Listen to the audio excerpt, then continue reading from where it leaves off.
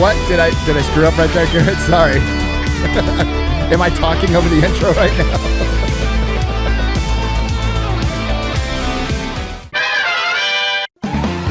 Who's that Pokemon?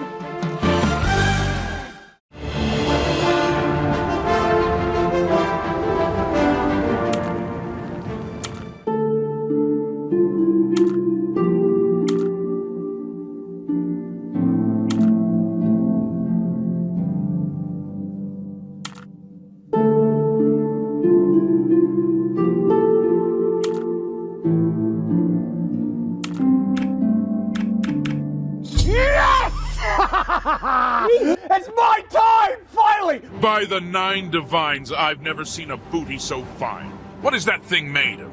Sweet rolls? So, who else would like to share their poem with the rest of the class? Oh, fuck, I thought we were done. RK for the win, that's right. Come on, what the f***? Yes. Yes! Woo-hoo-hoo. There you go, f*** you bitches. Your face is etched by adolescence. Your cheekbones jump toward what are youth-laden eyes that slide down a prominent nose and onto lips of a certain poetry. And the way you hold my gaze makes me fear my own age.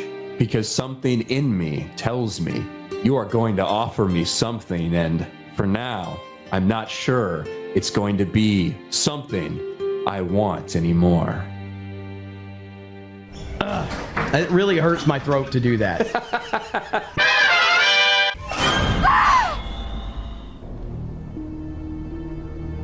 Hello? Hello? Hibachi Benihana Teriyaki. Nagasaki, Okinawa, Hokkaido, Yokohama. Karate Judo Sumo Samurai. Nissan, Honda, Mitsubishi, Subaru. Harikari Tsunami. Kamikaze Banzai. Yamaha, Nikon, Casio, Aiwa. Hitachi, Seiko, Toshiba. Kimono. Tempura, Sushi. Sashimi. Fujitsu.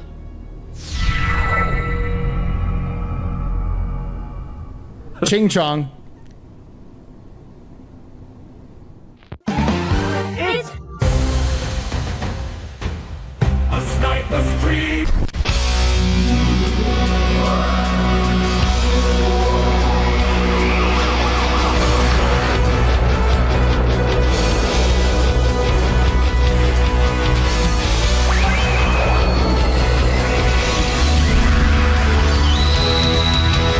Here they come and the crowd cannot wait. Oh, hail Friday Night Lights. I apologize cause I'm probably late. Oh, hail Friday Night Lights. Radical lights and highly organized. It's Friday Night Tights, Friday Night Tights. Time has come, they are finally here. Oh, hail Friday Night Tights. We're not affiliated, just so we're clear. Oh, hail Friday Night Tights. Sweet Mother Mary, turn on the eye, you got real. It's Friday Night Tights, Friday Night Tights, Friday Night Tights, Friday Night Tights, Friday Night Tights.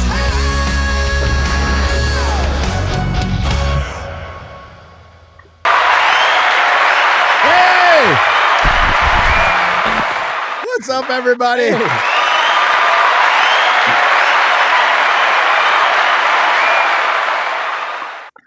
You just missed the best moment of FNT in the history of the show.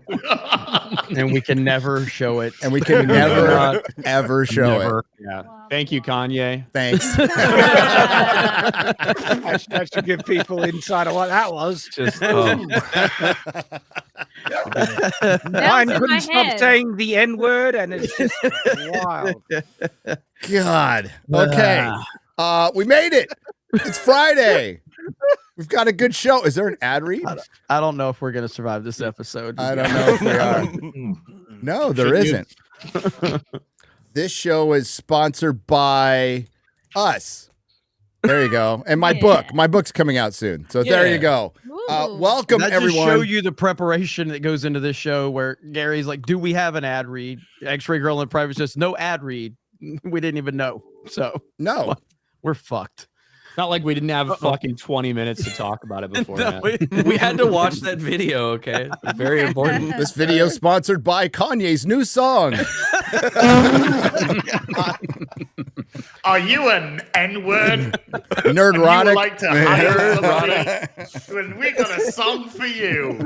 They don't understand what I say on Twitter. Well, I think I sucked my cousin's cock was pretty Okay, clear. thanks. Have you seen the track I list? can understand why that spoke to you, Az. Hang on. That's in the song? That's No, there's that was he a has different another No, song. that's in his life. Different one. No, it's worse. It's real. It actually happened. It's on the track list. It's on. Great to play at family reunions and all sorts of things. What about bar mitzvahs? Bar mitzvahs. That's on a list of wildest tweets I've ever seen. Like Kanye telling that story. The My turn name at is the end of the gay, tweet. and I suck my cousin's Okay, dick. okay. No reason as well. Just volunteered the information. Didn't you say, Gary, before we started? I did. I want to get into the Kanye But I shit? couldn't resist. I I couldn't resist. All your fault. I'm like, laughs, monetization. I went with laughs, okay?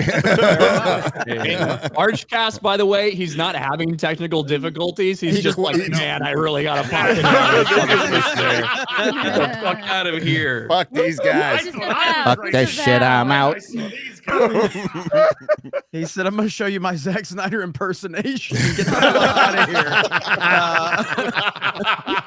Arch will be back. Arch will be back. Yeah. For those asking, Rumble is having issues, so that's why there's no Rumble stream. No Rumble. Yeah, apparently today. a legitimate human being logged onto a stream and it's just pulled the whole fucking site down. Yeah, so I had to like hold back, and I gave a pleasant professional response to the million people who are asking why we're not on Rumble today. And no, it's because they're having problems right now. You can go to the Rumble Twitter. If you're one of those people, you're probably not watching because you watch over there. But there's a lot of people that said, where's the link on Rumble? Where's the link on Rumble? So unfortunately, can't do it. We could not set up the stream just because there's some DDoS stuff going on. Yep. So. DDoS. I see him. Hang on. There he is. Oh, Hey. sorry. Yeah, my web browser is acting ass, so I might be popping in and out a little bit, but I'll get back. I'll come back. Is it the Kanye browser? That'd be it. Possibly. Wait, can you put Arch and Chad on different lines? Because you guys look too much alike for me. Right here. Bingo! You look brothers. You got to put Shad next to him, too. Like, It's like, guess who? I mean, Chad and Arch. Beard, no hair.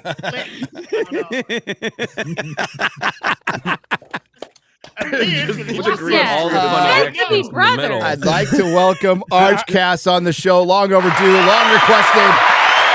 How are you? It's good to be here, Gary. Greetings. That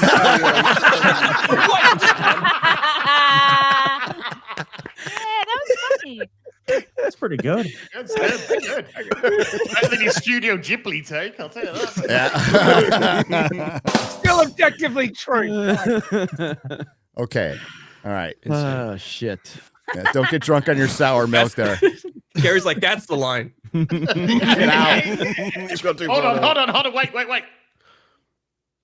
Now we got him. Now we got him. Now we got him. Who's who? You can't tell. These are the same picture. I am really confused right now. I am so confused. The best part is Ryan is sitting there emotionless. He just doesn't give That's a fuck Ryan. about any of this. Ryan doesn't know joy I or laughter. I didn't find it all that funny. Yeah. He's just sitting there singing Hail Hitler in his head. Which is a commentary on the song that was released. You YouTube. Wait a minute. There are so many things wrong with everything going. So before the show started, we were watching it. Az took his headphones. I'm sorry, Shad. I can't tell you fuckers apart. Shad took his headphones off. He says, I don't want to hear the song. And he's the one that makes the reference to the song. I know the title of it, and I would love it. That's all I know. Woo! That's why we don't have an ad read. Can't imagine why we don't get that many sponsors. It's a mystery, Gary. It's a mystery. So A sponsor when we have friendship.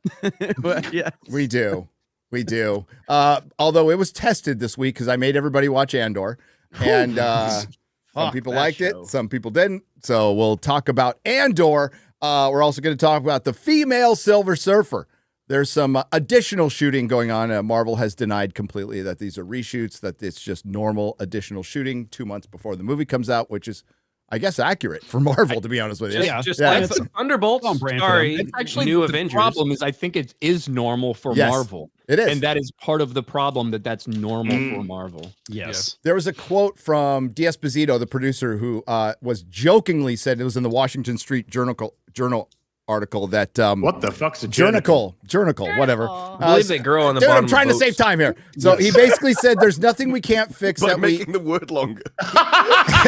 Yes, I'm American, dude, okay? Every night, dear Journicle. A wonderful day. D'Esposito said to Kanye West. there's nothing we can't fix that we can't reshoot. I mean, that's their philosophy. So it's pretty freaking normal. We're also we have all the tariff experts here, so we will discuss some tariffs as it concerns Hollywood. And a Peacemaker trailer dropped with Guy Gardner in it, and Hawk Girl. You can't tell because it just looks like a Mexican chick with a jacket on, but that's Hawk Girl.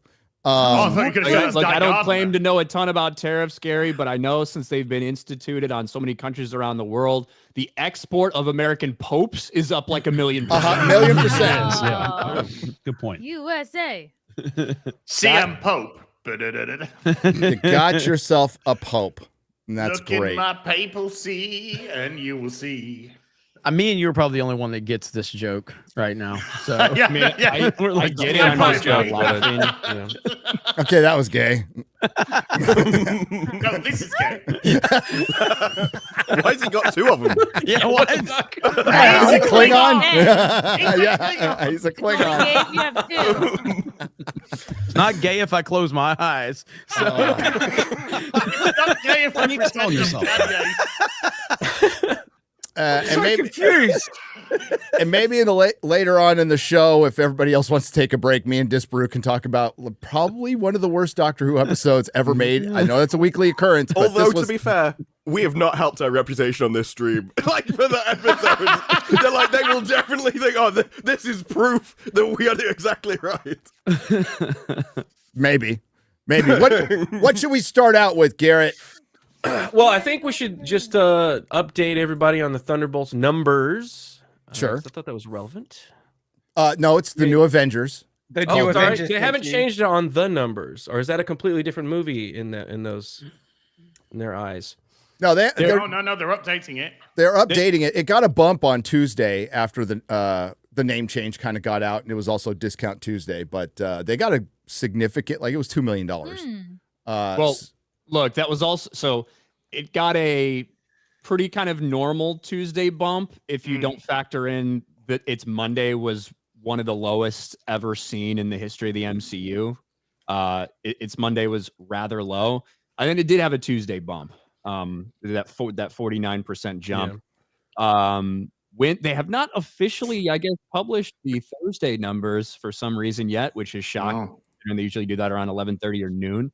But yeah, I mean, I would expect Thunderbolts to have not as big of a drop off in its second weekend as Captain Black America: Brave New World, but probably in that kind of 30 million-ish range. Yeah, I think Odin said today it's like a 55% drop, 50 to 55, which is fucking amazing for a Marvel movie. For Marvel, Well, it would be if it was a Marvel movie that started off at 150 million. 150 million, yeah. Right. Fair. That would be Yeah. an incredible, but because it is a movie that started at 74 million, 55% drop would be like a 30 million second weekend. Yep. Which I do think it's a better movie, like no doubt about it, than Captain America: Brave New World, and I always thought it would have a better hold. But the marketing change and everything, we'll see if that has any long-term effect. But I think it's the same thing with I said it last week about Daredevil. In this movie, it has the same exact thing. Pete, you would expect some people to return for Daredevil because it's Charlie Cox and it's Vincent D'Onofrio, but they know that Disney it will probably fuck it up. So I think the same thing happened here. People just didn't show up because they've seen shitty movies for the last 5 years. Yeah, the goodwill's gone at this point. The goodwill is completely gone.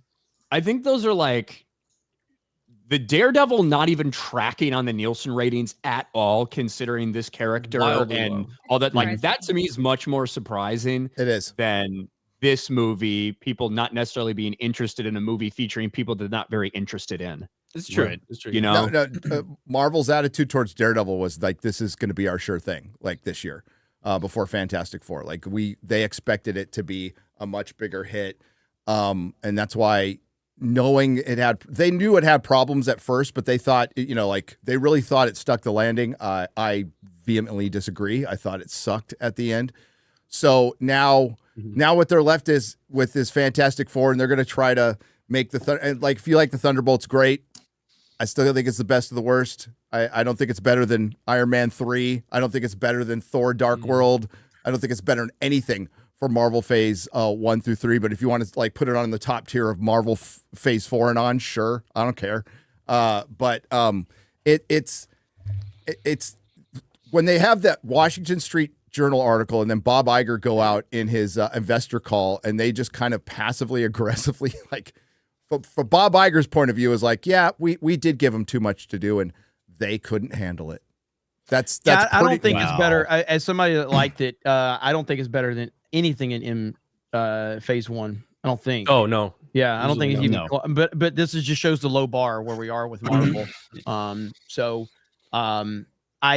I mean, even with what phase are we in now? Can't even fucking keep up with 5. 5. So it's end of 5, I believe, right? Because Ironheart is the last entry in Phase 5 of the MCU, and Fantastic Four kicks off Phase 6. Phase 6. So what was Phase 5 about? Women. Kang. Nothing. What is even? Where did it start and end? So Phase 4 went from Endgame, obviously. Phase 5 started with Ant-Man, Commumania. Oh, okay. So the best movie in Phase 5 was either No Way Home or Deadpool. No Way Home's Wolverine? Phase 4. So Deadpool and Wolverine is Phase 5. That's just right. Okay, so Deadpool Wolverine would be the best one. Yep. Probably right. And then I would probably put Thunderbolts. Mm-hmm. Yeah, Guardians. Okay, Guardians, good. yeah. That's right, so Guardians. I actually think Guardians is better than Deadpool Wolverine. I think Guardians is the best movie by far in this phase. I forgot about that one being in this phase. I don't even think about Guardians being connected to any of this shit, to be honest. Yeah, for real, yeah. And so I'll put Guardians light years ahead of everything else in this phase, and then Deadpool Wolverine, and then Thunderbolts. But I haven't seen all of them either. A lot of this shit, like I didn't see Eternals. And I apologize for not complete dog shit. And I feel bad for not helping save more lives by not going to see it. Phase 4. But if I had it do all over again, I still wouldn't see it and still not save those lives. So and most of the shitty shows I haven't watched either. So Arch, have you seen Thunderbolts? I haven't yet, but I want to roll it back a little bit, basically point out that it's not, we're discussing the quality of the movies, right? That's not even the problem anymore.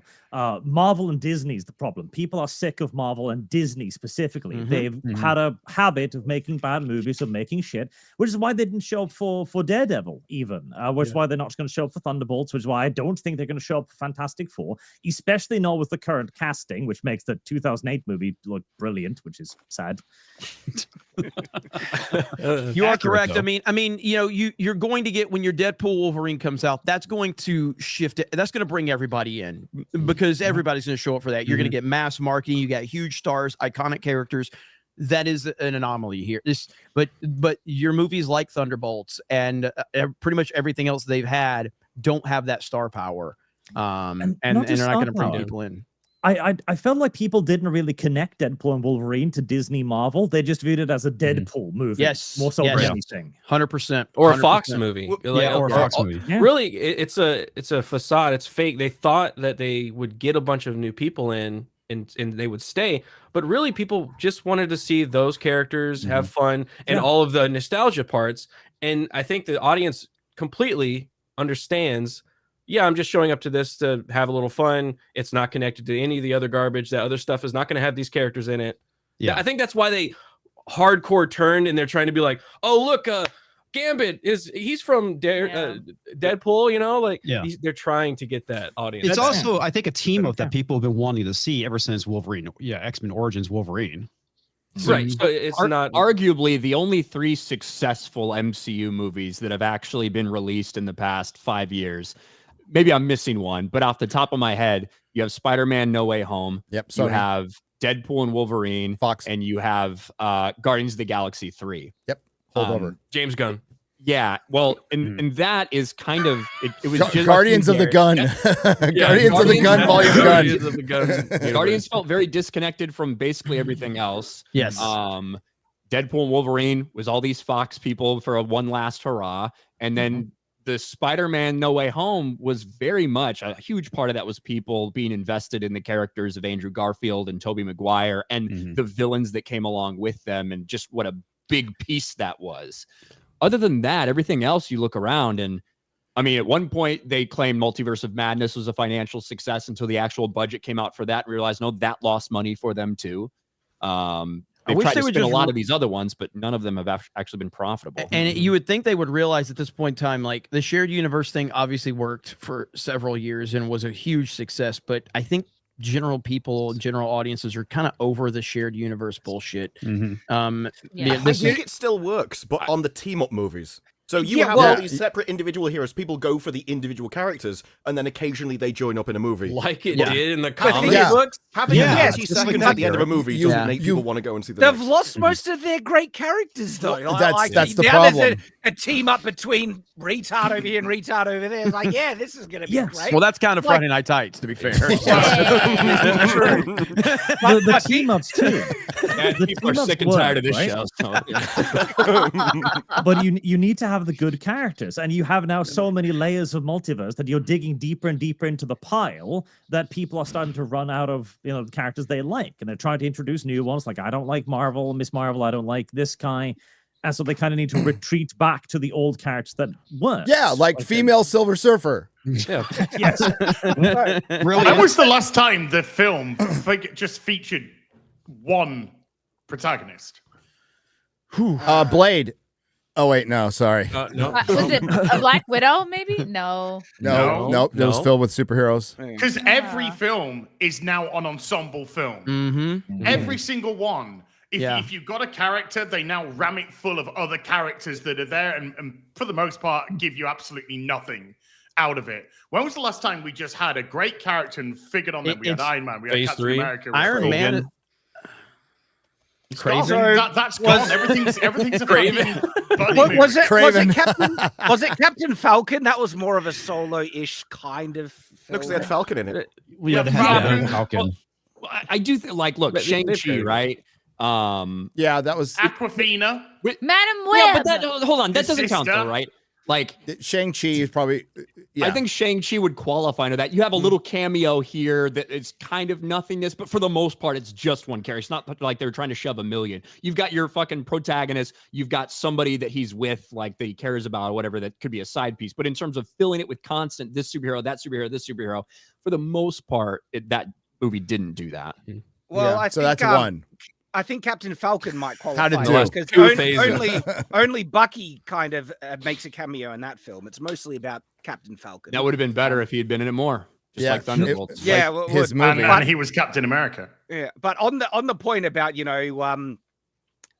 they're failing with because they don't have any good characters to bring in. Thunderbolts is the perfect example of this. Like, these are characters that have just appeared in really stretched dark places in the MCU that they've dragged in to make an ensemble cast that no one gives a crap about. No one cares about these characters. And changing it to New Avengers, I think, is going to harm the film because people are going to look at this and go like, what, these are the new These are Avengers? Avengers were characters that we loved. Who are these idiots? Well, the alternative is Sam Wilson's Avengers. Yeah. I can't wait to see that. I think that's why they didn't name it that initially. I think that they knew if they put out this and market it for a year as the New Avengers, there would have been a lot of pushback on like this group of people being the New Avengers. And, you know, there was a lot of people like, wow, after it flopped at the box office, they made this desperate. This is clearly always planned. The asterisk was always there. They always talked about it. We even threw out like, do you think they would change the movie? And we were like, no, they probably wouldn't. After marketing this Thunderbolts, they probably won't change the movie, but it just means they're going to get a different name in the movie. I saw an email from somebody that forwarded it to me that Disney sent word out on Friday morning. So before they really knew the totality, after it had a like whatever Thursday, they knew they're tracking by Friday morning. Hey, just so you know, on Monday we're officially changing the name. They know their internal tracking by Friday morning. They absolutely 100% do. So, I mean, I guess there's plausible deniability that they might have waited a week or two. They were always going to do it. That's why the asterisk was there, and that was implemented very early on, if not like when they announced the movie. So it was always going to be there. I don't know if that actually changes anything. Maybe they felt like that good about the movie, like we can make this the Avengers. It dilutes the Avengers, absolutely does, but they're diluted anyway at this point. So why the hell not? It's so weird that they, you know, it's not the first time it's happened. I can't remember a bunch of them, but it's not something you do. You put a bunch of marketing into one title and you change it to another. You know, that we'll see if it gives it a bump. We'll see if this works or it just gets completely forgotten in a couple of weeks. Birds of Prey and the fantabulous emancipation of one Harley Quinn. Yes. Yeah. Oh. Yeah. Remember? Does anybody remember that movie at all? I do. Who was the? I know you do. Not to. But I'm saying Obi-Wan Kenobi. General people like who was Black Mask. Who was the villain? Yeah. McGregor. Took a second. Who was the villain? DC. Yes. DC. George, always the person who made her spill that egg sandwich because that looked good. Fuck off. Because I remember the movie. Oh, there's a sandwich in the movie? Yeah, it was very entire vaginal. premise, isn't it? Yeah, that was the whole plot. Yeah. That was the plot of the film. She lost and the it wasn't sandwich. her making a sandwich, which it would have been better if it was. It Yeah. would have been. Margot Robbie making a sandwich? For Joker. There you go. Hot. Yeah. I'd watch that. I like when she was going through that depressing phase after her and Joker broke up. She's just like, she's in a very vulnerable state there. I felt like I could have swept in. You know? would have had a chance. Damaged. Just how I like them. So Marvel's feeling so good now. The rumor is Jake Schreier is going to take on the X-Men. He's going to be the director of the X-Men. Okay, sure, Jan. We got a modicum of success. Let's elevate this guy to the X-Men. We made something people actually didn't collectively absolutely hate. Put him in charge of something. Wow. This is unbelievable. And they also, remember, the Shang-Chi director was given Kang, and then they ripped it away from him to give it to the Russo brothers and changed it to Doomsday. So now he's doing the Spider-Man movie. And the director of the Spider-Man movies was supposed to do Fantastic Four, and he noped out because he didn't probably like female Silver Surfer. Wow. He didn't like the script. I know that. So, X-Men movie at Marvel Studios circling Thunderbolts director Jake Schreier to assemble new team. Okay. So is this just going off the critic response rather than the box office Yes, figures? it must be. All reactionary. Mm-hmm. That's what's kind of sad, man. It's like I'm a DC guy, and it was so sad to see DC constantly being a reactionary entity trying to chase Marvel, and they fucked up their entire universe. Yeah. And then Marvel starts fumbling, and then now they're also being reactionary. God. It's like, guys. Well, and not just funny. So it's not, I don't think it's just reactionary. I think it's also like just a group of people that they can work with. Yeah, that's Rob Liefeld true. put out a tweet. Yes, he did. Yes, I was going to bring that up. Somebody could find that. Like after this announcement came out, he was basically like, if you only knew the number of directors that passed on this because they didn't want it. Holy shit. So Wow. I don't think it's just like, well, this is our guy. I think it's This is a guy, and we need someone. And he's willing to do it. This It's is a a warm person body. that Why would they breathes. admit that? I don't think they're admitting that. I think that's what we can extrapolate through the things that Right. we know. Wow. Well, I just looked at the headline above that too. Tom Rothman re-ups his Sony Pictures Motion Picture Group and chairman.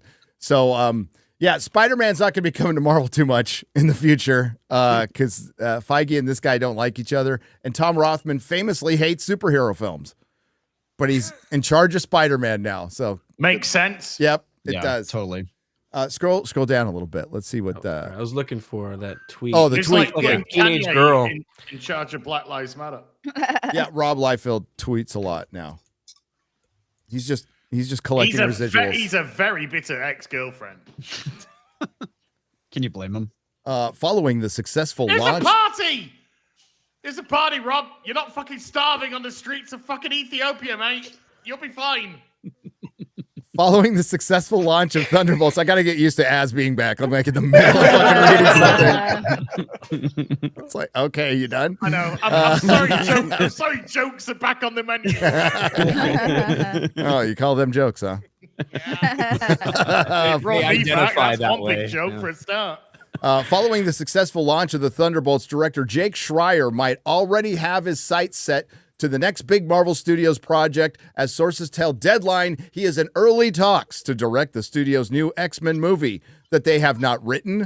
That the only thing we've heard is Kevin Feige has a 10-year plan for the X-Men. 10 years. Will it Just actually one come word. to We're not going to fruition? be though? alive that long. Yeah, How about Let's start with one. Yeah, I don't have a 10-year plan for anything in my life except my mortgage. Yeah. Start with one, exactly. Like, stop planning a decade for characters that you don't know anybody is going to like. Establish the characters first, goddammit. Yep. I think you're on the wrong mic. You're on the wrong mic. I'll switch Art- back. Art's just having a hell of a stream. Good point over there. I was trying to listen to what he was saying, but well, Arch, just to be, the standard is very low here. So Yeah, don't worry about actually it. better than most. Don't worry about It's it. really not a problem. He's doing an impression of Rumble right now. Yes, it's just your struggle, Arch. Mein Kampf. I've It got that Rob Liefeld tweet pulled Yeah, up, yeah. by the way. Throw it Awesome. up. So And this should, like as said, it should be viewed. Everything Rob Liefeld says now should kind of be viewed, and he has just kind of burned all bridges with them in terms of names not being on movies, not being invited to the Deadpool after party, whatever the reason. So it should be viewed in that way from where this is coming from. But if I told you the names that passed on this directorial opportunity, your heads would spin. And he would follow up with a tweet a little bit later saying, now it seems like a lot of directors use their offers that they get from Marvel or the interest to leverage into doing other things with other studios, whereas they used to kind of jump at the opportunity to do a Marvel movie, and it's not really the case anymore. And it probably has a lot to do with you're not actually directing a Marvel movie. A lot of the special effects is done for you. A lot of the action is done for you. These things are produced. They're not directed. Well, when a director like Sam Raimi directs a film and it's fucking Doctor Strange mom, that I'm sure a lot of directors said, oh, we see what's going on behind the scenes. We know that we are not going to have control. When somebody like Sam Raimi has a product that comes out like that, you can tell. Well, especially Pop when that there was tweet like back up again. Keep going. Especially when I get it. Hold on. Yeah. Especially when there was only like 2 scenes that felt like it was Raimi. Yes. But yes, that's a lot of what this is. They cast directors. Yes. Right. Scroll down. I want to get Miller's response there. It seems Fox like did a kind of phenomenal insular job world. with the movies in terms of casting, writing, and directing. Who could top Jackman, McKellen, or Fassbender? I honestly think it's a poison chalice to take this stuff on. It just can't be matched. He ain't wrong. You're going to miss the Fox X-Men when Marvel's done with them.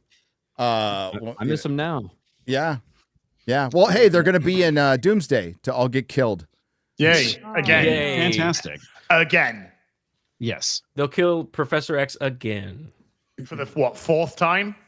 I lost count. Third, I think. Yeah. I still think it's funny Rob Liefeld blocked me like over the Why last did he block Jedi. you, Jeremy? Because I hated the wake Last up every Jedi. day wanting to fucking block you, to be honest. That's true, yeah. Yeah, he blocked me because of the Last Jedi. Because I was critical of The Last Jedi. He blocked me. He called me. But you love that film. Yeah, I know. That's what I don't understand. I'm like, have they not shown you the clips, bro? Yeah, there's a video out there. You're saying it. That was way before AI, man. 100%. Yeah. No, Ryan's not wrong. They cast directors, writers based on their identity, not based on their ability, and that's what's put them in this pickle. Plus, they also bypassed decades of really good comic stories. For one reason or another, they can't say Namor. They had to significantly change Namor because they don't own the rights to the Submariner. Have you seen what Jake Schreier has directed in the past? I did. Kanye West videos. Yes, he did. Yes. Yeah, we went over that. He's my favorite now. Wow. Why did you say that? Director of the Kanye West videos taking on X-Men. He's gonna be directing the Malcolm X, man. No. I wonder if him and Magneto will get along well.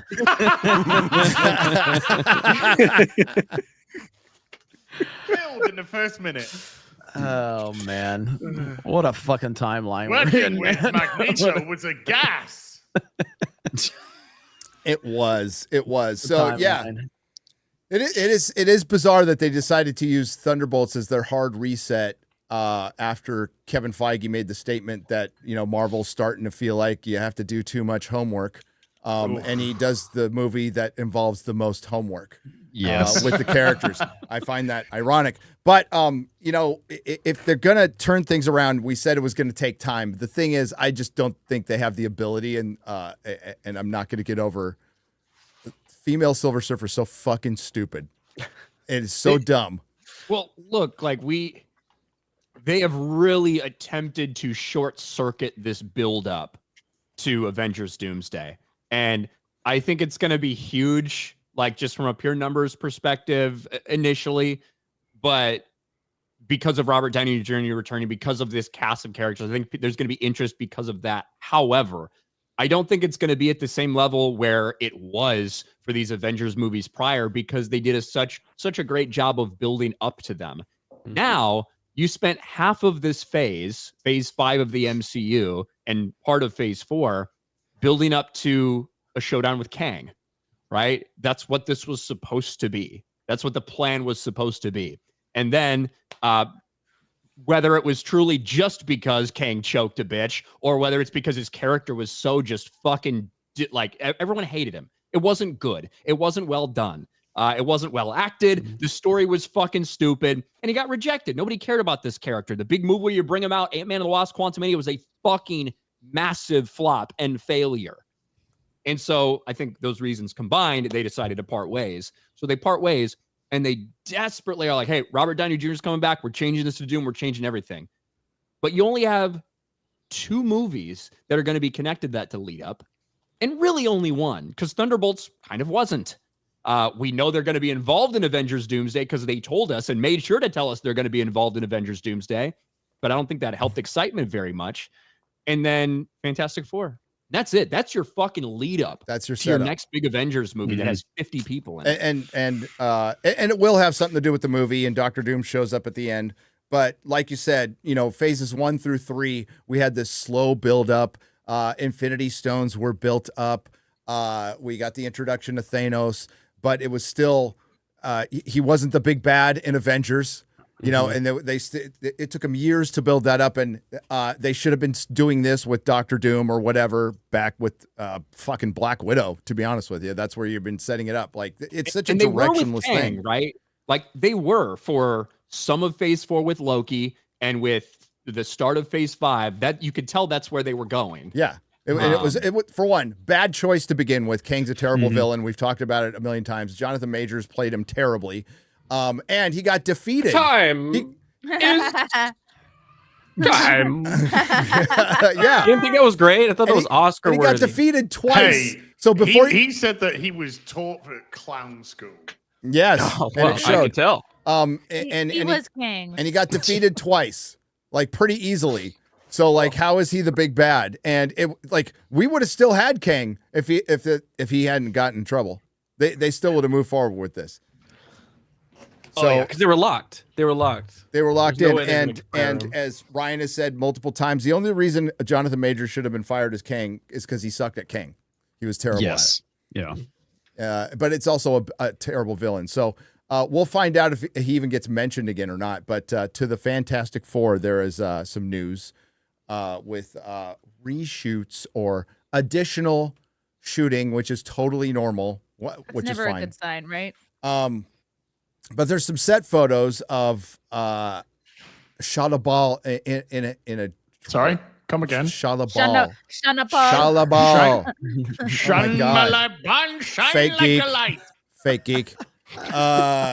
Julia Garner as Shalabal on the set of the Fantastic Four for steps for additional photography, not reshoots. Don't call it a reshoot. It's additional photography. I don't know what the fuck to speculate on this, but she's not the Silver Surfer. So the question that hits me all of a sudden is, where's Norrin Rad?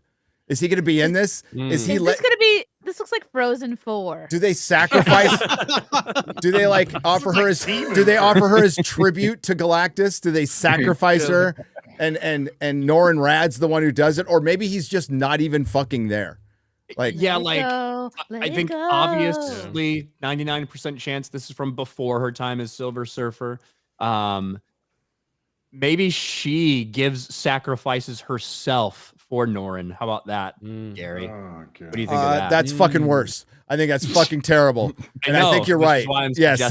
Yes. I think she sacrificed herself to save her man, and he's just going to let it happen. He's going to go, thank you, powerful woman, for sacrificing You are the yourself leader for of me. all of us. What would be more MCU like? Would it be for her to offer up herself as a sacrifice, or for her to be forced by men to do it? Yes. You know. No, she's gonna save the man, because you can't have a man save a woman in current climate. Just what they did with She-Hulk, where instead of Bruce Banner saving her, she saves him. They're gonna do that, guaranteed. Yeah, but they don't sacrifice themselves in that, though. They still get out alive somehow. Because, famous story on the Titanic, all the men went, no, ladies first. They went, oh, no, wait, guys. No, you've got to go on those boats first. Yep. I mean, they should have. It's gotta be her getting sacrificed, okay? Because she leads Galactus to kill entire civilizations, right? And you can't blame her for that, because that would make her an evil monster. So she has to be forced into this, because then you've got an excuse. She can be a victim. She'll be subjugated. Yes. Yes. Against her will, she did not consent to a man forcing his will on her. Oh God. There was no consent. No touching without consent. By the way, this was all going around in the script room, and they're like, "This story just writes itself. It's great." I was going to say the exact same thing. I was thinking writes itself at this point. Story for our time. Yeah. Well, The they've already modern said that time. Johnny Storm isn't going to be a womanizer anymore. He's going to be less toxically masculine. Susan Storm's going to lead it, and then you've That's got why we like Pedro, him. who's going to carry every scene and somehow. Holy crap! This film is just looking worse and worse. This is going to be a disaster. So when It she is going arrives to on make planet the old Earth movies as the look great. Herald, is Johnny Storm going to turn around and go, believe all women? Yes. Yes. Listen the sad to thing at this her. point, I think this movie was doomed regardless of whether it was good or bad at this point. I mean, people just don't fucking care anymore. Well, I We don't think care. anybody cared about the movie. Like, look at the casting. They obviously didn't pick people who were right for the role, who looked right, who could act right. They didn't even write the characters. Like Johnny Storm not being a womanizer. Like, okay, so Reed looks sad. why is he here? I mean, that's Pedro Pascal, he's on fucking SSRIs. at least he's not troubling Last of Us anymore. So yeah, so 2 months to go, and they're still filming, but that is pretty much the norm for Marvel. And we haven't heard about a ton of reshoots with this, to be honest with you, and we didn't hear about a ton of reshoots with Thunderbolts, other than that end credit scene that was shot. But they did. Like, he totally had completely different hair. A lot of those scenes, they seem kind of a little jarring. The editing, I think that they're doing reshoots heavily, like they always do, but they're not telling people like they did before. Thunderbolts Because said they they're- finished the movie 2.5 weeks before it releed. That was in one of the interviews. That's Really? man. What a I leeway for a believe Marvel them. movie. That's cushion, man. What are you talking about? Did you notice how they cut out a lot of the "We're the Thunderbolts" from the They movie did. with Yeah. the trailers? Yeah. No, we're not. All that shit was cut out of the film. They're usually tinkering with it right up until release date. That's pretty normal. And that's not just Marvel. It's a lot of movies these days. We can fix it in post. But there was like a lot of stuff that came out actually about Thunderbolts, about how John Walker was supposed to be the villain initially, basically. I think, initial script. Yeah. About how Taskmistress was supposed to be there the entire time and she had memory problems. And like once every 20 minutes in the film, she would forget that they were friends and she'd try to kill John Walker, like go back to her task initially.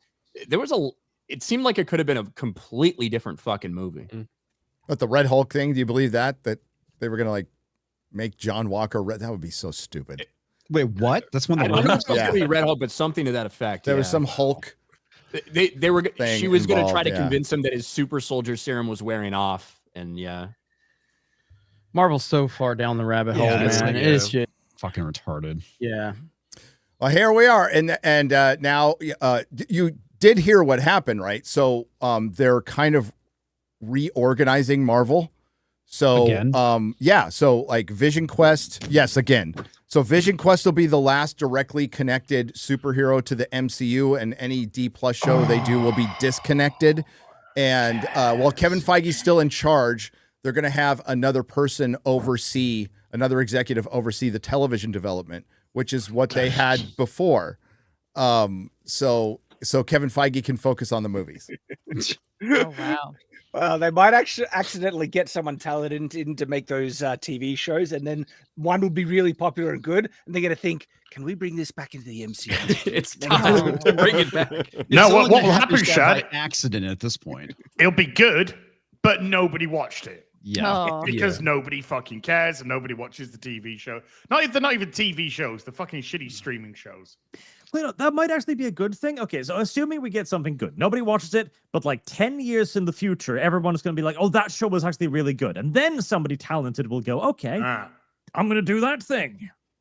Man, 10 years. that is better than the glass half full. 10 years too late, in my opinion. We're doing a decade plan here, I admit, but I can't remember. I do think Hollywood is going to have to get used to lower box offices, lower viewer levels, and build back. It's going to take as long to win everyone back as it took to lose them. Yes. Build back better. You're going to need a string of hits that nobody watches, but word of mouth slowly slips through that, okay, this one you can actually trust. You're going to need multiple series of any one show and then repeat that. No, correct. You need to rebuild trust. I can't remember what I was listening to a lot of live streams this morning, but somebody said Marvel's going full DC now, and that's right. So it's absolutely right because they're trying to rush through to this doomsday thing with no fucking buildup, and that's exactly what DC did with the Snyderverse. It's a great plan. They better pray they get the results because, like, if you're looking back on the Snyderverse movies, the early ones, although they were very expensive, they did make money that Marvel wishes they could make right now. Well, you think about it, we've got Galactus setting up Doom. Galactus is setting up Doom. Yeah, that's not the other way round. So at what point do they basically cut their losses and pull the plug? They don't. They're not. They're going to run that shit into the ground. Bro, they're going all the way to the ground. They're going to be AI and Robert Downey Jr. in 50 years. Oh, man. It's all going to be Really? Yeah. They're going to 100%. I mean, there's got to be some point where they lose just so much money. You won't need to recast Iron Man and Captain America because they can just fucking AI them till the end of time. Mm-hmm. They will eventually lose enough money, but then they'll simply just kill all of it and we'll wait another 10, 20 years for somebody to go like, oh, hey, superhero movies. I'm okay with that. But that's tough for Disney because they don't create anymore. They only buy. So they've bought all these properties. They've destroyed all the properties. They're eventually going to run out of money because the audience doesn't want to see them. What do they have after that? Nothing. Well, they've got a really, Marvel. Hey, they got a really good business model in their new theme park that they just announced. And if they would apply that to their theme parks here, a lot of families would return. Going to Abu Dhabi? Yeah, I'm kind of curious how the Pride Night's going to work out there. Yeah, you can bring that article up. I would buy that pay-per-view all day. No. You could bring that up. Apparently, it's horrible. It's horrible to say don't say gay, but it's totally fine to not be gay. Don't be gay at all. Oh. I heard it's going to be a rooftop party. Yeah, come to our Abu Dhabi, theme Abu park. Dhabi doo. And then hashtag don't be gay. That's the slogan for the theme park. Don't be gay. I think, listen, personally, I'm speaking to each and every single LGBTQ plus person out there that's outraged by this with the pronouns in their bio. Look, I think this is a travesty. I think it's outrageous. And I think each and every one of you need to go over there in person and protest. Yes. Okay? Yes. I think that'll really send a message. Yeah, we'll send a message. That will be very brave and stunning. I will respect you if you do that. I want you marching down the streets of Riyadh. Covered in rainbows. Arch, you were going to say something about this? Oh, Disney's main problem is LGBTQ stuff. None of that's going to happen in the Arab Emirates. That's right. That's right. I see no downside. They're making a turn. Stop talking them out of it. Hey, I'm ready to go to this park on day one. So let's take the park off. Let's go, man. It'll be the most enjoyable experience at a theme park I've ever had. So Does Snow White can be wearing a burqa? No fat gays. That should be their slogan. All right, I won't go. Abu Disney. But is there a Toontown? It's going to be safe. There's not going to be any parades. Is there a Toontown? There's not going to be a grown man giving princess makeovers to little girls. No, instead they'll be marrying them. Oh no. Yeah, we're not just making fun of the gays. We got Muslims around here, so, okay? We're spreading the wealth. Spreading it around. We're indiscriminate. Are the princess is going to be wearing burqas? I'm a bit confused. Minnie Mouse Pink is, ones. yeah. A pink. Look, from a purely economic standpoint, this seems like an actual great deal for Disney. If you push all of the things that they virtue signal about out the door, right? Just from a pure, hey, rich fucking corporation's going to spend a shit ton of money and Disney's going to get a bunch of money for licensing. They don't have to put in the work. They don't have to put in any money. They just get to slap their name on it and reap the benefits. Yeah, and they get to test out the idea as well, because the idea now has been pushed that the problem with Marvel is all of the LGBT stuff. It's all of the agency and the activism. Okay, well, you don't need to worry about that here. Use this as a testing ground. Does it work? If so, maybe the rest can come along. We'll find out. Disney's new Abu Dhabi theme park to cost over $10 billion to build, but it won't cost the company $1. Yeah, they're just basically it's like a licensing deal, right? Ryan, I mean, they're just selling the rights to use their stuff, and they're sending over some Imagineers. I guess they're probably going to do some vetting and some background checks who they're sending over there. But that would be my guess. Well, one of the problems these countries have had is they're so reliant on oil, they don't have any other kind of industry, so they're desperate for tourism. Well, so that's all this is, to attract people over. Dubai and Abu Dhabi have a lot of fucking tourism. A lot of tourism, right? yeah. A lot. There's a lot of things going on in the UAE, yeah. But they have money to throw around. I told the story before that, 20 years ago, my wife and somebody she worked with were offered like an insane amount of money to fly out there for just a few months to do hair. And it was insane. Like, we actually thought about it. If we just didn't, we had a little baby at the time, so we couldn't do it. But yeah. I have a great marketing picture for them. I just put it in the private chat, but this could be their marketing where they say, hey, come to our new theme park. You won't see this shit here. And it'll be this image right here. This is outrage. Put us on the side. Put us on the side so you can see the whole thing with the one chick. Dude, if there's one thing that can bring me back to Disneyland, it's another throwdown at Toontown, dude. Bro, that fucking fat employee in the back. In the back, just like, what's going on back here? Yeah, that dude's on a watch list. He's already been busted. This is the greatest picture ever. That's so fucking good. This isn't real, right? The fight. Okay, so it's all real. It's all real, Chrissy. So there was a fight at Disneyland with all. certain group of people. Throw down Rumble at in Toontown. Yeah, throw down. Yeah, throw Now down. wait a So- minute. Hold on. So yeah, the fight is real that happened at Toontown at Disneyland, and then this is a picture of Iger, Spielberg, Kathleen Kennedy, and JJ at Galaxy's Edge. So they photoshopped the fight into it. It's fantastic. the chick laying down on the ground is so fucking. We'll just crop it out. Dude, that This that needs- video is the greatest video of all It's time. so good. It's so good. Oh my god, dude, whoever did this, that needs to go into the meme loop. It does. It is so fucking good. I can't get up. Red alert! You know, Red alert!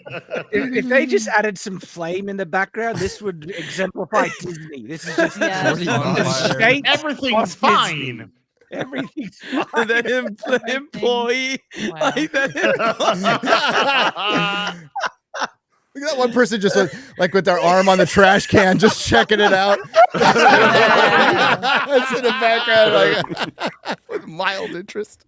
What's Oh, great shit. is every time Jay goes to a theme park, he's hoping a fight happens. So he Tell can him to record start it. one. All he cares about. What the He fuck? gets so- Tell him to he's show some every- initiative and start one. He just starts pushing people over and walking away. He's like, it was that guy. No, you walk up. You hear what that guy said about your wife, dude? That was messed up what he said. Just walk up Whoa. and say, "Hey, that guy over there voted for Trump." And he'd Yep. go beat Just his walk ass. up and sing the new Kanye West song. Yeah. See that dude over there? He said the N word. Go. Hit him. Putting like hidden speakers on people. But Abu Dhabi. So yeah, it's I'm just here for the hypocrisy. I think it's funny. I don't care that they fucking start a company over there. I don't give a shit. It just goes to show you're not that special. So they'll care It shows about that you. They don't care. They don't do give a not fuck. fuck Yeah. about you. No, Wait, not did the you see slightest. the Arcane 2 season finale where rather than edit out the scene of like the lesbian kiss, Oh my they God. just blanked out a character? Yes, they so did. The person is kissing thin air, that's and, right, like, yeah. leaning on Yes. nothing. Oh my God, I gotta Yes. find that. And to be clear, they shouldn't care about you. A company should care about your money. Yep. That's it. Who gives a fuck? They're not there like, oh, we respect your pronoun. No, the fuck they don't. They care about your money and they're virtue signaling when they do this shit. And then all of you motherfuckers think because they post a picture with your favorite Disney character with a gay flag on it, they suddenly care about you. They don't give a shit about you. The pandering does nothing. It helps no one. And of course, this right here is just all about the hypocrisy of pointing that out. Just a So- quick reminder, this is a company that thanked a province that has a concentration camp in it. Yeah. For a fucking Yep. movie they filmed there. And like Yep. and I brought this up on a stream. If I hate to do the Trump thing, but if Trump had thanked a province with a concentration camp, that would be worked into every single comment and conversation about Trump till the end for the rest of our fucking lives. And it'd be written in the history books. Media. But Yeah. the media is well, fuck. Disney controls a lot of the media, Yes, they ABC, NBC, so it just gets memory hold, you know. So this isn't surprising at all. I mean, No. it is pretty funny when you consider, like, Disney, they would have been ready to fire anyone for any anti-LGBT comment, even in the True. slightest. You know, the firing of Gina Carano was kind of related to that with the build-up of the Beep Bop Boo stuff. And then they're, here's, let's make a theme park in this country. They're not anti-LGBT at all, are they? The Gina You'll Carano be- one is an excellent point out because guess what the best-selling book in the Middle East is? Mein It's in a Kampf. Kanye song. Oh no. Let's go. Oh shit. Art, I like how you look like a race car driver. Hey, that a made little bit Ryan right now. smile. I just want to point out that joke made Ryan smile. That's good. Wow. Oh man.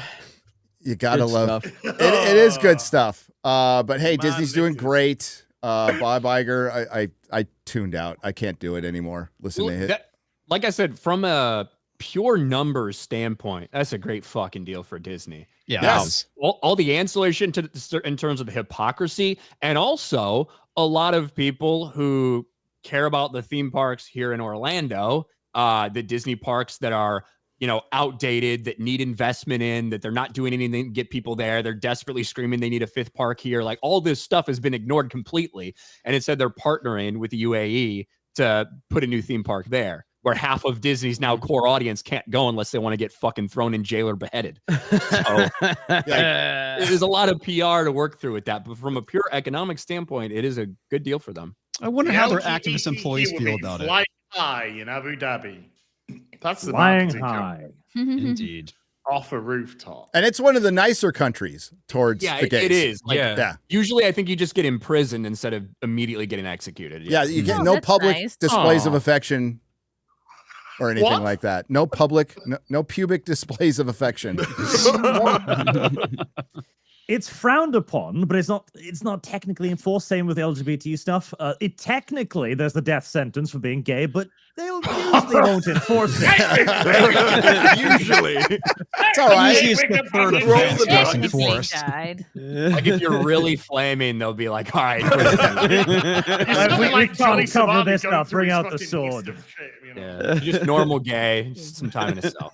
I just have a bit of backdoor shenanigans, sir. That's Your all. tea sticks, your little finger sticks out when drinking tea. They give you a warning. Like, watch it. Yeah. Like, that's a whole new dimension to gay or British, right there. Yeah. I still don't know the difference. We don't either. In all There's not fairness. one. Yeah, you have to meet a straight British man to be able to tell the difference. Gotcha. Let's talk about Black Snape.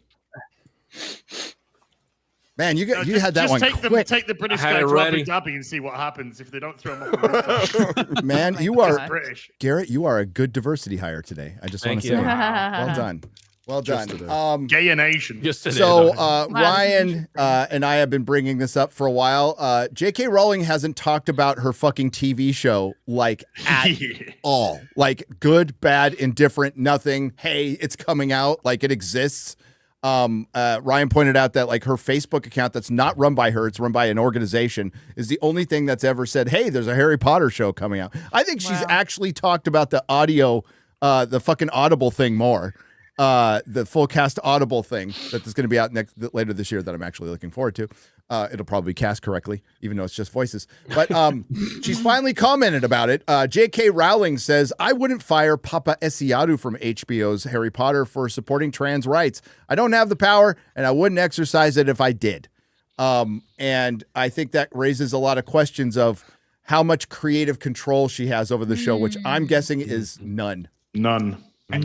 Which is wild. I don't even think it's about her having creative control. It's just if she was to give her opinion on this, which I would imagine she probably doesn't care, because hasn't she already changed races of characters and retroactively already? But I think like she says specifically, I don't have the power. But her giving her opinion, I think, would add a lot more credibility to the complaints if that was the case. Forget if she has power. Go ahead, Ryan. Yeah, so I think there's a big difference when they decide to adapt something and do a stage play and they cast Hermione as black and J.K. Rowling says, well, look, curly hair, whatever. That's fine. I'm okay with them casting her as this character. I think that's a little bit different in a story that she just signed off on and didn't actually write, versus this, and specifically the character of Snape, who is described in detail, maybe more than anyone else in the book, with the exception of Dumbledore and Harry, in terms of his appearance, the way he looks. Favorably, like her favorite character, the one that she drew, I think one of the first character sketches that she drew, and all of this stuff. And this also has nothing, this commentary has nothing to do with the casting itself. Nope. It has to do with the backlash after Papa Essiatu, as well as 300 or 400 other UK people in the entertainment industry, writers, producers, actors, etc., came out and openly signed a letter following the Supreme Court victory in the UK declaring men are men and women are women for legal purposes, right? So she gave a response to that, to all of those people, and it was basically like, look, she didn't single anybody out. She said, look, I wonder if these people know that they're like complete, like nobody fucking cares what they think, and it's clearly like performative virtue signaling to pretend like you're a part of the elite group. She came out and made a very big statement. And after that, a bunch of stories came out that J.K. Rowling's going to fire this guy. J.K. Rowling's going to get this guy fired. And she eventually came out and just gave a statement. It's like, I don't have the power to fire someone, but even if I did, I wouldn't fire them over a difference of political opinions. Yeah, like the quote. Yeah, go ahead. I'll go, Arch. No, you first. You first. Oh, well, thank you, sir. You're very polite. It's like okay, I'll go. It's like somebody being polite to themselves. What the hell? I know. It's like two halves of the same brain. Damn it! I forgot what I was gonna say. Friggin' bastard! AI Studio Ghibli. Twilight. I Go on. Cinderella Twilight. I remember. Specifically, she's like, I wouldn't fire them for supporting trans rights, but for being miscast. It doesn't seem like she's mentioning that. Like, you know. Well, No. if she doesn't have the power to fire them, she presumably had no power hiring them either. Yep. And that's the thing. She would fire him if she could. Because here's the thing. The reason why she's not talking about this is because J.K. Rowling doesn't give a shit about the money anymore. She is infinitely wealthy. She is a political activist now. If you go to her Twitter, it is all political activism from beginning to end. She doesn't care. To her, this is just a few extra zeros in her bank account, and she wants to keep doing her political activism. That's all. Yeah, I agree with that. And HBO, HBO and Warner Brothers have come out publicly and said we're not going to break our relationship because fuck, it makes a lot of fucking money. So again, we don't really care about your cause that much, but you can sign all the fucking letters you want, and you could try to protest as much as you want. But I think they were concerned about like her reputation, so they're trying to separate her, and she probably agreed to that. She probably agreed to like, hey, we'll do the show, we're going to do a faithful adaptation, but like maybe you should just kind of stay in the background and just do your political act, and she's probably fine. Doesn't that go the same for the Doesn't that go for the same for the actors though? If you her would opinion think, on you this would stuff hope is so. bad, then you should also make all of your actors sign the things that I you're not going agree. to spark off on this either. Because you are drawing bad attention to your own. I wouldn't be production. surprised at all if she brought it up. She's like, hey, I'll just back off on this one. You know, like I wouldn't be surprised at all like that. Actors know they want to use their platform, Disparu. It's important for their platform to bring change I'd have gag in the world. clauses for all of them if I was gotta use HBO, platform. especially on something You know, as major as a Harry Potter series. Like my keen insight on the Met Gala on Piers Morgan. It's a platform to bring, to shine the light on slavery by making a fashion show, which is the slave to fashion, essentially. And my wife had to explain that to me. It's something black, and I'm all like, not everybody's wearing black. She's all, no, black. I'm all, oh, the blacks. Okay. Yeah, it was based on the black dandy gentleman, apparently. Yeah, the dandy black guy. You know, So like there was a Rosa Parks pair of undies that were lace.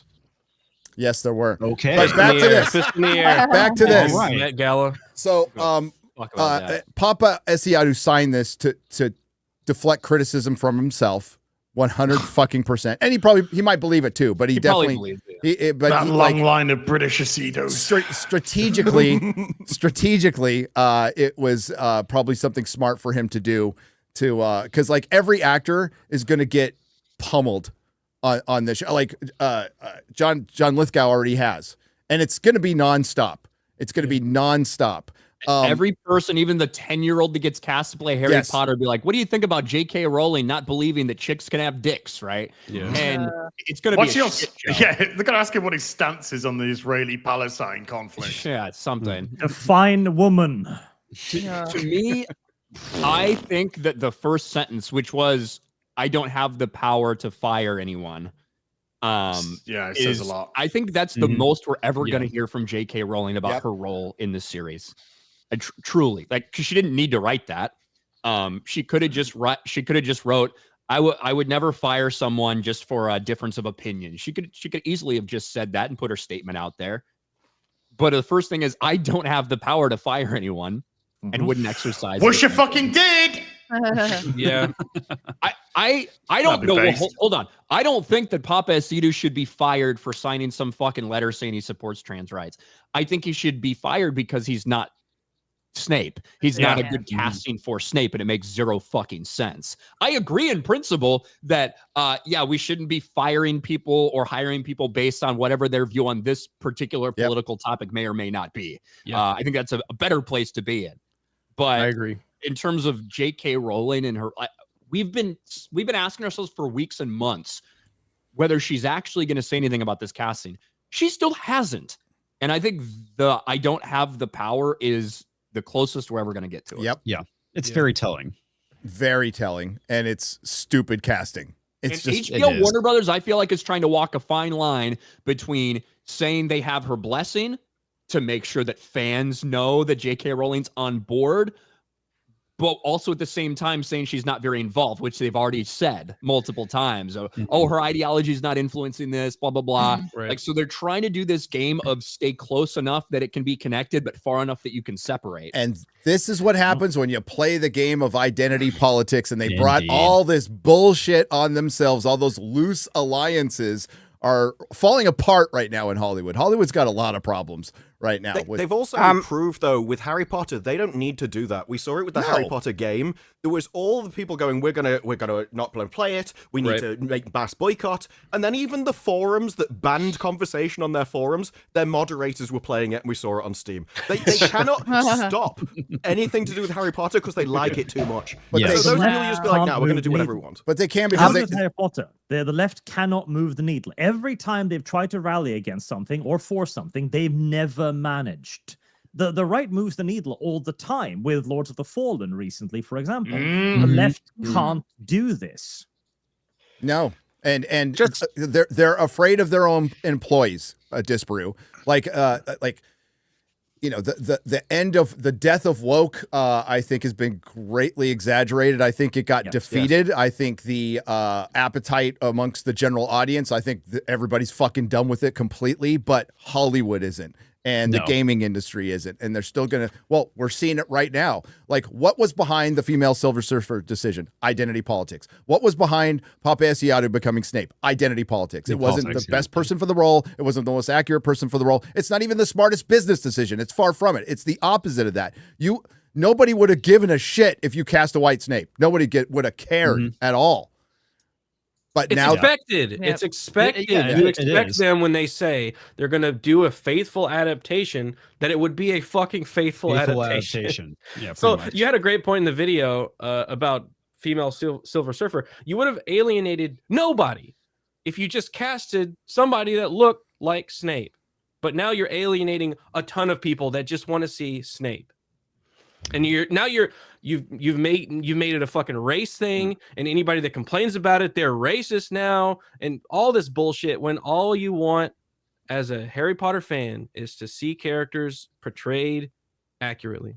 And what's behind this real quick, Shad, is one of the 21 producers on this and one of the fucking 13 producers on Fantastic Four chimed in and said, well, we need to have this. There's too many for Fantastic Four. There's too many men in the cast. We need a woman.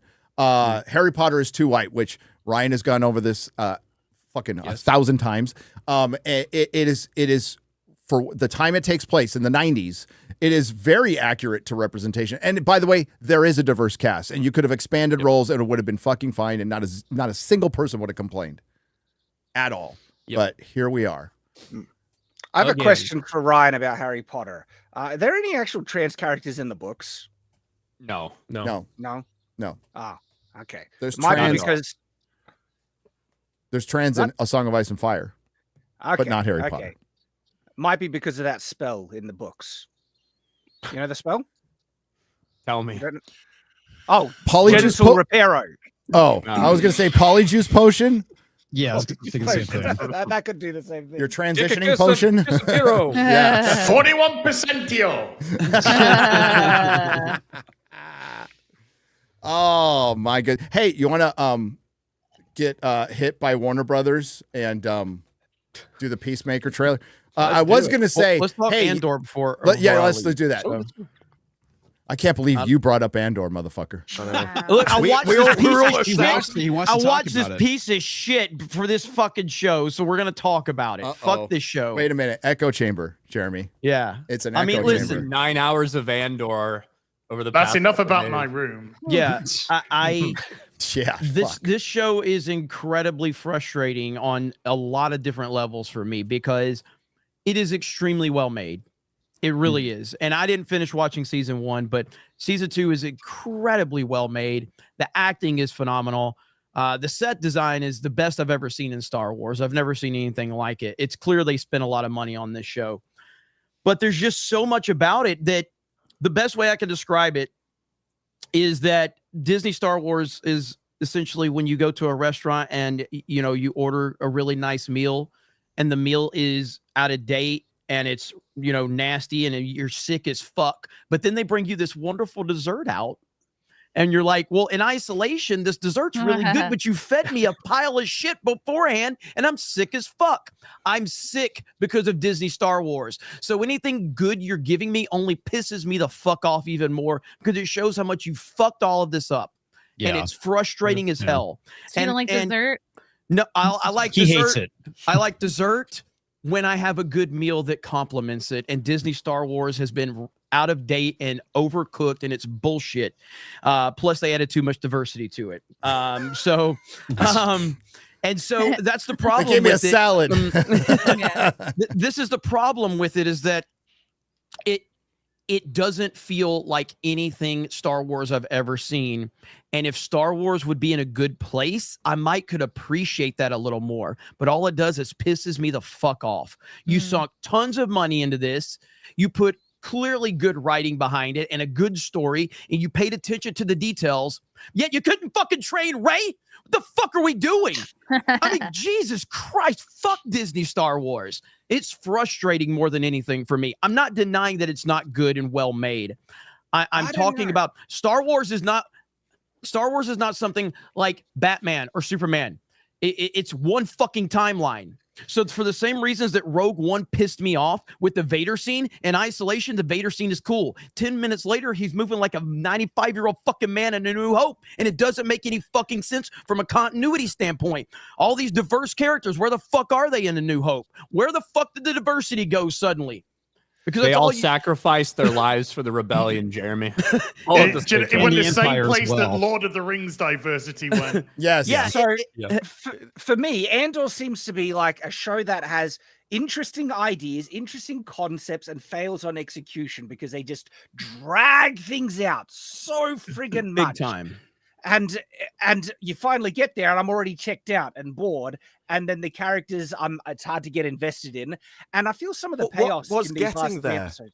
It was a fight and a speech in 3 That's hours. what I mean. Yeah, the payoffs felt like that came out of nowhere. Like Cyril's character, what did his character ultimately culminate to? Now it felt like that. Like, okay, he was mostly pointless. Thanks for forcing him in the thing. Well, that's the worst point too, because the payoff and so many things that just don't ever happen. Like Andor's sister. Where the hell is Andor's sister? That's been my question since like episode 4 of season 1. She's getting a BTL. They never talked about it again. They explained it in season 1. He was just told to let it go. Yes. Yeah. Okay. I'm not saying that's a good explanation, but that was it. No, that's what Marva said. That's what Marva said. So he's telling the audience to let it go. Okay, thanks for setting that whole thing up. And the failure of setup. That's like Daredevil, where they just go scroll, nah, and just carry on. Yeah. Yes. Because so many characters never got an effect. Like Cyril Khan, I loved Cyril Khan. Cyril and Dade Romero were interesting characters, and they just shoot him. Like, okay. And it was like a random shot. I thought that was like, it just came out of nowhere. I thought they were going to like, oh, are they building him up to join the rebellion that is going to be disillusioned with the Empire, that it was used as this pawn and everything like that? That would be interesting. Imagine that, where he fights Andor, gets confronted with, he has the gun and says, take me to the rebellion or something like that. Instead, bang in the head and it's over. It's like, I did like the line shots. where it's like, who are you? Yeah, too. I mean, he just found out that his girlfriend was basically betraying him, and Andor goes to take the shot. He's like, "Well, I've changed my mind. I'm going to go and save her." Well, I didn't see it quite like that. Okay, Neither did I. Yeah, no. Jesus. I do think. I think it could have been interesting, not if the fucking way you said it, Shad, with them fighting him holding the gun to take me to the rebellion. Not that. Yeah, but I reckon that could work. But if one or the other had enough reservations to kind of start to turn away, and the other ones, say fucking Cyril gets pulled into all of this and he buys in completely, and finally he's doing what he's felt he wanted to do the entire time. like service to the Empire, the thing he's been bashed for and got punished for trying to do the right things, all this stuff. He's finally in this, and Dedra gets misgivings about everything that's happening, the way it's happening, and she wants to try to back out, and he's like, what are you talking about? This is the Empire. This is what we've been, if they had like created some tension that way, I think it could have been interesting. Yeah. I actually thought it was really well done, him knowing what was going on, realizing what was going on, and his entire life fucking falling apart. Yep. I also don't blame. I also think it does make sense for him to try to stop Andor from taking the shot, split second decision. I wish that Andor maybe would have killed him in that battle, that they would have maybe had an idea who each other, or Andor knew who the fuck he was. I think that would have been better than just the random old man coming in and saving him. Well, but overall, I think him kind of losing his shit in that shot as everything's turning to hell is what gets lost in the minutia of this show, because they just fucking drag. I'm talking about the first season and the first 6, because I like, if you just watch 7, 8, 9 and have like a little video epilogue, you might enjoy the show more, because it is some of the best stuff the show's done. The problem is that random guy was the head of, he was part of the Gorman Revolution, and he was trying to be the peaceful one that nobody was listening to, and he saw and he confronted Cyril at one point. Cyril's a guy who's like, I've just tried to do the right thing. So they had somebody like within the Empire, in quotes, trying to do the right thing, and he found out he was being completely used by his wife, basically, and his life just fell apart. What gets lost in all that is the incoherency of him having long fucking dinners with his mom and shit. It's like that shit going way too long, and you brought it up before. It makes the stuff hit a lot less, because you had to go through so much fucking shit to get there, when they could have, they basically had fucking 2 or 3 episodes of content that they spread over 6. And it would have been much better if that was a little more linear, instead of going in and out and fucking doing lesbian shit at the end of episode 6 was shit. Fuck that episode. Yeah. There's too much wasted time in between. And so much wasted time. But like, however, you can't just watch those, because there are little things that get peppered in throughout in between some of this minutia. Now, we don't need fucking rock, paper, scissors, rebels, and all that dumb shit, right? God. But there are little things. Retarded. For instance, the ISB plant on Bail Organa's security team that Luthen knows about, that he tells Mon Mothma about, that he says you can't fucking tell anybody, that we find out that is Lonnie's plant. Lonnie's agent. So the redheaded guy, Lonnie, who's an ISB agent, who's the undercover person that Luthen has working for him. He's the one that tipped Luthen off about that agent, so he can tip Mothma off, but they can't actually say anything, otherwise it exposes Lonnie. Like, there's a lot of shit there's like a that. lot of stuff that's good. Like, that is actually good. Layered, yes. That is very layered and complicated, that you have to pay attention through the entire thing to pick up on. And I think episode 8 was well done. I think episode 9 was solid. I think people are being a little overreactionary to some of the praise I've seen, in terms of people like saying it's better than Game of Thrones Red Wedding and that's stuff crazy. like that. I think that's a little bit wild. I don't know if people are saying that as much as people. Well, I know, didn't we get a super chat? Somebody said it's ranked higher on IMDb than the Red Wedding at this point. Yeah. Just terms of like overall ranking. Yeah, which is why. Okay. There is specifically episode 6, but this is where it ruins everything else for me. There's too many fucking girl bosses. Holy shit! How many women are going to talk down to men in this fucking show?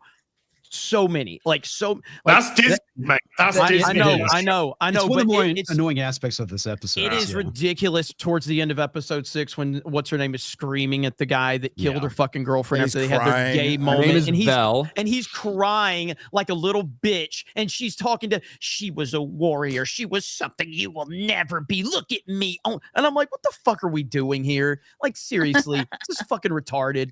It's so stupid. And it just takes me out of it. It takes me completely out of it when you overdo your representation bullshit. It's so stupid.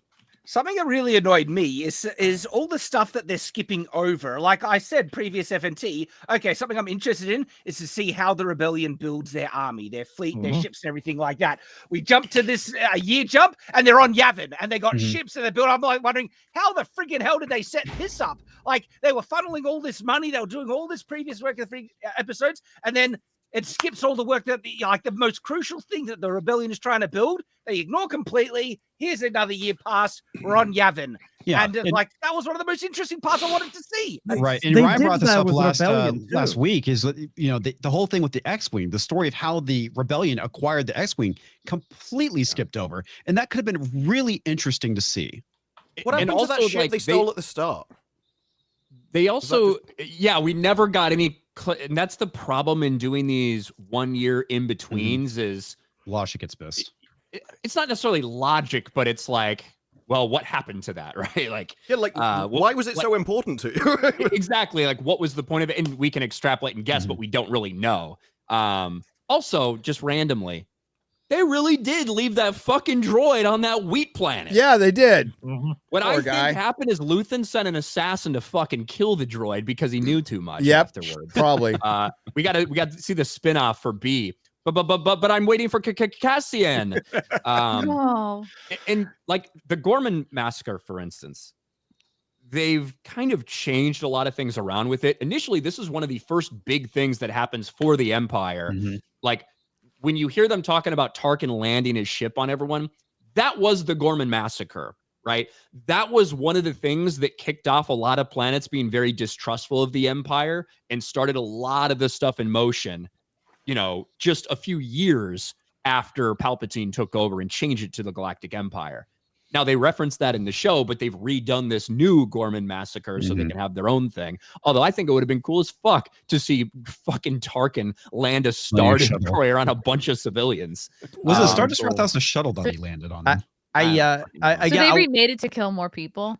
Because what I was expecting was the Gorman massacre happened, and this probably I was expecting much earlier in the season, and then all the nobles and the wealthy people and everything like that basically suddenly defects to the rebellion to say, we have this defense force that we've hidden, take some ships, we want to join the fight, and then they build up the rebellion through all these kind of powerful people subtly defecting and stuff like that. That's all ignored, and the type of kind of rebellion thing that happened in the episode.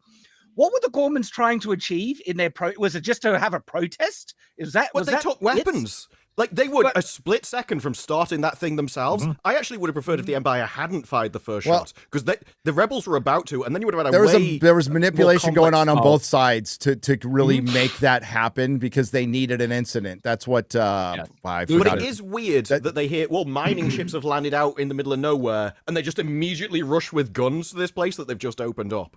And what did they hope to achieve by rushing there? Interesting. Because it's one of those things where I feel like they had an idea, which was basically that the only way to resist fascism is through violence, because fascism will simply overwhelm you, and they, in their minds, combine the fascists with the Imperium, because that's how they view things. And the Gormans are obviously French; they speak French. They have worker co-ops and cantons, etc. Viva la résistance! Literally. But the problem is, they set it up in such a way that the Empire is supposed to manipulate them into becoming aggressive and attacking them, and thereby justifying their actions. Cool, awesome, I'd like to see that. But the Gormans then just do all of that anyways. The Empire helps them knock off like one weapons transport. There was a faction of the Gormans who didn't want to do it, and there was a faction who did.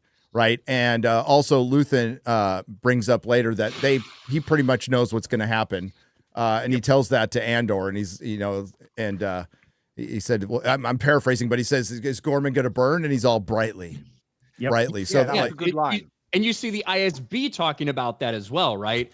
Like we need to have armed rebels that we can trust, that we can know will make the wrong decision. Right. That was the entire plan of this, is slowly put the disinformation out about the Gorman, push them to the breaking point, force them to do something to set up this thing to have an excuse to then suppress the population and ultimately mine and destroy the planet, and no one will really care after everything they've done in the public eye with the Gorman. What's the difference between the IBS people and the Empire? So the Imperial Security Bureau, the ISB, that's just essentially like the intelligence wing. Not the irritable bowel syndrome. It's different. Although Dedra does look like she constantly has IBS. Yeah, she does. They didn't even do that much disinformation, though. That's the thing. If they built it up, but I would have loved it. But the Gormans were pretty much doing all of this anyways. Like even at the final confrontation at the square, if they had done nothing, then Andor was there to kill an Imperial official. If they just waited, it would have kicked off. They had disinformation. They had the reporters there talking about the rumors that weren't true, right? Like but that was later. Like that was at the culmination point. The entire point of Cyril being there in the first place was so that and they knew he would be listened to. They tried to set it up so he would be approached. They had him talking like he was sympathetic to the Gormans, so they would approach him so he could feed them real information about their arms so they could get their hands on weapons. Like but that what did was he the feed them? entire setup. Like he confirmed that they were building an armory, which the Gormans already knew, and he confirmed that they were shipping in weapons, which the Gormans already knew. He gave them the intelligence on when and where those things would be shipped. That's how they were there and also monitoring to make sure that it went down. And that's why they're to make sure that nobody fucking interfered long enough so they could get their hands on those weapons and also publicize that theft. Yeah, but even then, they would have known that because it's in their city. Like the Gormans would have done this regardless, I think. Well, the Empire wanted him to do it. Whatever. The only reason they got that information is because of Cyril. No, they already had that information, though. What stopped the Empire just mining? Like nothing. It was the public perception. They feel that the public perception will be negative. They just simply gouge mine the planets. They wanted to set them up to be terrorists first. Because if they started mining and then the Gord started attacking them with weapons, you would still have exactly the same disaster that you have now, but it would be legitimate. Yeah, but you would have seen giant mining equipment in the background. Right. The reason that they can't just go in there and mine is because they're going to destroy the planet. Yep. Which was discussed in the beginning of this season. They talked about the amount that they're going to need and the way that they need it and how fast they need it. It's going to result in the destruction of this planet. The core is going to become unstable. So you can't just do that to the Gormans who are known a certain way throughout the galaxy. That was the entire point of Krennic's speech in the beginning of the season. It's going to be a hard sell at the best. It's like, even if these rebels did everything, even if the entire story stuck, then just to annihilate their planet and go, they were crap anyway. It's, I'm not sure that even the story they're trying to tell would give the excuse to annihilate everybody on the planet. Well, honestly, I think their excuse would have been because there was only about 800,000 Gormans they mentioned, and they are building a project for basically infinite energy. Okay, take this to the Senate, the so-called democratic system of everything. Say we're going to give all of you basically limitless energy. We're going to create all this amazing stuff, but we're going to have to evacuate the Gormans.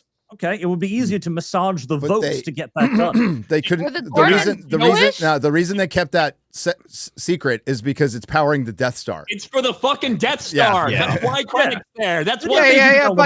But the build-up could be the lie, and they could have relocating 800,000 people in a planetary galactic empire. I don't think that's actually that difficult. And it's nothing. No, it's not. 800,000 people on a giant planet. That's like the most minuscule. That's an outpost. That's not even a population. Yeah, it's a single city that they need to move. And so there's just these, build up plot points and world building that isn't selling it for me. The execution I felt was just not justified. I'm still trying to, maybe I'm an idiot, right? What were the Gormans actually trying to achieve with their protest? What was their end goal with that? Separate to the people sneaking in weapons and everything, what kicked that off? That they said the thing or the monument is now open or something like that. And so that means they wanted their own They had not been able to go in that area, their entire, the main city monument, everything. They had not been able to go in there for the past year or whatever it was, because the Imperials had tightened down restrictions. And so they intentionally lifted those things, knowing that the fervor was there, knowing that all that stuff was there, because they were hoping they would go. So it's just the monuments. It's not like they're starving them from food or restricting it. It's just access to a monument. So the monument's very important to them, and you can argue whether it should be or not. But again, if you've fucking watched the episodes, you talk about how there was a promise that they wouldn't even build a building that cast a shadow on that monument because of it's important to the Gorman people, and how they felt they were mistreated by the Empire before, resulting in Tarkin causing the death of all those people. So the idea that that's not in there, it is in there. I mean, it's there. I'm just not convinced of their care. You just didn't remember it. Yeah, I remember that. That's there. Yeah. Overall, listen, I know there's a lot of people that like this show, and I think it's very well made. I've said that a few times. And it, from the set design standpoint, it is the best Star Wars I've ever seen. It's so much to get through to get to the good parts for me, but I understand the slow burn is needed. Apparently, this is reminiscent of season 1. Was that the same way season 1? It doesn't need to be this slow. It's right? so fucking slow. It is too slow of a burn. It should have been done differently. Instead of focusing on Andor, it should have just been an intelligence show, like spy thriller. That would have been great. Yes. Yep. Agreed. Yeah, because all the best parts really don't involve Andor until much later. Yeah. There are also setups that don't like the droid. He finally finds the droid. Why does he want to get it?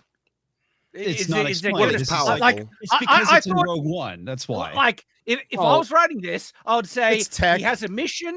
I would definitely want a killing droid. Well, no, I would say that, if they were setting up properly, he has a mission where they need an Imperial droid, and the entire mission is to get that in droid, rewire it, use it for the mission. This execution is like, it get rammed, and is like, there's a robot. I'm just going to take it with me with no guarantee that it might. Funniest part of the show, by the way, when the droid kicks that thing and the woman just goes flying. I know. That was amazing. Does Andor just want a pet? Is that why he took it with him? A pet that might kill everyone. Well, his other droid is dead. I would say that the idea of this rebellion that's been scrounging everywhere to try to get material and resources and everything, I don't think it's crazy that he would want that. I do think it's. I know, Jeremy, you're saying it needs to be a slow burn. It doesn't need to be this slow.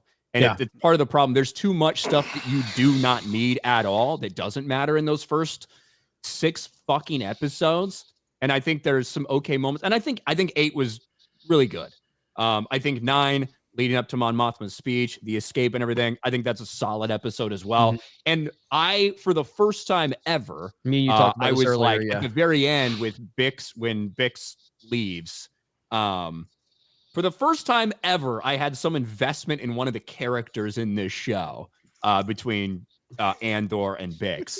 And I felt that moment. You know what I mean? I think it was well done. You know what? You know what would have felt really Star Wars in Bix's final message? She should have said, cutting out a lesbian scene. No, Andor. For China. No, she should have said, Andor, I am your sister. Boning me. I do think, and I don't like this. We didn't even talk about episode 7 basically at all, but the fucking random force healing shit. Yeah. That was weird. That just like kind of out of nowhere. Yeah. I think that they're trying to hint that Bix is force sensitive. Yeah, they were. Yeah, because I feel like things. it. I've seen things. She's a whammon. And she's I also don't fucking like it. we also know that pretty much everybody's gonna die either in this show or Andor. And so like what was gonna happen with Bix? Well, of course they're gonna protect her and she's gonna take off. She's gonna show up in the fucking Mandalorian movie. With Ahsoka. She's gonna have fucking Andor's kids. Oh my god. I'm looking forward to Force Ghost K2SO. No, okay, Ryan. I wanted to ask you about Bail Organa because Jimmy Smits played him. He was fine. And there is a scene. And listen, I liked episode 8 and 9 in isolation. It's really impossible for me to not the sequel think trilogy, everyone. It's really impossible. No, fuck. Oh, come on. What do you think I am, Jeremy? You saw the penny drop.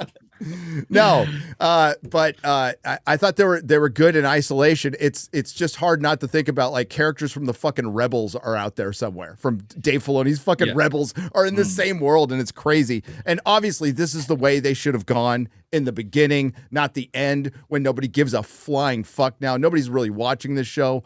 You know what's wild, Gary, is that like as little as fucking Filoni will care about fucking anything that's happened, right? He won't even. This show is like staying in continuity with Rebels.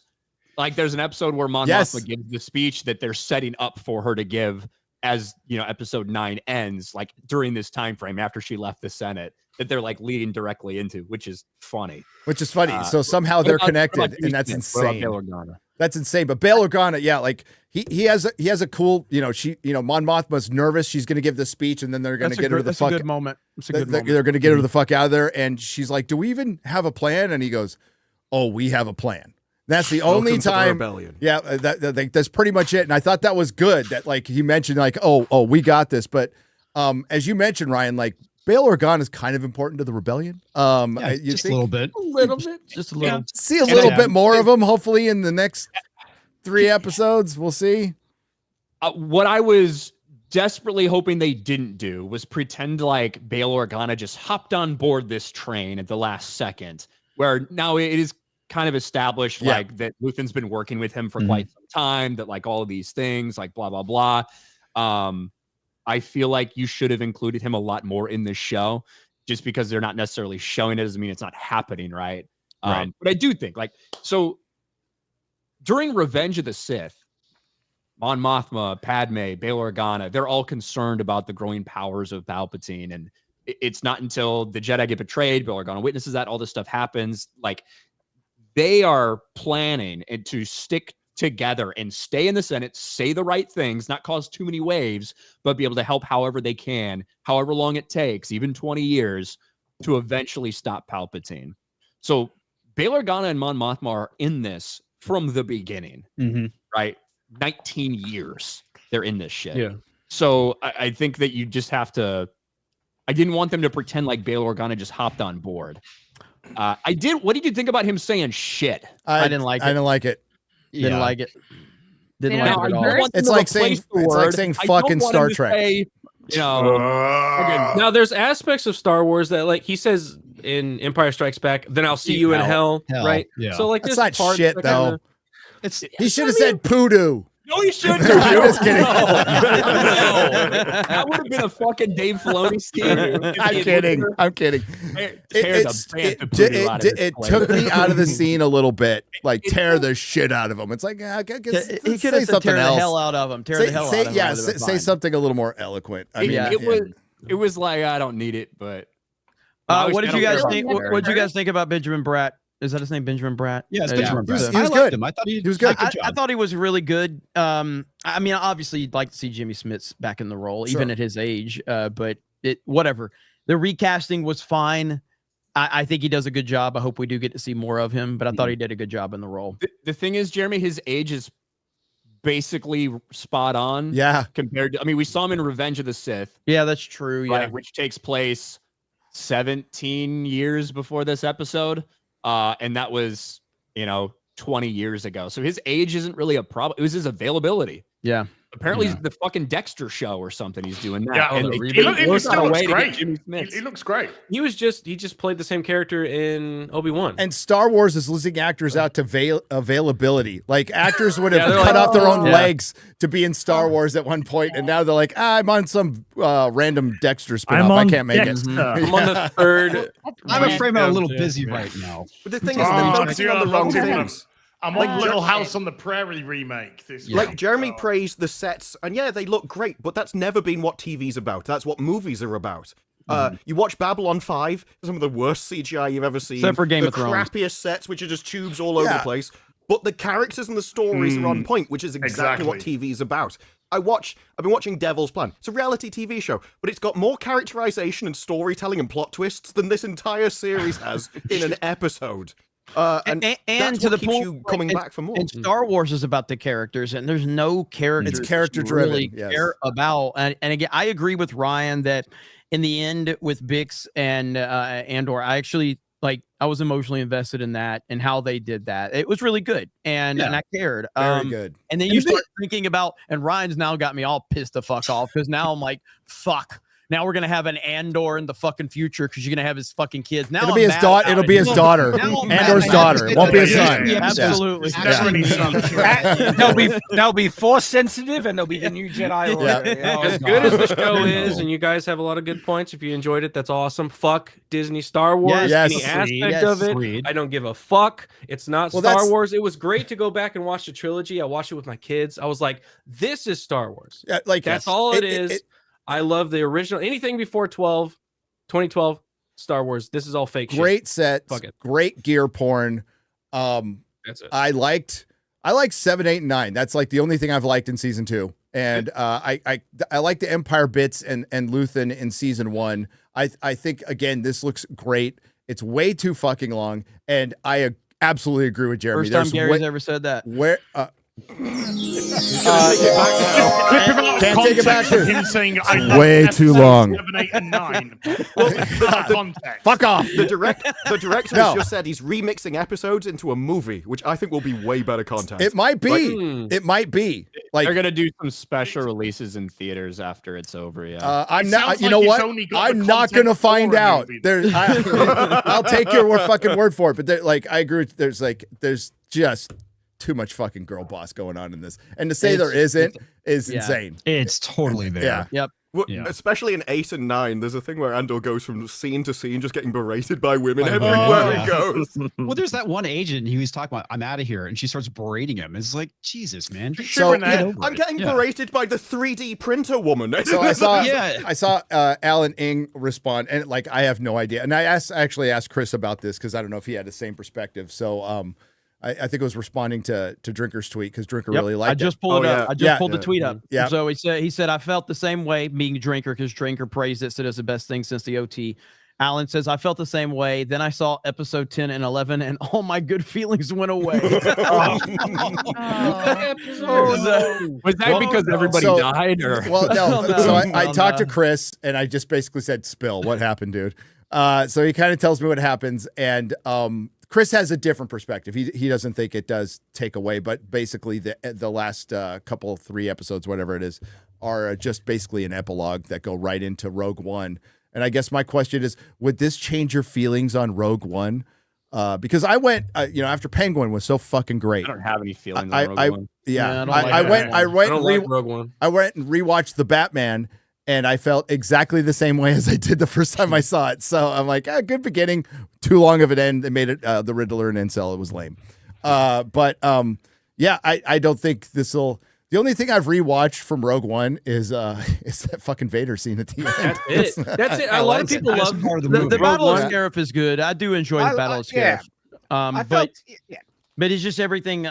It's not good enough to keep. It's not good enough to keep trash at all. Rogue One is a movie about not casting a white male on the rebellion side. That's Pretty what much. Rogue One is. That's what it is. Hey, we don't need white males on the rebellion side. It was like okay. the beginning of that. How's that working out for the global cinema right now? Yeah, I heard that. that. It's doing really well in China. The Star Wars. Go ahead, movies. Ryan. One of the Rogue One writers. Now, I don't know if this is a writer from because it went through Tony Gilroy came in after a lot of it was done to try to fix Rogue One because it was having issues. Gary So I don't know Whitta. I don't know who hired him, whatever. But in 2016, one of the writers for Rogue One went on a rant, and it was during the Trump shit. And he was talking about, white supremacist empire versus diverse group of rebels, blah, blah, blah. Went on some rant, back in 2016 or something like that. That's Gary Whitta. I actually Might met have been, yeah. Yeah, it was. I met him, went to his house with Derek Robertson. They were doing a comic book together, and I did some video with them back in my video school days.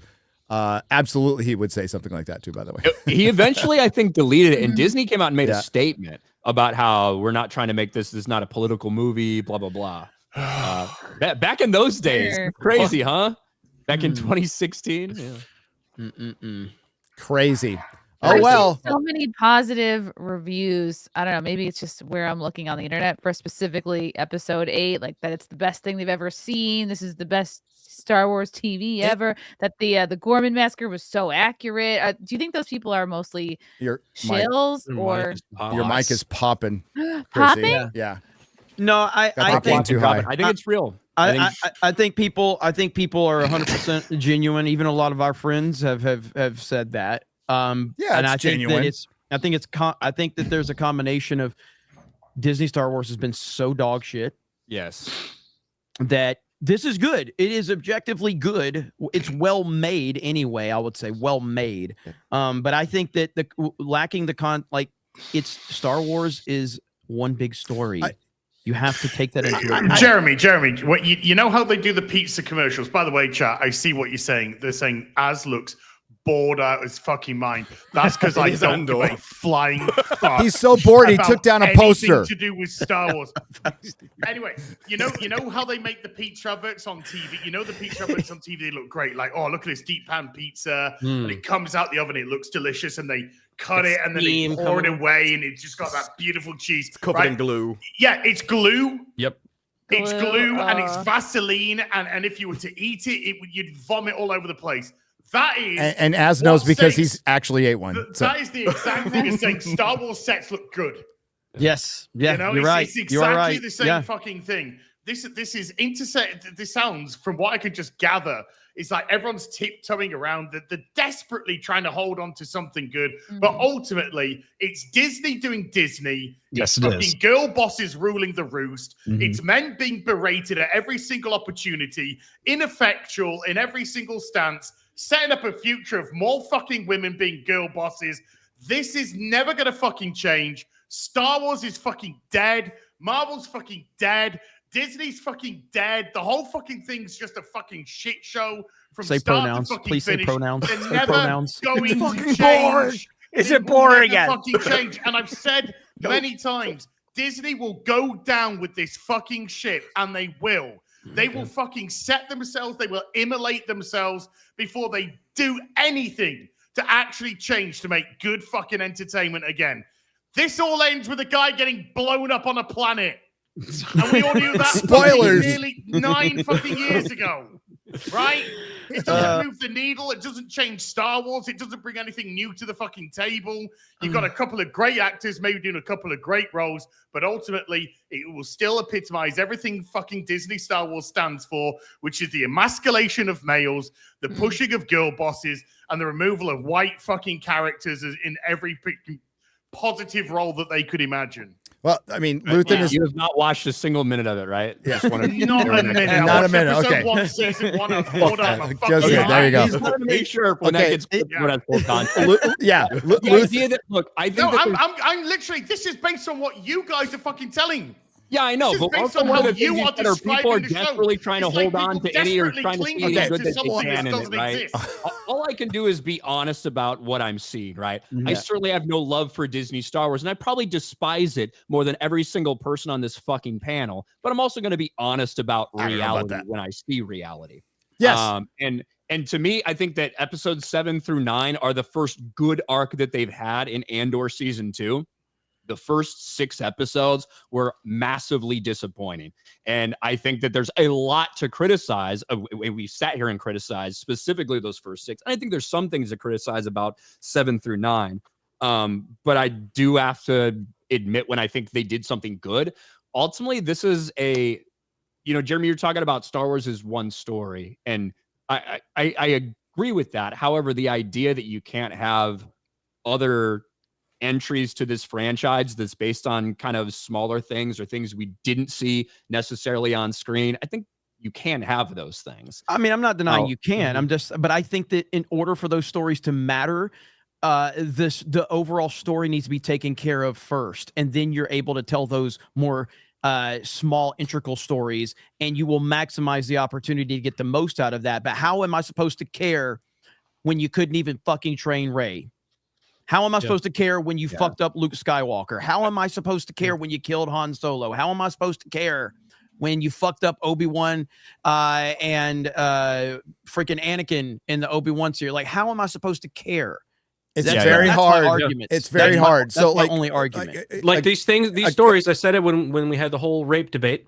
Was something like that in Star Wars could be discussed. That's fine if we had Star Wars, but right now we don't have Star Wars. Right now we have some other storyline that's doesn't feel like Star Wars. It's more of a spy thriller drama, and it's not Star Wars. If we had Star Wars right now and it was kicking, yeah, let's explore some other types of ideas, but we don't have that. No, we don't have that. 7, 8, 9, the episodes of Andor are the most earnest thing Disney Star Wars has done. It's the most serious take they've taken to Star Wars. It is grown up Star Wars. It's kind of what we thought we were going to get in the beginning. This is what we thought Rogue One was going to be. Yes, Right. and that's where they should have started out. They should have. Mahler's got a great video out there. Star Wars can't grow up, and he's right. And it needed to get a little more sophisticated. Now, I think they took it to the nth degree. In some places, they took way too long because, like, adults get fucking bored too. It made the Empire fucking evil and competent again. Like that's the one accomplishment of this show is they made the Empire a competent evil organization. Only took Disney. It only took Disney Star Mandalorian film, Gary. I know. It only took Disney Star Wars 10 years to fucking do it, but they did it. Thanks for jumping on my fucking punchline. I missed you, Az. Jesus fucking Christ. Jeremy had a big argument about this on the phone earlier about like the Empire. And I think that society has embraced this Empire are just bumbling buffoons and stormtroopers can't shoot meme. And I think Disney made it worse with all of their projects, even literally leaning into that with Taika Waititi's dog shit Mandalorian episode and like all of that stuff. When the reality is that that's not the way it is. The one time you could argue that that's maybe shown that way truly in the OT is at the very end when the Ewoks kind of get the jump on the stormtroopers with all their low-tech shit. Maybe that one instance you can look at. But when you look in Empire Strikes Back, they fucking march in there and absolutely demolish the fucking rebel base. Yes. In A New Hope, they are trying to let them fucking escape. That's the entire plan, is they want them to escape on the Millennium Falcon. They want to make it look just good enough, but they want them to get away to lead them directly to the base so they can fucking destroy it. So this idea that stormtroopers and Imperials in general just complete fucking incompetent buffoons, not true. And so I think that's a good thing. They took over an entire galaxy. I mean, They have to be confident. It's a stereotype of heroes in general. The amount of time James Bond has run across a wall and every single bullet has missed him, or hit the rail that's just in front of him. James Bond is awesome. Okay, you can't have people shooting at your one hero and have them just die immediately. It's like there are some things you have to let movies get away with. Agreed. Yeah, somebody said it in the chat just now. All I know is Fortnite's doing Star Wars better than Disney, so fuck Disney. It's the truth. The Star Wars update is fucking fantastic in Fortnite right now, and it's better than anything Disney Star Wars has done, including Andor. I checked in on the show so we could talk about it, and for Mahler, and I don't care. I just like fuck it. You're right. Az is right. It's right. Fucking what's right around the fucking corner. The Mandalorian and Grogu. What if some of that, like, okay, Skeleton Crew, that's an actual name of a series, but what are we getting now? We got Andor, Ahsoka, and Mandalorian and Grogu. These are really inspired, really inspired titles for Star Wars. What the Star Wars name? Bob, Star Wars Bob. That's what I'm waiting for. Star Wars Marvel's Katie. Bring it.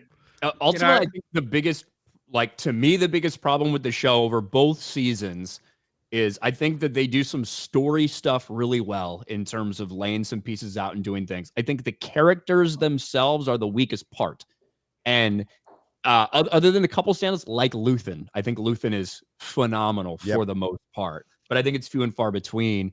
And you can't spend as much money as they did. It's great that the sets look good. Okay, I don't even really care about that all that much. I think it looks phenomenal, and that's fine.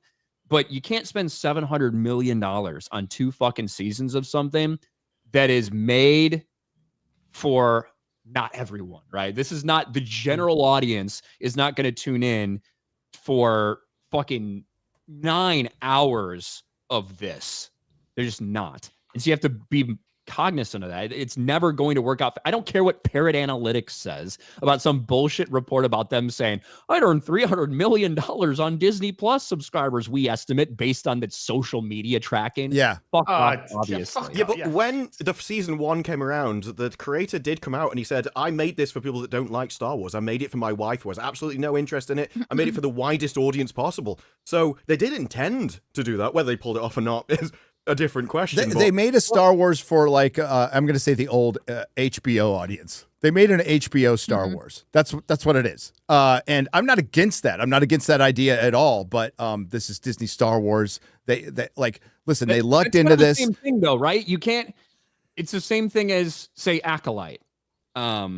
You can't go out there expecting to garner this entire new audience and abandon your old audience, right? Yeah. Now, I think it's Which they've done. to start pushing into these different spaces, not necessarily the fucking gay ones, but whatever, right? I think it's okay to start pushing into these different audiences with small things on controlled budgets, like reasonable expectations for something. You can't make this the most expensive thing you've ever done in history and put it towards people that don't like Star Wars. It shows if that's your goal. You know what I mean? It shows you have no plan. Like Kathleen Kennedy was involved in the show. She signed off on it. She was probably looking at stuff to say that she's like, if somebody starts some narrative that Kathleen Kennedy wasn't involved, fucking no, she was involved as much as an executive producer is involved. That's why I watched it. That she's involved. That's why. I only watch projects Kathleen Kennedy's involved in. Yeah, dude. Who's this? I pay attention to the producer names. Who's this chick that Andor hooked up with? What's she called again? Bix. Is she a brunette? She is, but she's not. She's like dark. Jeremy doesn't like her because she's dark. No, she's fucking hot, dude. She's hot. Braless. So, yeah, she does go. There's no bras in space. That's correct. Because gravity, right? You don't need them. According to George Lucas, still popping. That's what he told Carrie Fisher when her tits were flopping all around in A New Hope.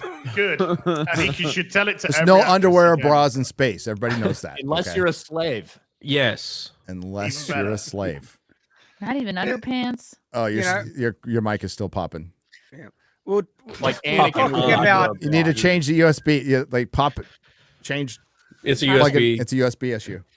Yeah. We were talking about the competence of the Empire, and one thing that makes me feel like make them look really incompetent is that they can't find Yavin now. Like there is no security around that place. Like I think the establishment of the Yavin base should have been one of the most secretive, serious things that the rebels are doing, and that to get to Yavin, they have a code name for it. You got to go through several different shuttles in and stuff like that because the Empire couldn't find it. They, like Darth Vader had to freaking slip a tracker device on the Millennium Falcon to finally find Yavin. It was the biggest secret. And when they'd introduce it, it's like, oh, they're just random idiots coming and going whenever they freaking want on this place. And the Empire could have just easily have seeded, a spy that wants to join the rebellion and found it instantly. And it's like everybody being on Tatooine constantly.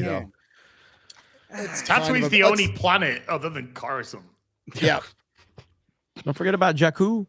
Oh, that's right. Jakku. The other sand planet. Is That's a definitely province not. of Tatooine. I know. It got mentioned in the show too. Did they say some fucking mid-English bitch is on that planet waiting to destroy? No, Star that Wars? would confuse people with Rogue One. So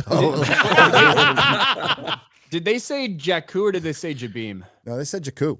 Did they? Yep, they said Jakku. You know the base where the black guy who's got the weird kind of group of rebels, right? Forrest the base Whitaker. The base that they were on looked like the rebel The base black out of You knew who I was talking about. Saw Gerrera. Saw Gerrera. I just hate that fucking character. I hate that character so much. So stupid and cringe. The place where they were hanging out in one of the previous episodes, that looked like the same rebel base that they were using in Force Awakens. And so it did look familiar, yes. Yeah, and it looked like they're trying to build connections. Stop that. Don't do that. They're going Get to some help. Stop it. Get some help. But overall, so when's the next couple episodes coming out for Tuesday the show? night. It's over. Tuesday and night. now is Andor ending? Is this the end of the series? Yep, it goes right into Rogue One because he dies. Okay. Yep. Don't spoil it. Unless they do, Andorra the Explorer. That'll be the sequel. Finding His daughter. Andor. God. Andor will continue. His daughter will find his sister. Finally. I think Ryan's right. daughter will find his sister. I think Vic is going to show up in the next, like whatever fucking project they have in the future, and she'll have his kids. If they don't reveal it, the headcanon is that Bix is his sister. That's it. Like it's perfectly in line with what Star Wars does. I think Biggs has to survive. Like, I don't think they're gonna kill her, I guess, because she's going somewhere else. But, hey guys, I just discovered what happens if you press Good your on-off God. button during a stream. Really? Your mic gets really, really loud. Is that It probably had to Have you readjust. figured out how to set up I a turned mic? it up. That's why. You've only been I- YouTube for 10 volume years. up. I want it to be heard. You were. Thank you. Thank you. Unfortunately. As where's the other poster? The dog got it. Okay, now we can't hear you. Yeah, now it sounds like at the end of the film. Hey, Az, let's play the quiet game. I'll play the quiet game when you stop playing. He's gonna play the crying game. Homosexual man game. How about that? We both know that's not gonna happen.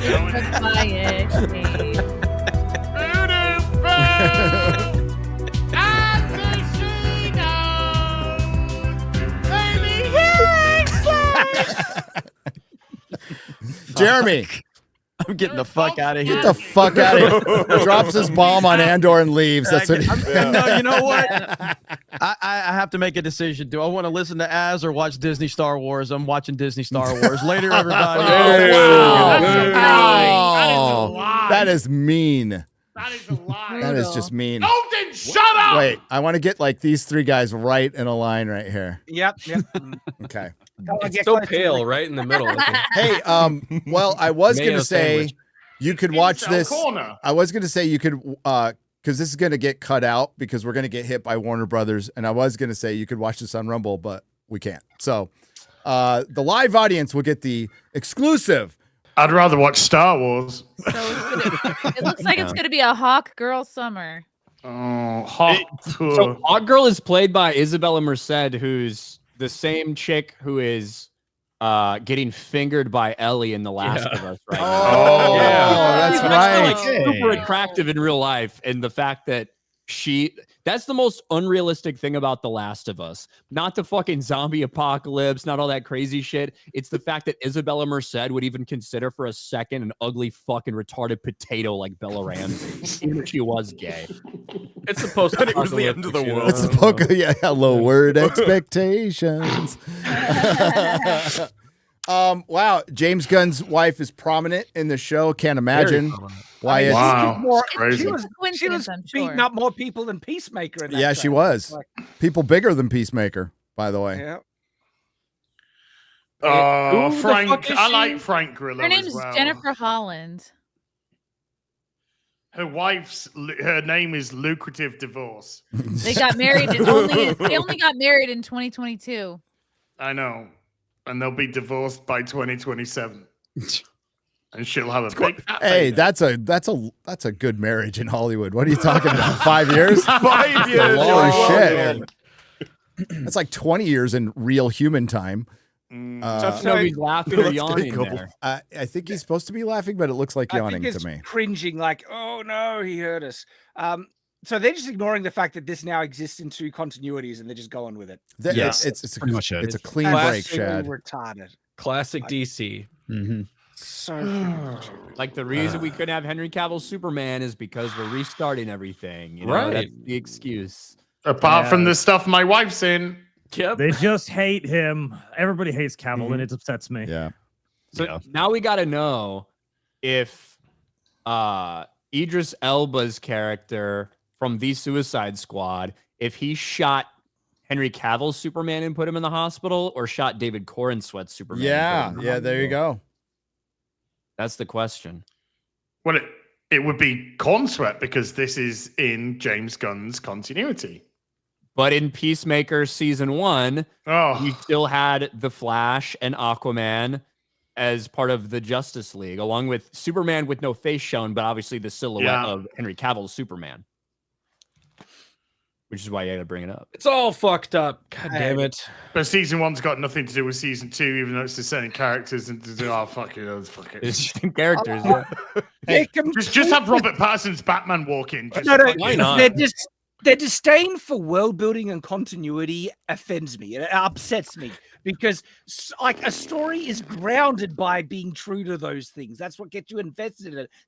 They're telling you nothing matters. They're Do starting not off give a crap clean about this. to eliminate confusion, Shad. It's not They're confusing at starting all. off clean with all the old Unless you're James Gunn's wife. characters. Unless you're James Gunn's wife and have appeared in James Gunn shows, in which case you're fine. Yeah.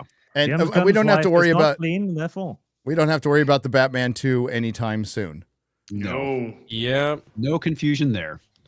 No, I mean, there's rumors going around that Matt Reeves is left, but I haven't seen There was anything. Well, hold on. There was some confusion because a lot of people ran headlines that said Matt Reeves no longer attached as director. Yeah. Because of some Production Weekly update. However, it's the exact same information that was released like 2 fucking years ago on that same exact website where Matt Reeves is also not attached as a director. It's just like a placeholder for the release date. So that was not some big reveal that was made in Production Weekly's website. No, it's just a rumor. Now, like, are we gonna get the movie? I don't fucking know. I have no fucking idea. But he is not officially left yet. That is Right now, I don't care.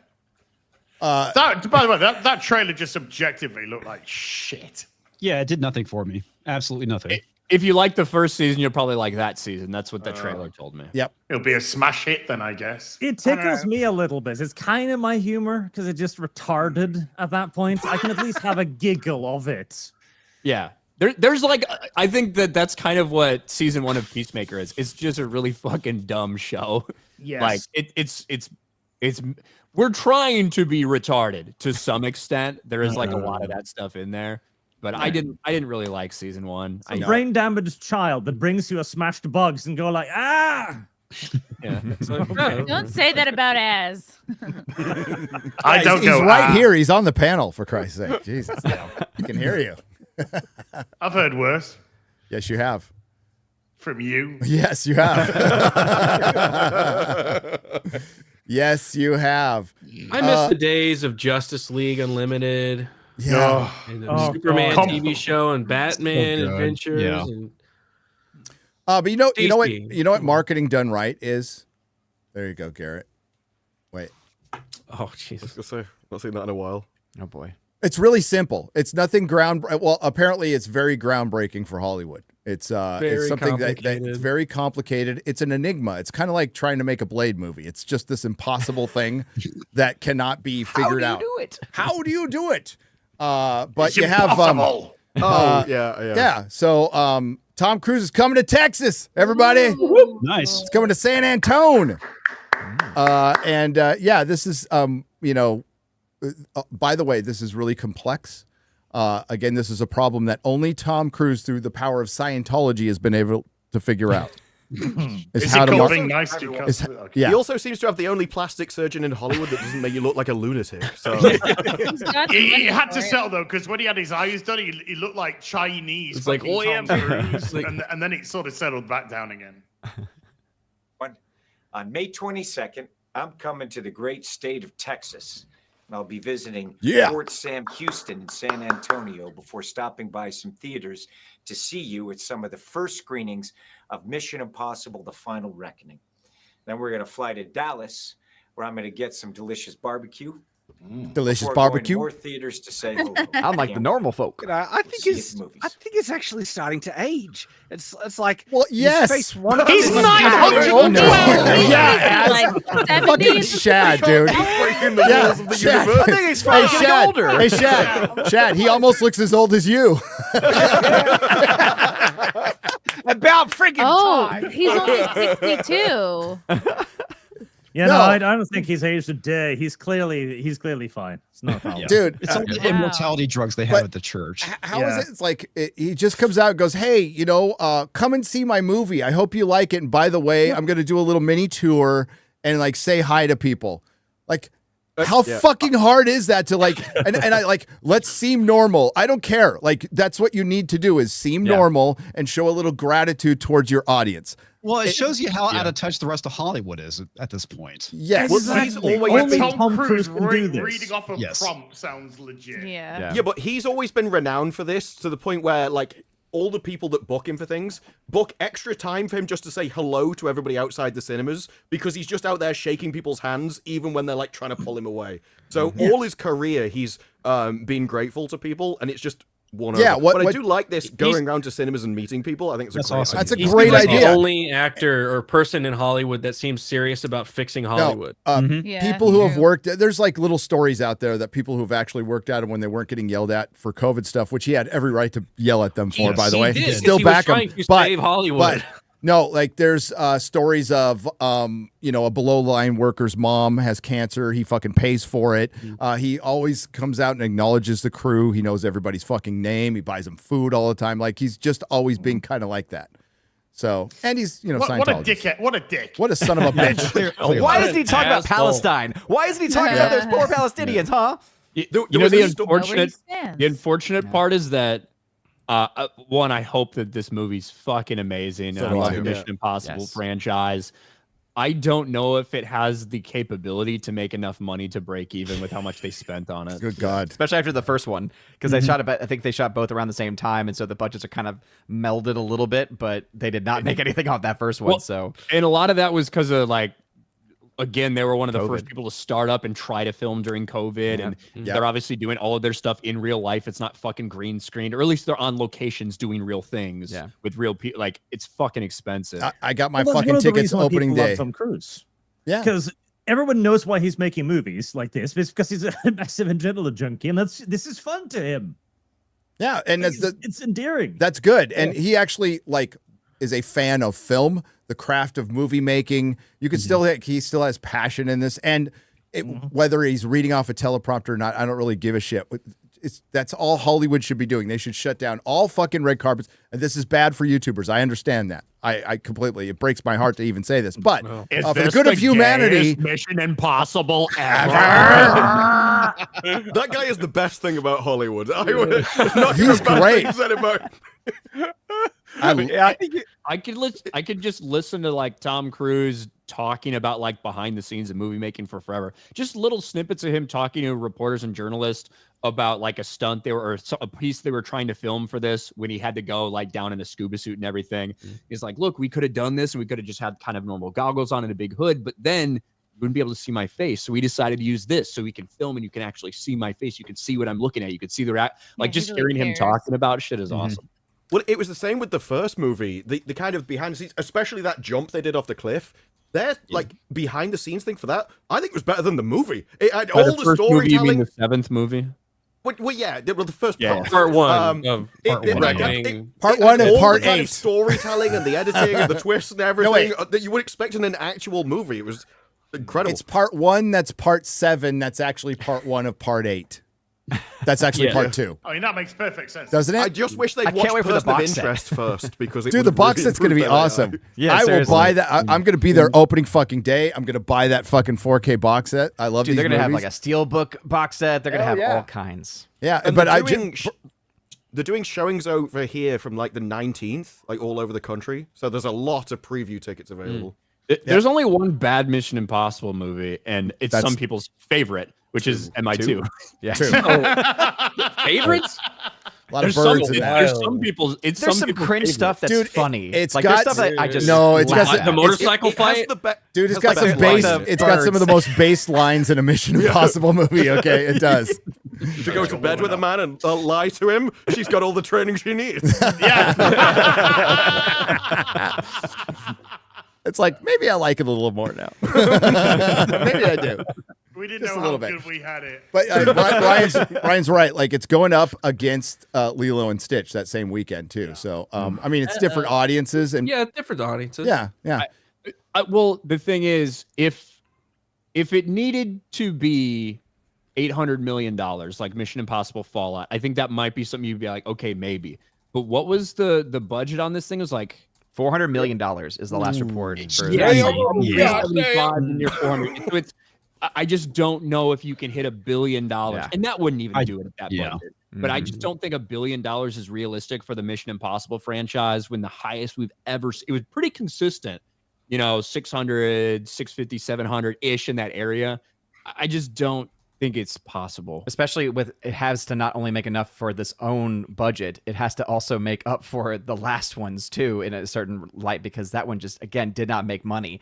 And I don't see it. Again, I thought the last one was actually pretty fun, but no one went to go see it. I hope that they don't do the same release schedule, because they released the last one on like a Monday night and people were so confused. They're like, wait, it's already out? Previews are on Wait, I'm Monday so for confused. this. They're doing it again because of all the competition. I think it had a lot more to do with other things at the box office than it did with when it was released necessarily. I think domestically it hurt it a bit, because there were a lot of people saying, oh wait, it's already out. I'm very confused by this. There's something for having it on a Thursday night that makes people much more attentive to it, and it again brings in a whole experience of wanting to go see it with a crowd. Again, I don't know how much it hurt them, but I do think it actually did hurt them. Well, that's the weird thing. What for are people us. going to do? I thought it was coming out on Thursday. Look, here's tickets on Thursday. I'll go. Well, a lot of movies for us are released on Friday. This is Wednesday, so it's like really early for us with previews on Monday. So you can have a massive weekend thing, which they may be going, yeah, it's had a massive weekend. It was turned out to be 5 days, but that just drives hype and hope. It's gonna be weird. I'm not sure though. I know it's a business and everything, but I think from Tom Cruise's perspective, especially when you've done this franchise for 30 years, you might have an element of, I just want this to be like a fully succinct group of movies, and the profit's a bit less impactful to him. It's not gonna be his money put up for it. His company's involved though. Yeah. I think it's what Skydance is involved Paramount, too. Tom Cruise, and Skydance. Skydance. So he has his own production company. He's trying to too. take over Paramount. I don't know if that's even gone through yet.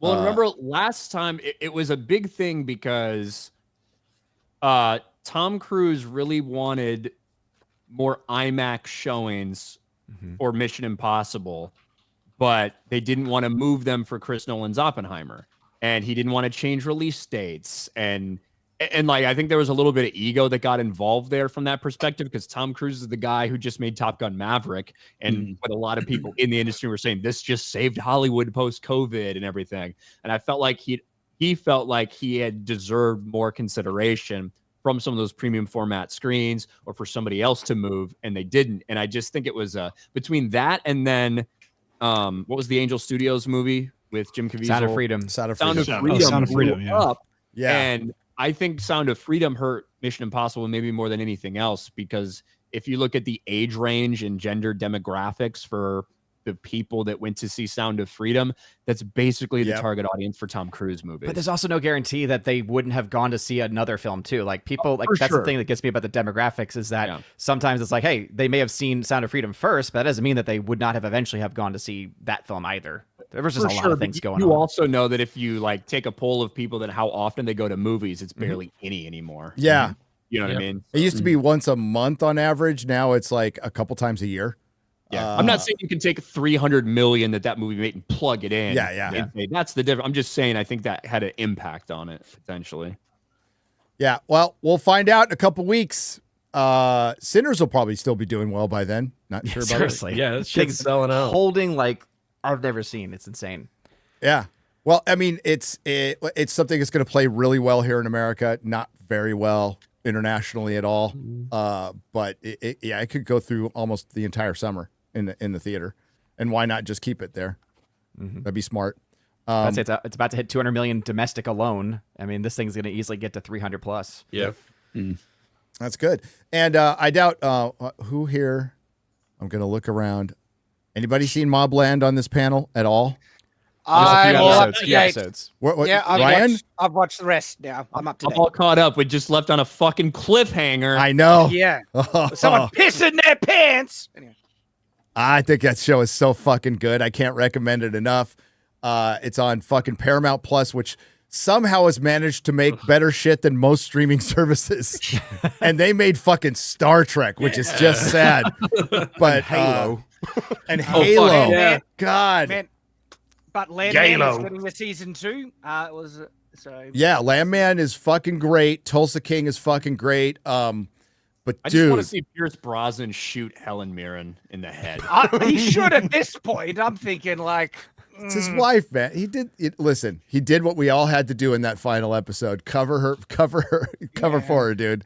That's what he's gonna do. But man, I cannot Tom Hardy, Pierce Brosnan, Helen Mirren, and Patty Constantine are all in fucking rare form in this. It's like one of the best casts on TV. It keeps you guessing. They have a character who's like a mini Joffrey who's fucking horrible, although Helen Mirren might have taken the cake this last couple episodes. But she's Satan, dude. She is so bad. So evil, dude. She is so fucking evil. And dude, Conrad, Pierce Brosnan's character is just as bad. He's just as creepy, just as bad. Like when he's sitting down with the daughter, there's two vibes you can get with that. Because basically he slept with his own son's wife. He's such a piece of shit. So that's either his daughter or he's just trying to move in on the next thing. It's crazy. It's Guy Ritchie. And again, Tom Hardy's might be the best thing in it, with Helen Mirren and Pierce Brosnan. But cannot recommend this fucking show enough. It's hardcore British gangsters with Irish accents, and it's very Guy Ritchie. Love this fucking show. Love it. And for the same thing, where the characters are engaging, the plot's engaging, everyone is awful, and I'm happy if they all die. But I mean, I'm watching it, and it's certainly sucked me in. So. Well, I mean, you see where they're going. I don't want to spoil anything with Tom Hardy's character. You could definitely see where they're going, and he is definitely the moral barometer. The least bad. Yeah. That's everyone. Yeah, he's like lawful evil. You know what I mean? He's doing some bad shit, but he's still got a lot of he's rules got standards. You know, is he like Charlie Hunnigan from The Gentleman character? He's a little worse. He's a bit worse. Yeah, bit worse. That's why I enjoyed The Gentleman more, because the guy was trying to be honorable, is trying to be decent, getting. The Gentleman's fun. This one is a very serious mob show. Dark. Mob show. It's got some funny shit in it, especially with Helen Mirren. She's hilarious. Rich, is it Richie, the guy that they're the fentanyl guy that they're setting up for everything? Yeah. He's actually probably, I mean, you could consider him the good guy. He got the most fucked over by all of this. I know. It's like he's they paint him as the bad guy, but if you think about it for just a second, you're like, he was just a simple fentanyl drug lord, just trying to live his life. But he was also the earth, he was genuinely cut up and destroyed. Yeah, it's so fucked up. Poor guy. But yeah, we'll be doing watch parties. I might have a guest on the next one. Oh shit! Somebody just said in chat. Thurpt says that, in my opinion, Eddie Harrigan is Pierce Brosnan's son, not his grandson. Oh, that could be true. Gosh, yeah, could be. I think that could absolutely be true. They're absolutely be true. Helen would hate him then, because she can't stand the bastard. Well, she really likes her grandson too. She's like She bringing really him. does. She's all, "Oh, are you okay, darling? You want some coke?" You're a real Harrigan. She whips out some coke from her fucking bra. Yeah, we'll take a little bump there, Eddie. It's so fucking funny. It's like, and she's doing it too. It's like that 80-year-old doing coke, not a good idea. Not a good idea. Ask John Entwistle what it's like doing coke when you're old. Oh, you can't, because he's dead. Rest in peace. Great bass player. Great bass. There's something with the English. There was an article posted that the English have been binge drinking for 2,000 years. So we built up a little bit. Show me the lie. Immunity to facts.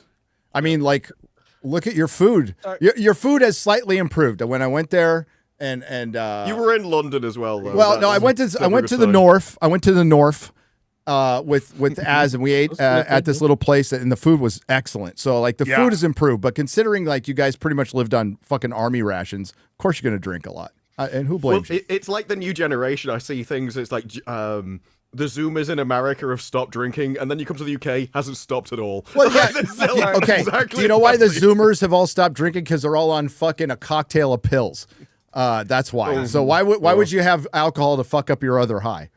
Yeah, I was gonna say they also probably don't have the money to afford it. Gary, just to give like Mobland some credit, because look, it does some things really, really well. One of the things I think it does excellent is the relationship between Helen's character and Pierce's character. Yes. Like she is evil. She is also a leader, but she's not like girl bossing over top of him. He will put her in a place when she steps too far. Yet she is also this maniacal thing pushing him further and manipulating him, not stepping over him. Yeah. And that's actually a very intriguing kind of relationship that they've got going there, where it's not this, I'm just going to tell you what to do because you're always an idiot. No. From what we've seen in Mobland is leaps and bounds better than Andor. I know we spent an hour talking about that. Mobland is, and I don't even think Mobland is like, I don't think it's like mind blowing, but it's really fucking good. It's really fucking good. It's engaging. It does keep you guessing. It's not the most predictable plot because you have all these monkey wrenches in everything. And I mean, it's set up a lot like Landman. Landman it's basically a fixer, a guy who has to go in and fix shit for the mob, and the Landman basically fix shit for the other mob, the corporation. He has to run around putting out fires, and he has to be diligent, although he's the only one who probably knows exactly what's fucking going on now. Well, I don't know, because look, the show did a good job. I'm not going to do spoilers, but the show did a good job hiding who actually killed that boy at the beginning. And then you find out who it was, but then you find out someone else was setting it up. In it, and I was like, well, okay. And there's still the snitch out there. There's still a snitch, and it could be Harry. It could be Harry, or it could be the son Kevin, but you don't know. See, that's the best part. But like Harry caught on immediately when Conrad. Or it could be Helen Mirren. Yeah, see, I think it might be Helen. I think it's her. It absolutely could be, because she's already snitched out her own family to the fucking Richies. So, no, that's the best part is we don't really know. And like, I'm into a show and I'm theorizing, I'm talking about with Mueller. It's like, what do you think's going to happen here? Man? That's what we fucking do this for, man, is occasionally we find a show like this that's this fucking good. Az is eventually going to watch it. And I think everybody here should watch it. I spent all my time watching a different British show. It's a little bit different.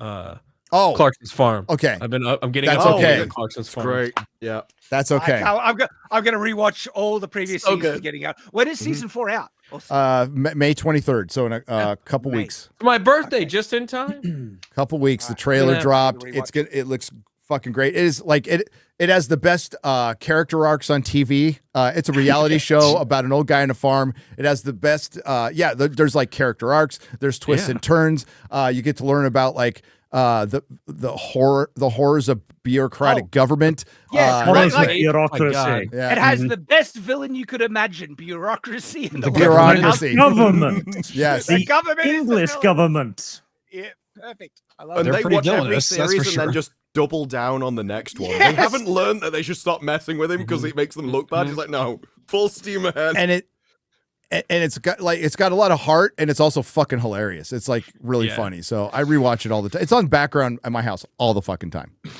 There's been articles about his pub and stuff. Like he bought this pub and then found out it was next to a dogging site.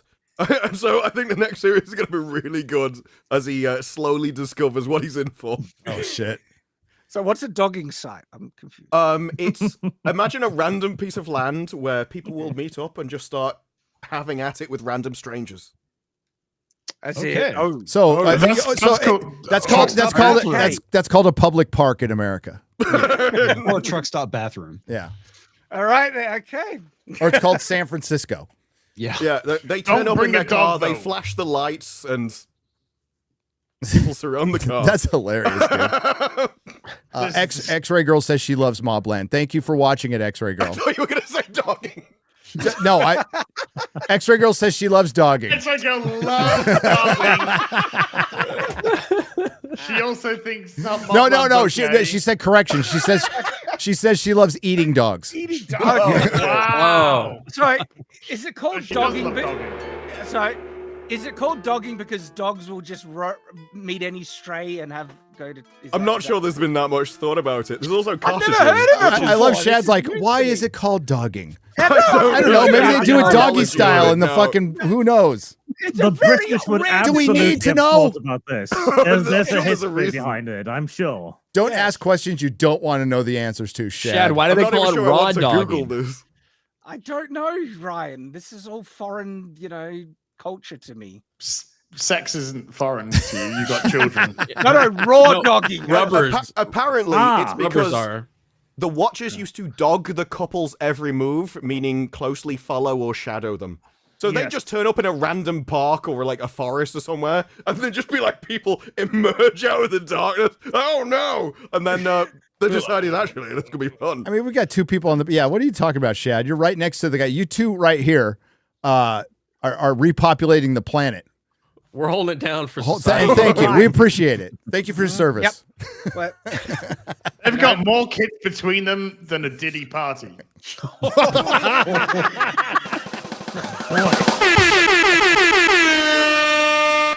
Wow. Hey, Jazz. This is great. All right, let's get the super chats. Soups. Soups. On that note, to you guys, DJ for $100. Hollywood can burn, but I truly didn't expect them to do such a thorough job themselves. Like, they can be competent now. Once in a while, they fall into it because there's still some creative people there, but no, they can't. A lot of people talked about the tariffs. I did a bunch of prep for the tariffs to talk about it on Piers Morgan, and I got kicked for fucking Kanye West. So now I'm just going to make it a video. But long story short, they're not, you can't implement them. It'd be damn near impossible, but it's getting people to the table, and I think it's fucking hilarious. And I think it's also Trump taking a shot at Gavin Newsom going, well, you've had all this time to fix the problem in your own fucking state. Let me try something. And people just all of a sudden panicked in Hollywood. There's a lot of people who are for it, by the way. There is a ton of below the line. What? I think Arch has died. What? Did I? Yeah, he's frozen. Yeah. He's gone, mate. He's just passed. He's listening. He's just passed away. He's He just is passed fucking away. as he's fucking hanging on my every word. Shut the fuck up. Normal. That makes one of us. The voice from the tariffs are good. And Gary's entirely correct. This is just Trump going like, okay, I'm going to say something ridiculous, and then you're going to react, and you're going to give me everything I want. Yeah, it's the big ass. This is a standard Trump tactic. I mean, the fact that people haven't caught on to this is amazing. No. Arch, you made that point with Sargon on your last live stream where like Trump literally has written a book. The ventriloquist. Arch has a great point on this. I'll let you He does. Go on. No, but it's true. Like Trump wrote this in his literal book. I'm going to ask you for the world, and when you say no, I am going to ask you for something you will give me. And nobody's caught on to this. No, it keeps working. Hilarious. Everyone keeps feeling like, how could Trump do this? Well, it's such a amazing play, and he's written a book explaining that's what he does. Decades ago, and it fucking worked. He does one Truth Social post. There is fucking headlines everywhere. People are like, I'm getting fucking phone calls and I'm getting emails. I'm like, he's just bringing them to the table. He's just making them do something. And again, all the below the line workers in Hollywood are for this shit, and Hollywood will be against it. But Jim Agnew was on Film Threat. Go watch the interview. Chris Gore, Alan Ng did a great job, and they discussed the Hollywood Detroit thing and the tariffs. And this shit's been going on for decades in Hollywood, and it's been going on for decades. And poor Jim, he's a union guy, so I'll say the quiet part that everybody wants to say in Hollywood. The fucking unions are killing you. They're fucking killing you. The strikes were fucking terrible. And as bad as state regulations are, the union regulations are worse. So you can roll back regulations and fucking do tax credits all day long in California. You still have to deal, or Georgia or any, you still have to deal with your union to the point where he said, no, hang on. He said that there's a point where when they're shooting on location for a smaller film, they have to register the address. They give a fake fucking address so the union people don't show up and go, this gaffer, no, you can't use this key grip. You have to use another one that's $3,000 an hour because it's union regulated. Like that's what they're dealing with. So that's why productions are leaving. And I don't know how you fix it. I don't know. Sorry, go on, Disparu. I was just going to ask you, so in Hollywood, they don't like the unions, because I thought they'd be all for them. I thought that would be They, right. no, up they their kind of they political are alley. for them. Well, the Teamsters are for it. The problem is they're for them because it's about the economic reality of it versus the principle. There is, but there's also a lot of people who are forced to go into a union who would not want to be in one, but they have to be in it. It's a second boss with a second set of regulations, and maybe there was a fucking time it worked, and I understand the reality of the world and unions for like underwater fucking welders and shit like that. We're talking about entertainment unions, which are there to protect the lowest common denominator, which are now against meritocracy. They used to kind of protect it back in the day and gatekeep like fucking idiots from coming in, but now they just protect themselves. The heads of the union just protect themselves and their board members. Remember the whole AI thing, Shad, the whole AI argument was not to get rid of it. It was to who controls it. Controlled it. Who controls it. And when unions are actually used to protect the workers, that's where they're good. The issue is now they're making mandates, like you pointed out before, with the number of writers you have to have in the room now. It doesn't, it protects what fewer workers who are there, and it doesn't protect your fucking industry from, it keeps it from growing. The problem is, look, 100 fucking years ago, when people were getting their arms chopped off in random factories in Chicago, and then that arm would go along with all the other meat in the fucking hot dog grind or whatever, right? And then hot dogs we never did taste these better things. back then. We never did these things because there was like one paper and like whatever. In this day and age, when somebody fucking gets misgendered at the workplace on accident, they pull out their fucking phone, and it's a viral fucking story, right?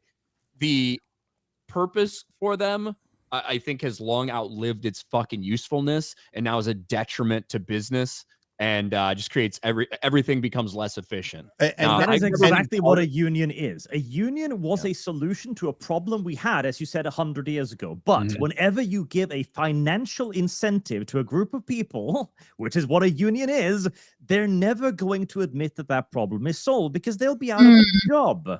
Yeah. Like race hustlers. Yeah, yes, and activists. Very prominent amongst a lot of industries. Yeah. Yeah, all the DEI, sensitivity consultants and all that stuff, they don't want to fix those problems. That's their ticket. Don't. That's their job. And so that's why they'll keep inventing things that are racist, even though they're not. The because it WGA, justifies their position. the WGA right now is putting people literally on their like mini trials. So there's some people who filmed during COVID and didn't get the right paperwork submitted. So they're actually being put on. No, they have to go to these boards, and they're basically, I mean, in all sense of the word, put on trial right now, and having to go through little struggle sessions to stay in the union. They might get banned from the union. People are getting banned from the union for not having the same politics as they do. It's like really petty, crazy shit that's destroying your industry, and has been for decades, by the way.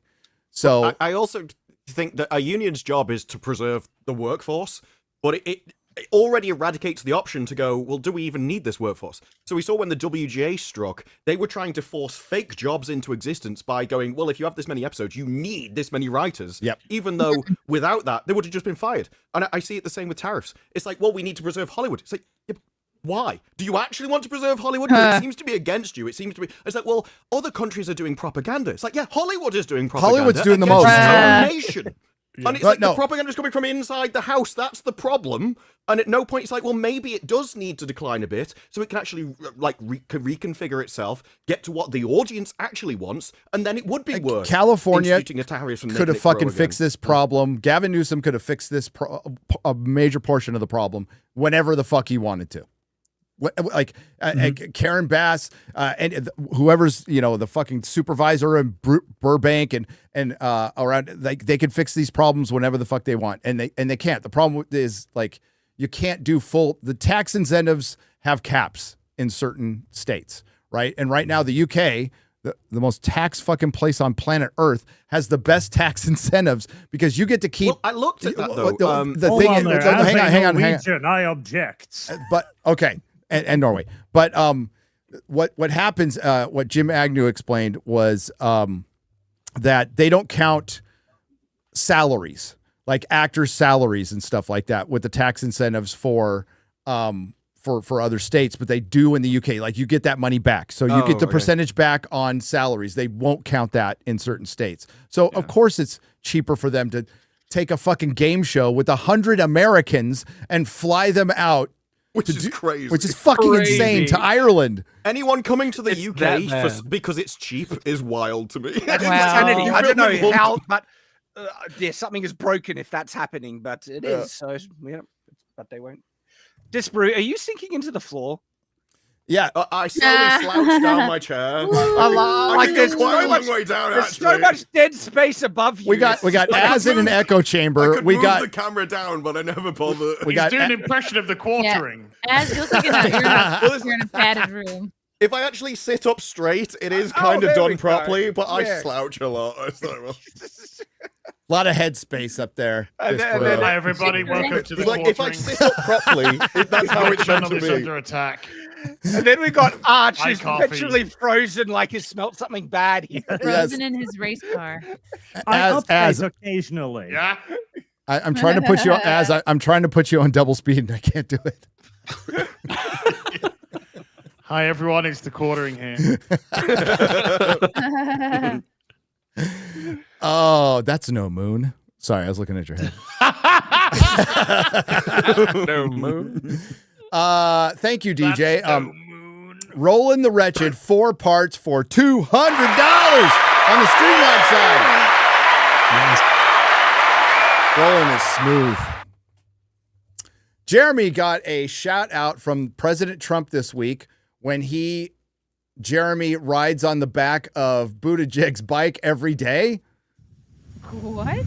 What's that even mean? When It's a gay Jeremy, joke about Jeremy, but yeah, so Trump was talking about Pete Buttigieg, and it was, I don't even know what started it, but he's like, look, he didn't know what he was doing. He rides his bike every day with his husband on the back to get to work, and you know, it's a nice, loving relationship. You know, he did something like that. that's So it's a funny. gay joke about Jeremy. there you go. Jeremy was so proud. He posted the video on X for everyone to see. That was a huge shout out, Jeremy, and I hope your mom is doing well. We also hope that.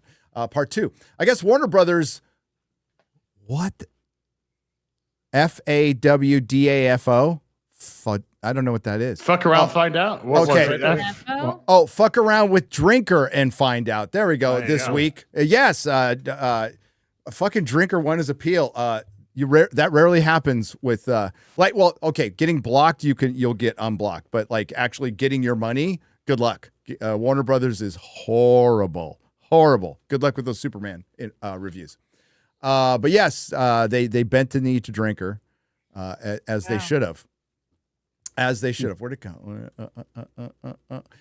Jeremy is going to have to amend his previous statement to read, fuck Cuckman, fuck Naughty Dog, and fuck Warner Brothers. I really think WB didn't think this one through. It was HBO who hit me like early days, Ryan. I think there was 12 people watching my review of Westworld, and I showed an image of a map that I screen capped from the show, and they fucking took down my stream.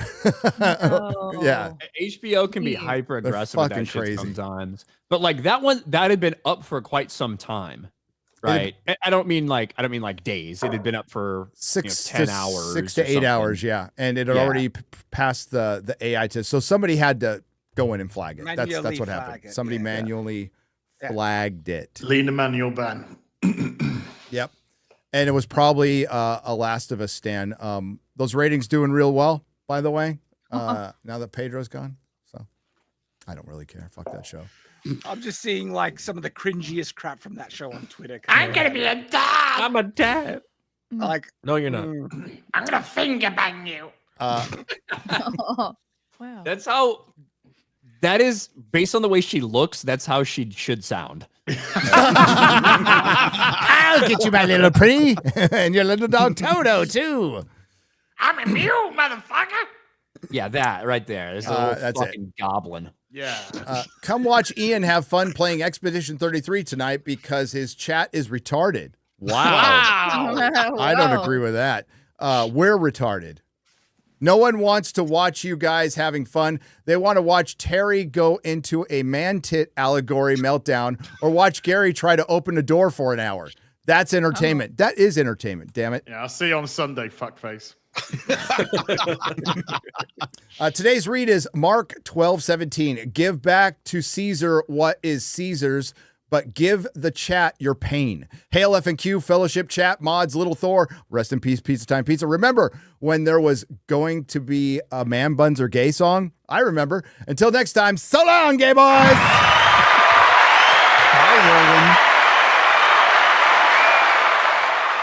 Dan is currently, when he's not burning a rainforest, he is fighting fascism, and he'll get around to it.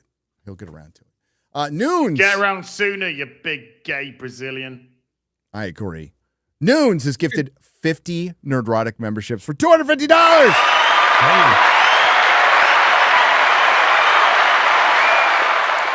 And St. Louis has donated $49.99 and said nothing. Thank you. Hey, Disparu, how about that last Doctor Who episode? Oh, the one where we're the problem. Yeah. My favorite bit is when they go, this guy ran a load of blogs and forums. It was an echo chamber of misinformation. And they basically just named everything that they had no control over. It was like, if we're not in charge and the people are just talking on their own, then it's a major problem. And the worst thing, the podcaster had 80,000 paid subscribers. Yeah. He's like one of the most successful podcasters in the entire world. And they didn't know. And Unit didn't know. Like, Unit had no idea. They have access to all the most secret information of the world. And they had no idea that this guy had 80,000 paid subscribers. So he was already rich. This would be like going on Joe Rogan's podcast and someone going, you know, he used to do MMA. He's really into the fighting. That's wild. So they made basically streamers and podcasters the worst villain in the history of Doctor Who, to the point where, and I mentioned this before, the Doctor has shown more sympathy to the Daleks, to the Cybermen, to the fucking Weeping Angels, to Omega, to the Master, than this one straight white podcaster. And I'm pretty sure he's the only straight white guy who's been on the TARDIS this season. Yes, I was amazed when he kissed her. I was like, oh wow, they've actually done a straight relationship in this show. Oh, of course, he's the villain. I should have seen it coming at that moment. But I actually think they made him one of the best characters in a while. The scene at the end where the Doctor's just having a go at him, he gets all up in his face, and you get off my planet. Is an incredible, and he's coming back. Millie Gibson has said he's returning later in the series. So I'm like, I just want this guy to be the Doctor. I think he was an incredible actor. I think his story was good. The weird thing is it makes no sense because he keeps going, all these aliens are fake. That's what his entire podcast's about. But then it turns out he knows that the aliens are actually real because he knows the Doctor is an alien and he's had information about all this stuff all along. What we're leaving out is it doesn't make any sense because Russell T Davies, this is pure, it plays off like pure state propaganda. This was an anti-disinformation episode and a COVID era episode. So there's a point where he has an antidote to something and he doesn't take it. And basically it's because he didn't take it. It's his fault. Everything that's going on right now is because he didn't take his antidote and he was spreading misinformation to the masses. And that speech that Disparu was talking about, they should have called the villain the straw man. It's everything the progressive left is doing. That speech from Doctor Who. It's like, I am so tired of all the noise. All you guys are noise and lies. And it's like, this is just projection at this point. And I loved his response. He laughed at him because that's what I did too. And the Doctor was trying to be like the Doctor. Ncuti Gat was trying to do that, 1,000-year stare, and he just couldn't fucking do it, dude. And he lost though. Like the idea that the Doctor, he can take down entire planets of Daleks, and he walks right up to you, and you're just like, get off my planet. Yeah. He's like, you're not intimidating him at all. It's really and the doctor's saying like all people want to do is go throughout their lives and be left alone and happy and fed, and all you are is noise, and you're relentless, and you're trying to wear us down. It's like that's exactly what you motherfucker. There's an admission. Yeah, but remember when Jinx Monsoon said for every bigot that leaves the show, 3 to 5 will take their place, and we can't wait. Yeah. Have they looked at the fucking ratings? As I did the math on this, and those 3 to 5 are part of the 41%. Oh, shit, that's a bit so that's why they're not here anymore. It would join, but unfortunately, we fucking killed ourselves. They have lost about 48% of the audience since episode 1 of season 1. So, the maths fits. But Millie Gibson has actually said, oh, no, I really love Jinx Monsoon. I watch her all the time. I'm a huge fan. It was a great contribution to the show. And if you have a problem with it, then you should just watch anyway. Yep. Just watch it. Well, they're not. Get over yourself and watch anyway. Well, Shooty Because Gatwa told it had a really negative effect, so they have to basically tell people to watch it. Shooty Gatwa told the audience to touch grass, and they did. Exactly. 1.5 million overnight viewers. 1.5 million. The new companion also said that being woke is just being nice to people, and so why would anyone have a problem with that? It's like, that's all it means, is it? Right. Millie, I would suggest if you have that notion, then maybe you should explore it further as to why people are walking away in the droves. If being woke is about being nice, why are people leaving? Why are because people are millions? racist. It's the spoonful of sugar with the poison, is what it is. This was definitely poison. It hits every kind of line across the way. So they reveal, this guy comes out and goes, oh, aliens aren't real. But he does that by the unit who are there to defend the planet from aliens. He lures them out by faking aliens that he thinks are fake. So he thinks unit will come out to defend the planet from fake aliens that they know don't exist. And then he knows that they're real. I'm not even sure he does, though. Like, at no point, because even at the end, there's an alien in his face about to kill him, and he stands up and goes, well, the special effects have improved. And then he knows the Doctor is an alien.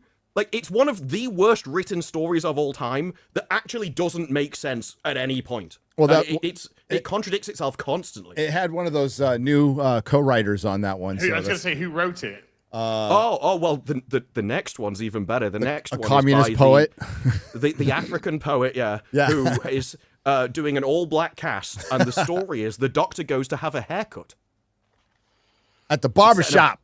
It's set in a barber's. Yeah, it's like talk about writing what you know. Oh man, I see 50 million people tuning in. I see it being canceled. Yes. Well, the next one might be, because that is the Eurovision one. Yes. Which might not even be shown on television. Most expensive episode of Doctor Who ever may not even be shown. Because it gets kicked for Eurovision. Why do they talk about the Kanye video?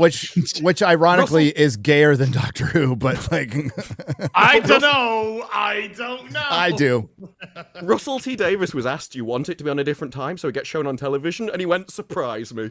And I'm like, "What?" He said, "I thought it'd be really interesting." What a great showrunner looking out for your show. He doesn't care at all. He's already got a new job. Clearly. Dave Miller for 50. And just before that, the last episode was written by the guy who's doing the spin-off series of Land and Sea. So all that series will just be the message. And it is people coming from the water to kill humans. So no doubt, we've I hope the they ocean for do something in and we deserve it. In that world. I hope they do. I think we are in a crazy timeline because I can't believe that Eurovision is replacing something and making what is aired on TV less gay. Well, it's not. Eurovision is one of the most viewed things on the planet, dude. Yes. Oh, yes. Eurovision is the perfect mix of gay and banality. It offends no one. Was it at Norway, Apart from though? the gays. It was just like a load of women churning butter, and that was the entire performance. Well, shit. Scantily clad women churning butter. Thank Okay, you. I mean, like, God, no. Are you sure they were women, Az? I did my due diligence. And I came to the conclusion that the penis was covered up, and that was it. The conclusion, I didn't care. Like Jeremy says, it's not gay if my eyes are closed. Yeah. Dave Miller for 50 says, hello to the panel. It's my 60th birthday today. Happy birthday. Happy birthday. I make Gary look like a youngster. I don't know. I've got a filter on right now. Dave, enjoy it. Yeah. Been watching you guys since 2021. Oh, the good old COVID days. Those were fun. Marksman 117, 3 parts for $60 on the Streamlabs side. What's up, brother? So glad to finally see Arch here. Ryan, you now have a comrade, one who is like if you gave 4chan a doctorate. Arch is Ryan's standard. Dude, you're throwing in words I cannot do. I can't do this. What? Standarthen, yes. What, like, is that how you spell it with a bunch of fucking hyphens and shit? Well, You are I'm starting to Norwegian, but suspect this is going to go on to be German rather than Norwegian. Okay. Close enough. Sorry. I'm German. I don't fucking know this shit at all. I see an umlaut, so must be The only not. German I know is Sikh. Sorry. And is the one to direct him towards which addicts to shoot. The two can also bond together over their opinions about the inferior races like women. Wow. Considering Arch advocates for sticking your dick in crazy and even kicked a bitch in the face. These sound like wild accusations. Ryan has They're not accusations, they're truth, just slightly. Okay. Slightly exaggerated. Ryan, you just looked so calm when he read them out. I know. Ryan has much to learn. Face like I'd do it again. Ryan has much to learn from a superior misogynist. Oh, Ryan's going to take that as a challenge. Wow. Also, Arch. Well, look, since- I don't need any training on sticking my dick in crazy. I can tell you that.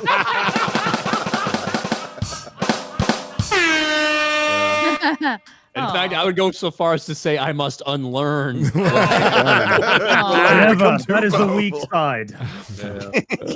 Every woman Ryan slept with who's watching this show right now just went, "You fucking what, mate?" No, they're like, he's not talking about me. Y'all can argue No, amongst yeah, not me. yourselves under who I'm talking about. So, yeah. all 10 women here are going to be really upset. Okay. That's counting my mom and my wife. Also, Arch, since Az is here, you may want to share your calendar with him, as he is a connoisseur of dick girls, and you have a $1,000 dick girl as top girl. He can judge those dick girls were worth the thousands you were bribed to put them on. Gary, how much was the super chat? I don't care if it was $1. I'm fucking reading I it. fucking did. I don't care if it's fucking a penny. I'm reading this shit. Okay, we that doesn't matter. It's irrelevant. Yeah. Arch, you could explain your argument about Batman's no-kill rule. You said Batman has no need for a no-kill rule, but Bruce Wayne should have a no-kill rule. But now does the no-kill rule transfer over to Batman, and why can't Bat's lack of one override it? There's so much going on there. How did we get from fucking tranny dick to that? Oh, okay. No, as long as he It rapes the wasn't Joker, I'm fucking tranny with it. dick, it was Deathclaw dick. Okay. Oh, okay. It's marksman. The mutant. Well, that makes monster? it absolutely fine, and I'm all in. Marksman's an internet and like a lore expert, and really likes to break down the lore and all of it all at once. And I have no answer for that. The no-kill You know rule. what just super chats me and says, "Hi, how you doing?" You know? Yeah. man. Batman used to I not get it. necessarily have a no-kill rule. Now he does, and we can argue about it till the end of time. Although there are an awful lot of big guns in the movies put on his fucking Batmobiles and his bat. Yeah. He runs over fucking cars. He's got like a 50 cal. Smashes into people with his car at 60 miles per hour. No, don't worry, he's fine. Yeah, it's fine. Yeah, I love it in the Arkham games, like when you fucking smash into somebody going 100 miles an hour, it's just like a little electric shock or something. You're supposed to believe that motherfucker survived that. It's fine. They're fine. Smashing their heads They're into the fine. concrete. Yeah, They're gonna be knocked okay tomorrow. out. You're breaking their necks with some of your finishing moves. It's like He's okay with that. fine. Yeah. Still breathing. Alex Merchenko for 50. Hail to the FNT crew from your favorite skydiver. Happy to see Arch. Please make Gary listen to your war for Badab Sires. Is that supposed to be series X-Ray Girl? Are we even trying X-Ray Girl to fix it? She does it on purpose.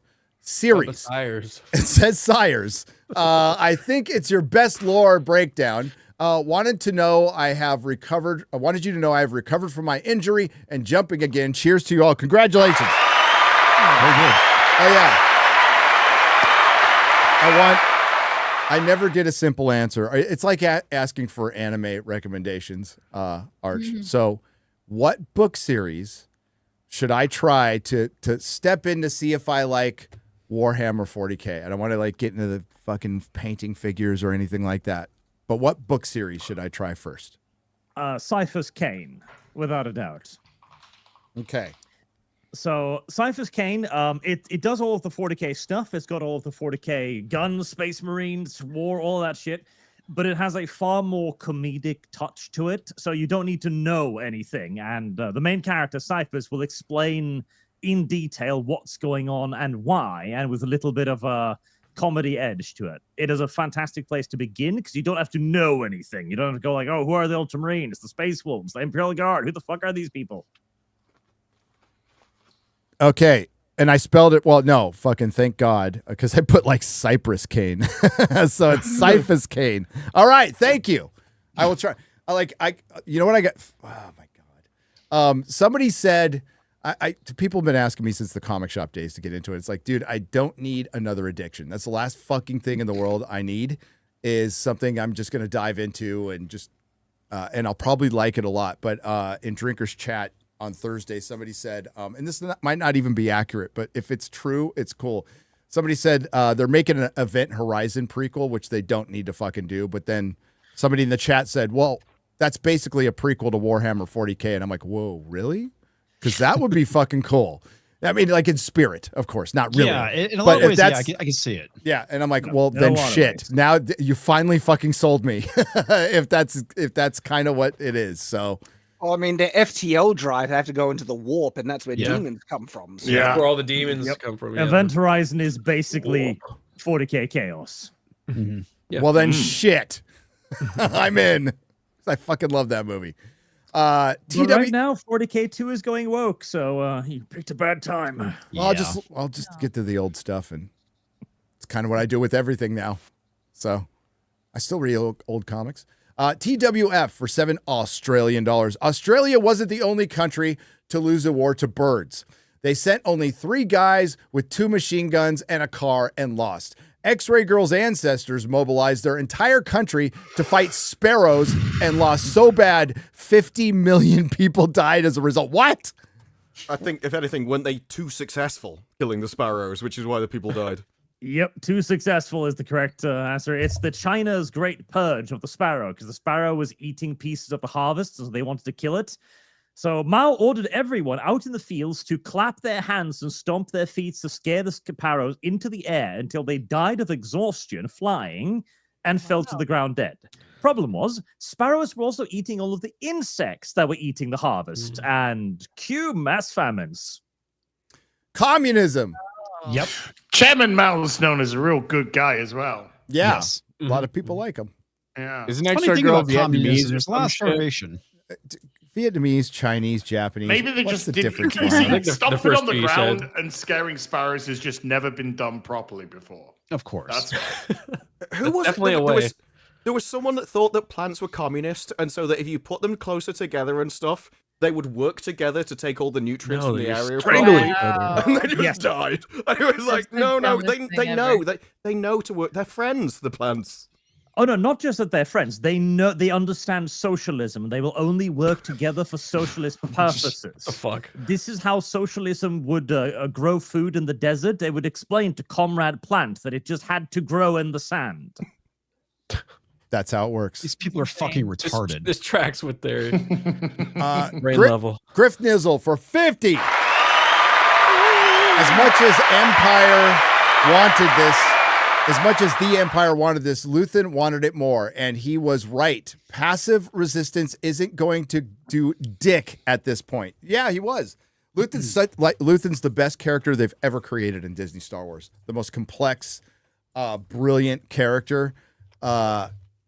In Disney Star Wars, not Star Wars. Because it addresses a lot of kind of these like morally gray things. You know, this idea of sending people to their deaths, sometimes killing people, sometimes by lack of action, intentionally letting people die, sometimes hoping that these people will do something and pushing them onwards, giving the resources to eventually get all fucking massacred in order to eventually, hopefully, maybe like thread the eye of the needle and use this all as a catalyst to take them down.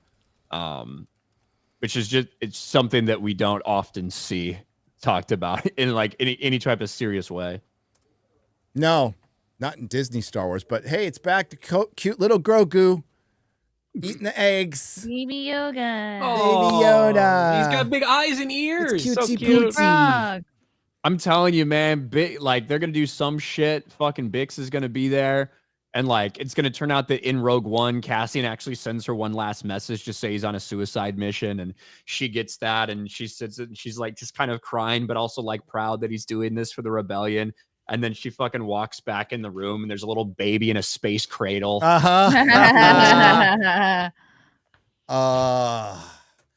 Aliga Jose for 1,000 Martian pesos.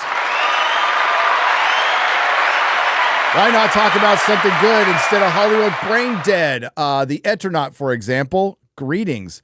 I'm halfway through. That is decent so far. Yeah, it looks pretty good. It looks pretty good. We just talked about Mobland. Eternaut? Yeah, we just talked about and like a lot of people liked Andor, but yeah, we talked about Mobland. Yeah, it's difficult to talk about Eternaut because you're not supposed to know what the setup is. How do you in say a it? way. I say Eternaut, but that's probably wrong. How do you say it? I said Eternaut, but Okay. could be either. I No, don't know. you're- I just you're know British, you probably it's got it from right. a book that they tried to get off the ground a few times, and it starts off basically snow starts falling and people start dropping down to the ground. It's like, what on earth is going on? And I found out it began to get a little bit repetitive for me, but just as it did, everything changed, and I'm just up to that point. So yeah, It's looking forward to based on watching a Argentinian comic from the late 50s. Yeah, it looks pretty interesting. Where is that on? Is that on Netflix? Netflix. Netflix. Yeah, I think I you gotta saw it you gotta on- read it. It's a foreign film or foreign TV It series. has an English Oh, dub. you if you gotta want read, to. I'm out. I'm sure Well, there's a dub there. It has an English dub, which is what I've been watching. Oh, really? Oh, Really? I'm gonna watch the yeah. fuck out of that. Oh my god! People in the chat are going. "Ah!" I always dare you. watch the English dub. Sometimes I do. So lazy. Same. Like, I agree with you on that one. If I never watched the fucking original, I ain't gonna know the difference whether, oh, you're missing the voice acting isn't good here because of this. I don't give a fuck. The one thing I'll I just say don't want is to have to fucking read the entire sometimes thing. dubs do change the wordings too, and it can make a big difference. Mm-hmm. Sometimes subtitles have fucking different things in them that change I'm gonna watch it everything. with audio description. To be fair, it was the best way to watch The Acolyte. It was, Yeah. dude. Gaze is upon his muscly Throbbing. back. It's throbbing so hard. Throbbing. Ooh. It was so much better that a woman was like they had a woman doing it too, because like a lot of in, the like, audio most descriptions a sensual dude. way she could possibly read it as well. It was like throbbing against his neck. It's With like, no, what? dude, her predatory eyes. That's my Glanced favorite one. downwards. Best line. Yeah. David Durham for 50 New Zealand pesos. Thank you. Long time lurker, first time super traveler. We will not be gentle. Be as gentle as Az would be in prison. I'm a bit of a normie, but I'm always, gonna Andor your ass. it's a backdoor. It's Star Wars backdoor. I'm Oh, a bit of a normie, but always love the cruise breakdowns on the sad state of modern media. Glad to see my fellow New Zealander back. As for Shad, sorry, but being a Kiwi, I must support my cousins, the emus. There you go. Okay, I understand this. I mean, Australians and New Zealanders are bitter enemies forever. They are. You seem like kind of alike. There's no difference between you two. Now we hate each other. Your governments are exactly the same. Your policies are exactly the same. How do you hate each other? New Zealand's worse, but we're on the way. I tell you. I mean, you're both like fucking California, but worse. It's bad. It Camps. is. What's the Camps, difference between the camps. UK and Canada and New Zealand? And might as well just rejoin the Zealand British on the Empire bottom. again.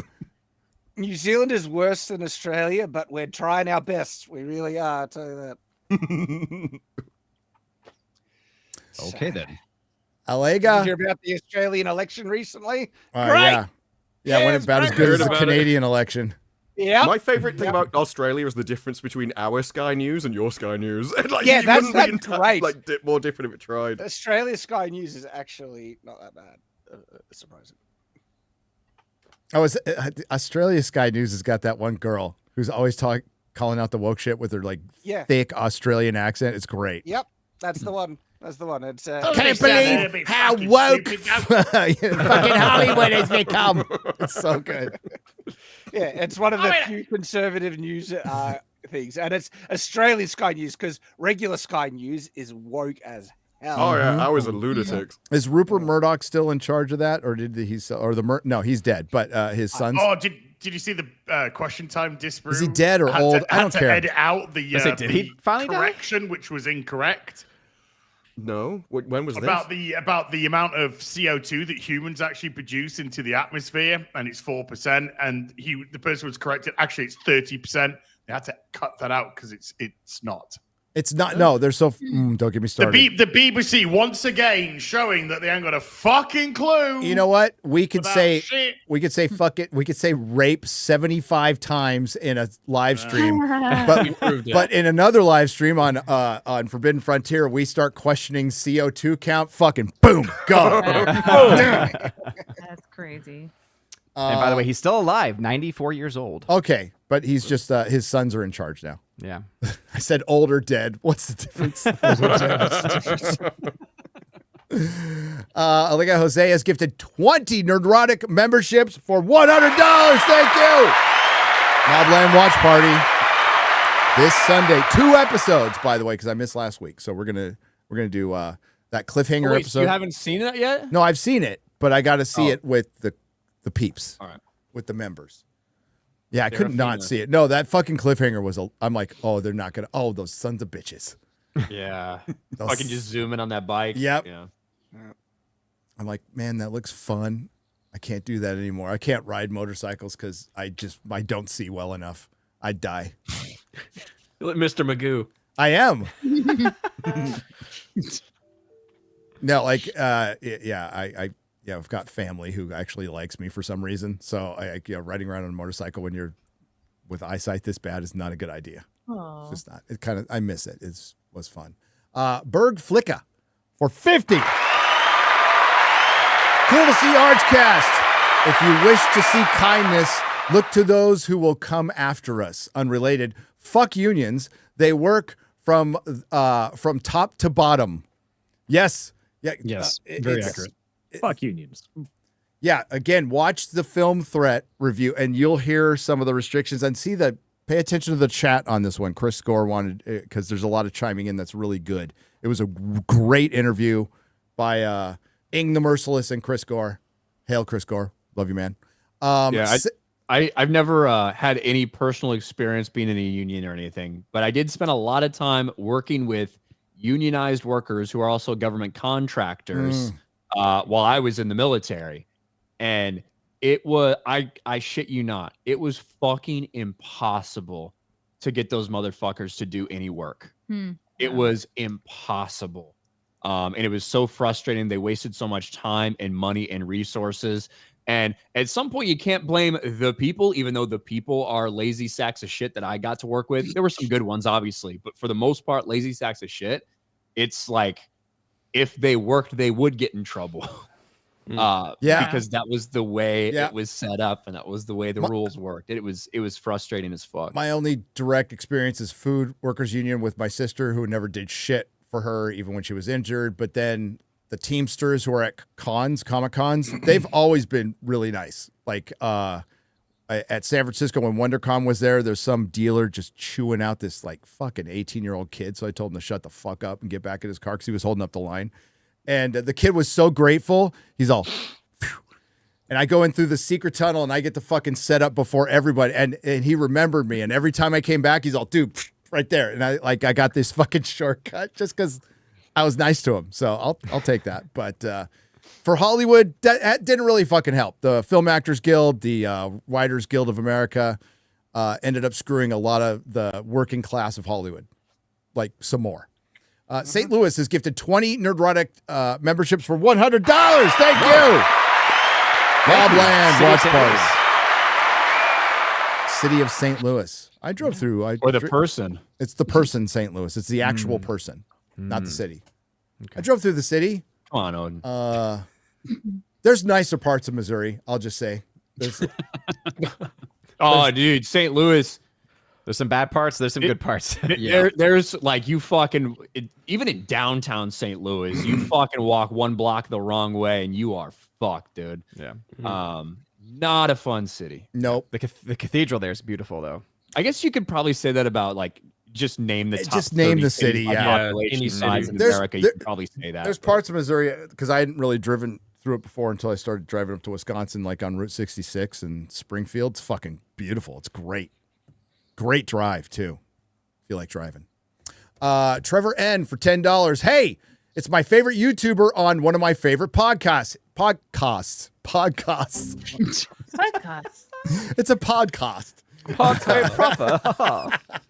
Hail to the fellowship and glory to Arch God. Ask Arch about his theory as to why we haven't encountered alien life. What's your theory? Firstly, I apologize for the fact that none of my subscribers can spell. Dude, I can't read, so it's probably not their fault. Probably help. And it's very simple. So the Fermi paradox. Listen, we're going to run into this problem right now. It is a lot easier to make a functional, attractive, and sexy and witty sex bot than it is to make a spaceship. And so the moment civilization figures out how to make sex bots, we don't want to go anywhere. We're happy now. We're pleased. Yeah, we're fucking. We want to live in the pod. Why should we go explore space? We got everything we want right here. And that's why there are no aliens. They're all fucked to death. Okay, interesting theory, but there's insect races out there, and there's hive mind races that probably wouldn't prioritize that, and they're already here. And there's the lizard people too. We can't forget them. And why the fuck every time somebody tells a story about getting kidnapped, if it's fucking real, if they actually get abducted, why the fuck do aliens just go straight for the asshole every time? Garrett can answer that question. I have no idea. They know Closeted homosexuality? They know the truth. Bots. The Greys have a fetish for humans. They're scanning us from the inside. Okay, there you go. It's They've a giant. experienced everything. You just answered it. It's a giant fetish. They're so jaded because they've had sex bots and every kind of sex. We need to find another race to fuck. Could we say that the gayest aliens? We need a new hole. We need a new Come hole. in peace. The new hole. Star Wars, a new hole. That's the human race right there. Trevor N for $5. Arch, show them the Helsing Ultimate abridged new Pope video.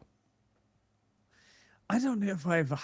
So they made a Helsing abridged new Pope, which is relevant now because there's an American Pope. There is a new Pope. He's an American. Yeah.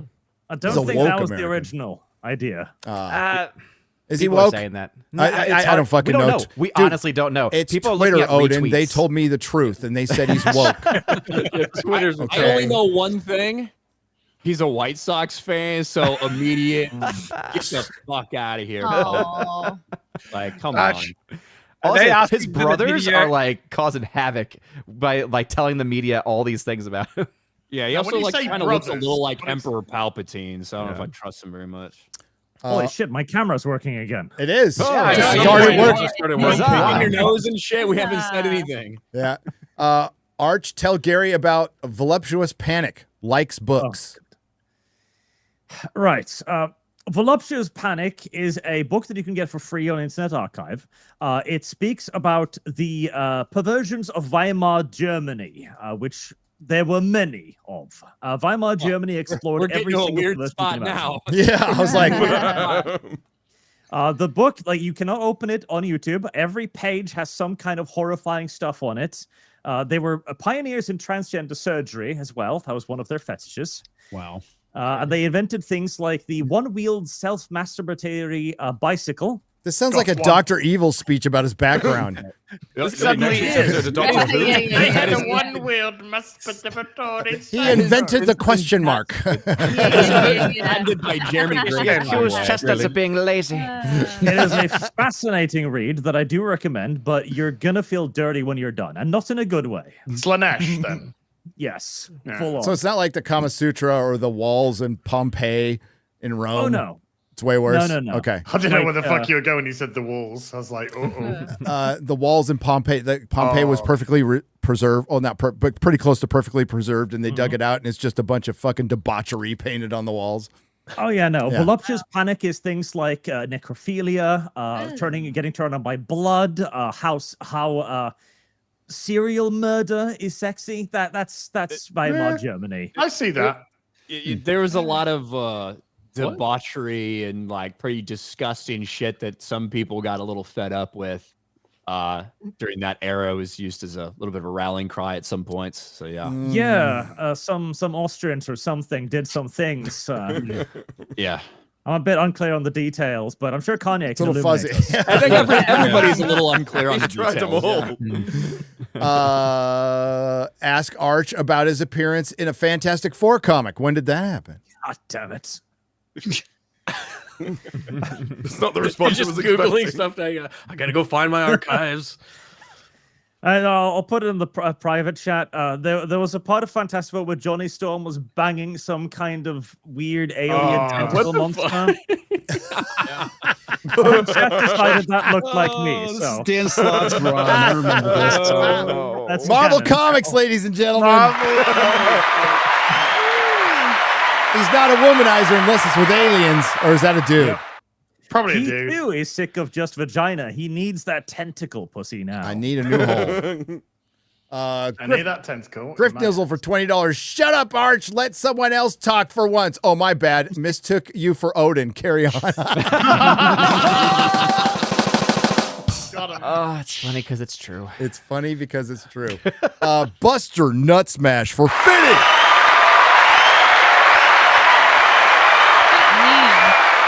Hi, Az. How you doing? Wait, is this a super chat? Or are you Yes, actually talking that's to the me? super chat. And I'm I am talking to doing, you. I'm doing great. Buster nuts. Busted it. Deny. Gang sign. Pouring one out for my homos. Vault 95. Thank you, Buster Nut Smash. Vault 95 for $199. Arch is Girls und Panzer fan confirmed. Let's fucking go. Girls and Panzer is a fantastic anime. One of my favorites, no doubt. Is that the one with about the girls riding the tanks? Tanks? Yes. How do you know about that, Shad? I am a connoisseur of anime. I know many things, Gary, when it comes to anime. Hentai? I haven't watched that one. No, not that. You sure? You said many. No, just like odd, weird anime. Sometimes, sounds interesting. Like I said, I've watched Earning 80,000 gold in another land for my retirement. That was actually charming. Have you seen Dan, or whatever it's called? Yeah, That one's really actually. good. Yeah, Very and that good. was wacky and fun as well. Like that, like anime is just sometimes so weird, Dude. but also fun. You watched that? Dan to Dan, yeah. Yeah. Yeah, I watched it with X-Ray and Kara. I couldn't get through it because some guy got his fucking dick cut off, and he there's a thing going, "Give me your banana," and like yeah. This is making more sense because the way you watched that sounded like you lost respect for him as he was talking. Yeah. It was like, I can't believe that you of all people. He's been tainted. I finished off Solo Leveling, and that was phenomenal. I've been told to read that. I've been told to watch that. That's great. And some of the night, notable ones. Some of the notable ones recently. Freerun was really, really good.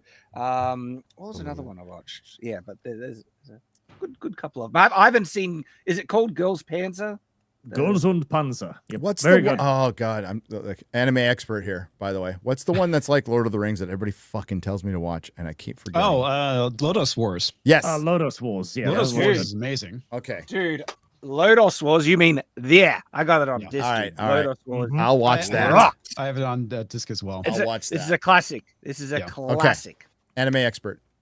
Just like the Met Gala in Africa. Are you saying Lotus Wars? Lodos. Lodas. The art and animation in it is just like So good. pristine. The names are kind of goofy. There's a character named Parn, and we always jokingly call him Porn. Deedlit. Deedlit, yeah, it's another goofy name. Aegon the Base for 125 Martian pesos. I can't believe Kanye released Heil Hitler before Gary and Dan Vast released their gay collab song. Also, Gary, please force FNT to watch Mobland. Hell, I'm trying. I am trying. The real key, like what happened, the reason that the song is delayed is because Ye actually stole it. It's his song Cousins. So give that one a listen. That would have been a little bit about what Dan and Gary's song would have been like. Lore Master Chris for $9.99. Yo, FNT. Looks like Drunkman has not only learned nothing from T. Louis 2, haha, failure, but it's doubled down with Ellie as a dad. Anyway, when's Mr. Grizzy coming on? I like Mr. Grizzy. Good channel. His Shills React videos are hilarious. They are. They're good fun. They're good fun. He's relentless, and that's the internet, baby. DB for $1.99. Arch, have you watched Blood of Zeus on Netflix? I have not. I saw a trailer for it, and it looked like woke garbage. There you go. Fault 99. Is that the anime that came out like 3 years ago or something? I mean, dude, that is fucking so much shit on Netflix. Like you need to narrow it down a little bit. I thought Blood of Zeus if that's the thing that came out like 2 or 3 years ago. That's what I'm Oh my asking. God, comics! What the hell is that link? What is this? 2020. It's like It's a okay. link to Lodos Wars. Oh, it's a fucking. It's an Amazon link. I'm like, Jesus Christ! It's an Amazon link, man. Come on. It's like the Matrix going up there. Yeah. Arch, tell Ryan your thoughts on using the N-word. This is Vault 95. Are we going to do every hot take Arch has ever had today? Yeah. No, why not? Yeah. Come on, Tell Arch. us. You're always on your best behavior when you come on this. I've watched the Arch cast. I know how hot take It's you very simple. The N-word was invented to denigrate blacks, but now black people have turned it into a word that means friend, family, and comrade. This is an achievement that should be celebrated, not denigrated. It shouldn't be a bad word. Yeah, it's all about how you use it. You know? Yeah. Context. The power we bring. Like same thing like behind words. retard. Like depends on how I use it. Yeah. And who I'm saying it Like to. like in music when you say retardando. Even like when I use it here. Sure. Outside What's of your our, opinion on the Israeli-Palestinian I like it when it was the muffins Negative. fighting. Israeli-Palestinian Dude, conflict muffins. I know the joke is old now, but I don't care. That's a good one. The best description of the Indian-Pakistan war is fucking 7-Eleven versus 9/11. Yeah. Who said that? Was that in the chat? No, that was I that was a comment on Asmongold's That's what it video. was. It's like I stole the shit out of that. That was so funny. dude, I screen capped it, sent it to Jeremy immediately. I'm like, fucking, this is great. This is gold. How am I supposed to say this? Woogie Boo Beautiful 138 for 5 Canadian pesos. Mon Mothma's speech in Andor reminded me of last week's Doctor Who. Both writers lecturing the audience about truth because people dare to disagree.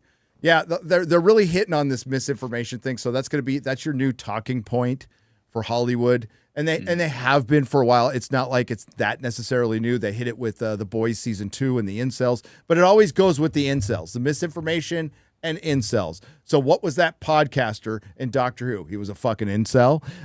He was a fucking a misinformation. He was a anti-vaxxer. He was all these things. They're going to put these combinations because they can only make white dudes the bad guy. That's all. Like you can't have.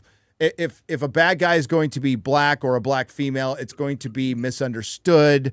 Something suppressed them before. They have some motivation. Even in fucking Thunderbolts, fucking Madam Hydra saw her dad get shot. Now, like in the comic books, she's worked with S.H.I.E.L.D. and stuff. But in the show, she's just fucking evil, and now she's running the Avengers. By the way. Well, that's their problem. Because their morality is exact polar opposite of everything that's good, their villains are the best things about the show. They're the most moral people about the show. And so they have to make them do something absolutely stupid that doesn't make sense with the character in order to go, he's bad after all. It's like Robin Hood.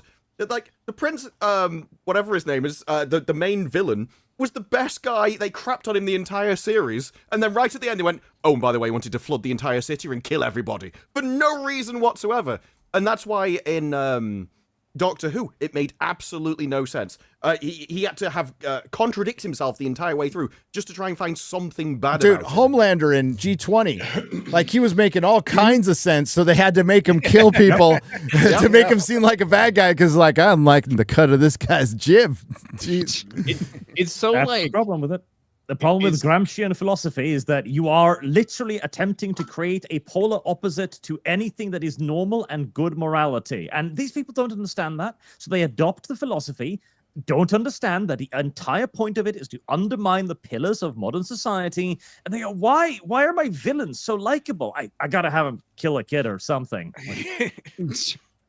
Yeah, it's so fucking infuriating for Andor, because on one hand, like, yeah, the Empire is doing all of these things, right? The Empire does like control and put out this manipulative shit. They are doing evil shit. They are the fucking bad guys. And ultimately, right, Palpatine's just waiting until he has the Death Star to disband the Senate completely, because he feels once he has that power, it doesn't matter how many people are resisting, they'll stand down once they realize the power of the Death Star, the power to just go and destroy a world, all this shit.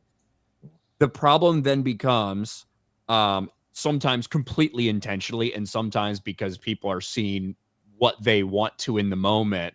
You see all this shit, the real life shit, real life criticism of things that are happening that aren't necessarily that way, but people want to view it as that way, that gets thrown in the mix. I saw a bunch of people screaming and fighting about episode 8 because some people are like, it's clearly an allegory for what the people are going through in Palestine right now. And then I saw other people fighting because they're like, no, clearly it's a pro-Zionist message. Are you even watching this thing? So it's like you have these people that will take whatever's happening now, regardless of whether it was intentional or not, things that are happening now, and twist it around to fit that, because that's in their worldview what is evil at the moment. Exactly. It's been really and it was written like they started production like just days after the attack in Israel, so it had already been written.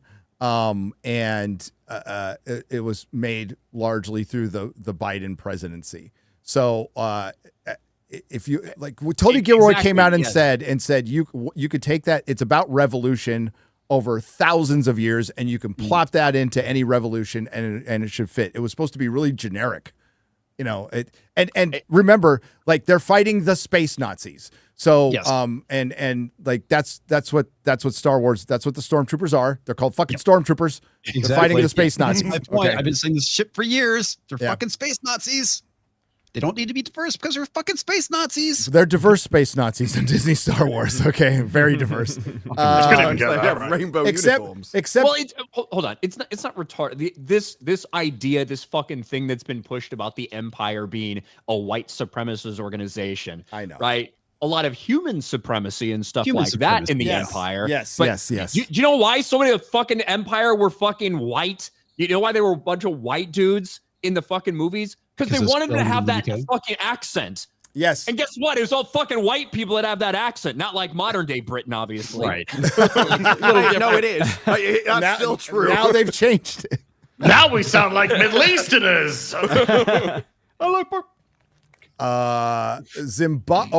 St. Louis for $49.99. Holy shit. Heels versus Babyface made mad respect. I thought you were dead. He's still dead. He has risen, baby. Disparu for 10 Australian pesos. Disparu, I just wanted to commend you on your amazing Doctor Who video this week. I'm sure Shad will agree that the ABC in Australia has the same disdain for our people that the BBC does in the UK. The BBC really fucking hates you. The Australian Broadcasting Corporation, the ABC here, is a disaster, a woke disaster. It's disgusting. And we still pay for it in our freaking tax act. Russell T. Davies despises a large portion of the Doctor Who audience, and that's why he came back to fucking write this. Yeah. I think my favorite insult from my last video was he's got an IQ so high the BBC wouldn't be attracted to it. It was like, that just insults everybody all around. Luke, for 10 British pounds, do you think if society moved to a hard money standard, i.e. gold or Bitcoin, entertainment would improve? Infinite money printing enables continued poor economic decisions from Disney, Hollywood, etc. Well, Disney's a profitable company. They're the biggest entertainment company in the world for now. YouTube's about to pass them up. They also own a ton of like actual tangible assets like property and parks, and they have a lot of revenue streams that can account for their shit entertainment. All the other studios are in fucking debt. Go look at Disney stock is down. It's at $102, something like that. Warner Brothers stock, $8. Whoa, holy shit. So it's bad. It's bad for all the other studios. So the inflation, the shit they've been making forever, the way they've been doing business, it's a shell game. It's a fucking shell game. And what's going to eventually, Warner Brothers is getting broken up again. Like what, the second, third time in 5 years? So like they're going to split Discovery and Warner Brothers again. You know, and the Disney stuff is mostly saved by the partnership with the fucking anti-gays. Like when you look at Disney's stock and how it reacted to that quarterly earnings call, that was about the fucking massive, huge deal that they made after they sold out what they said their values were. Yep. To get that money to build that fucking theme park. You know?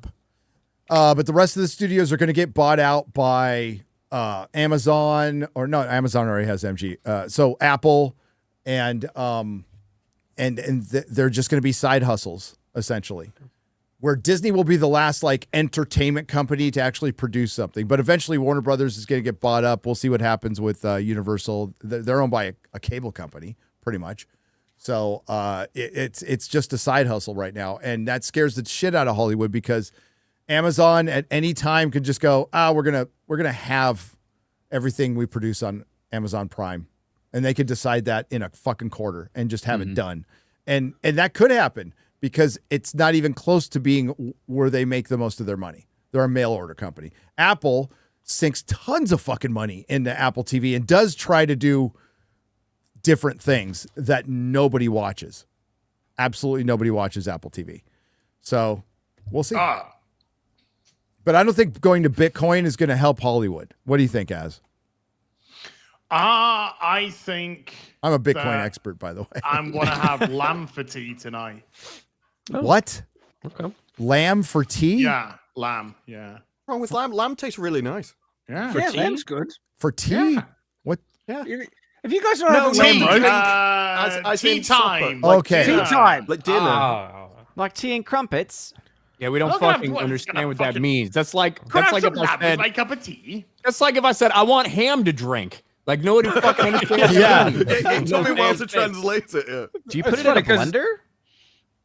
No, but I understood completely. Like, you know, This whole That's fucking Aussies. stream's been a blend. Dude, there's a Clarkson's farm where Jeremy opens the fridge and he goes, "Oh, there's nothing better than a piece of lamb, a cold piece of lamb. I'll put it on I'll butter some fucking white Butter, bread and then put some fucking Yeah. That is what? Awesome. What? That sounds delicious. That's gorgeous. Why are you putting Butter and meat?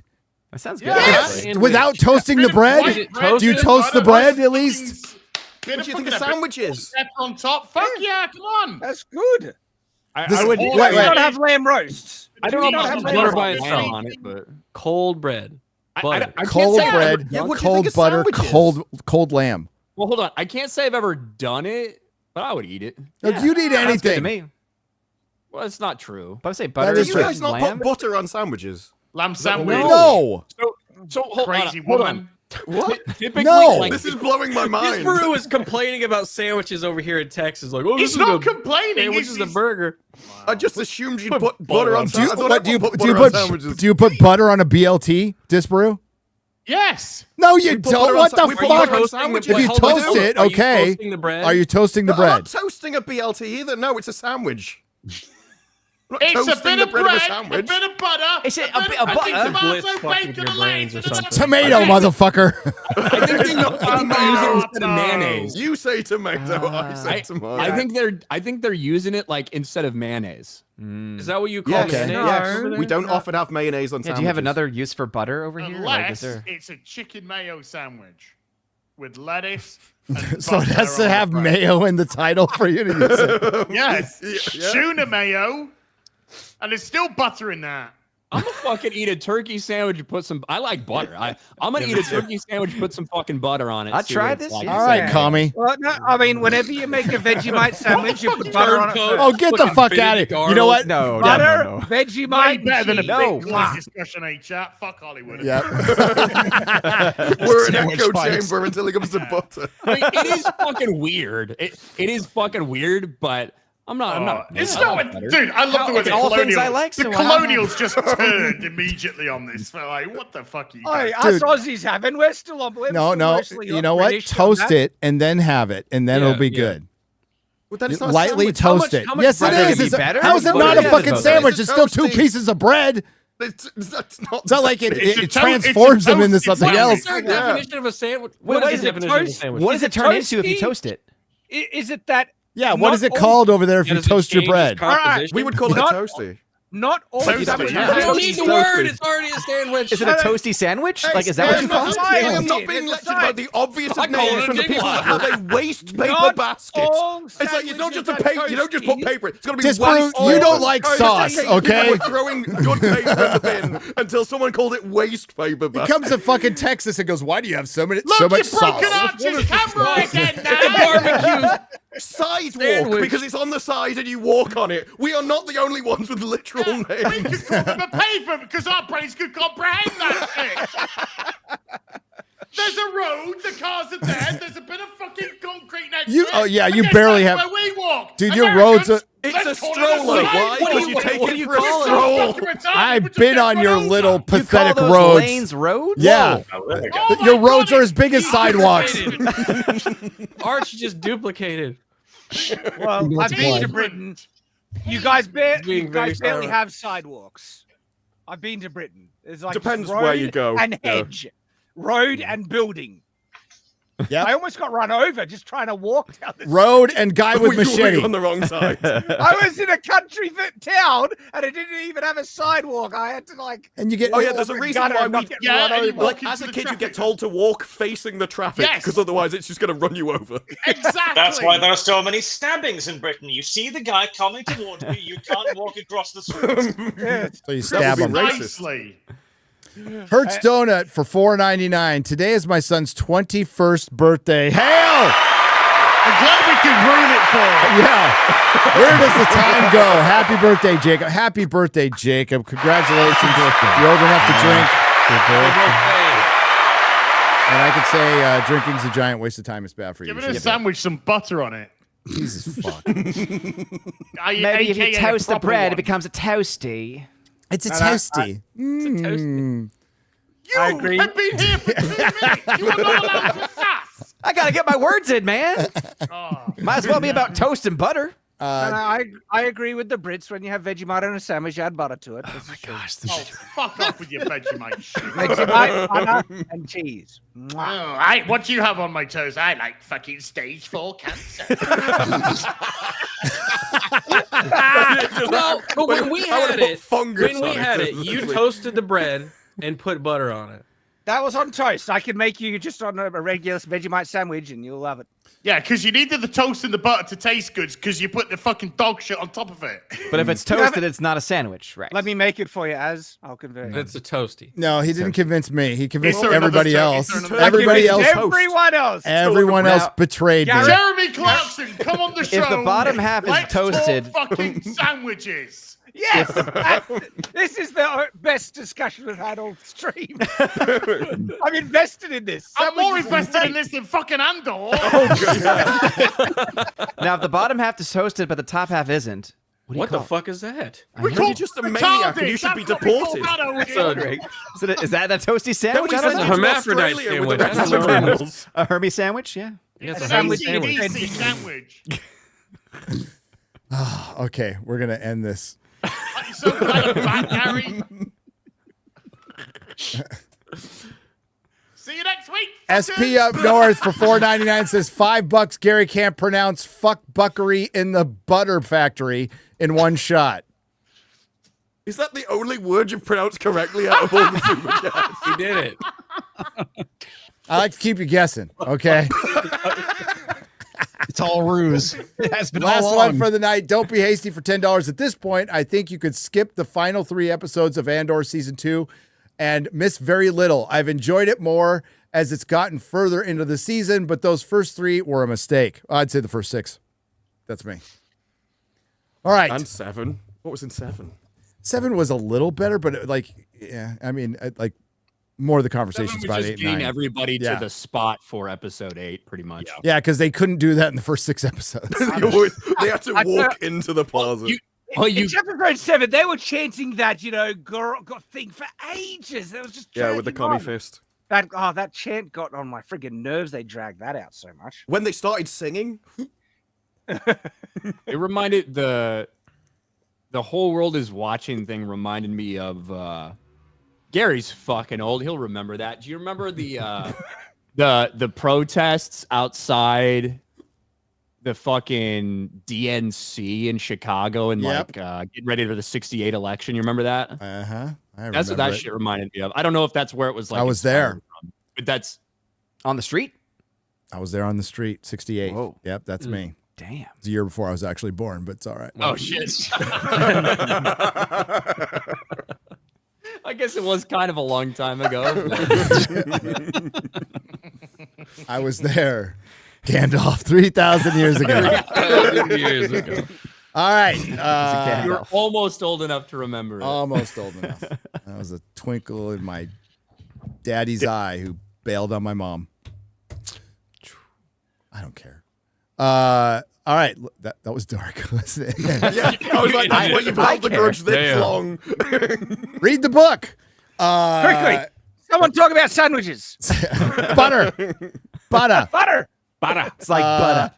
I'm putting butter on my sandwich. Okay. Act of defiance. Resist, Ryan. Resist. Well, hold on. I like butter. Hold on. I like butter too. Once I think everyone I think we all like butter. Nobody's arguing. And once I was like, well, I think they're putting on it instead of mayonnaise. Yeah. I think like in principle, texture-wise, all that, I think it might actually make sense. So taste-wise. I think mayonnaise sucks too. I'd say mustard. You put mustard or something, or maybe you like put both on you fucking heathen, obviously. Listen, I am a fucking heathen, but like, dude, a fucking cold piece of lamb on cold white bread with fucking cold butter is the whitest fucking thing imaginable, dude. It almost blinds you just thinking about it. The lamb, I can't say I've ever eaten a lamb sandwich. Like, I've had lamb once in my life, and it was hot. So I don't know about like just a random cold lamb's all right. piece of fucking lamb. A cold lamb? Well, most of our sandwiches are cold. Corned beef sandwich. Well, because it's fucking cold there. All right, so I get it. I remember walking around London, and they had in coffee shops, they had all these sandwiches sitting out. And there's no refrigeration there at all because it's fucking London, and it was hot, and all that shit was going bad. Oh, dude. People were just like buying it. Well, Anyway, they just keep the beer underground. So that'll do. Yeah. Arch, what are the most popular sandwiches in Norway? Cold sliced ham, butter, and cold cheese. That's kind of plain. Aren't you like socked in for like you don't see the sun part of the year, all that's fucking snow? Yeah, I mean, like I understand that. I mean, the sandwich is a nice switch up from just eating potatoes. Fair enough. I was Fair hoping enough. for something got a special like bratwurst on it or some weird, strange thing. Comics. What do you got coming up? Well, I'm streaming Expedition 33 tonight at 9 p.m. Central. That's what I'm doing. And just wrapping up some stuff for this week. And I'll be streaming on Monday and Thursday as usual. Excellent. You can find me here again on Friday. Great hanging out with all of you guys. Nice to meet you, Arch. And you guys take care. Nice to meet you too. Odin.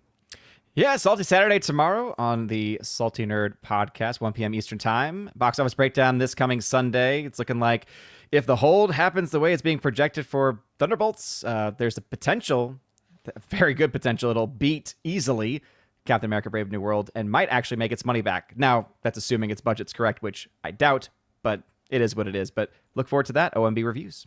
So you think it gets $500 million? $100 million. I'd say, depending on where it ends this weekend, because it's talked about like one of the best drops in MCU history potentially.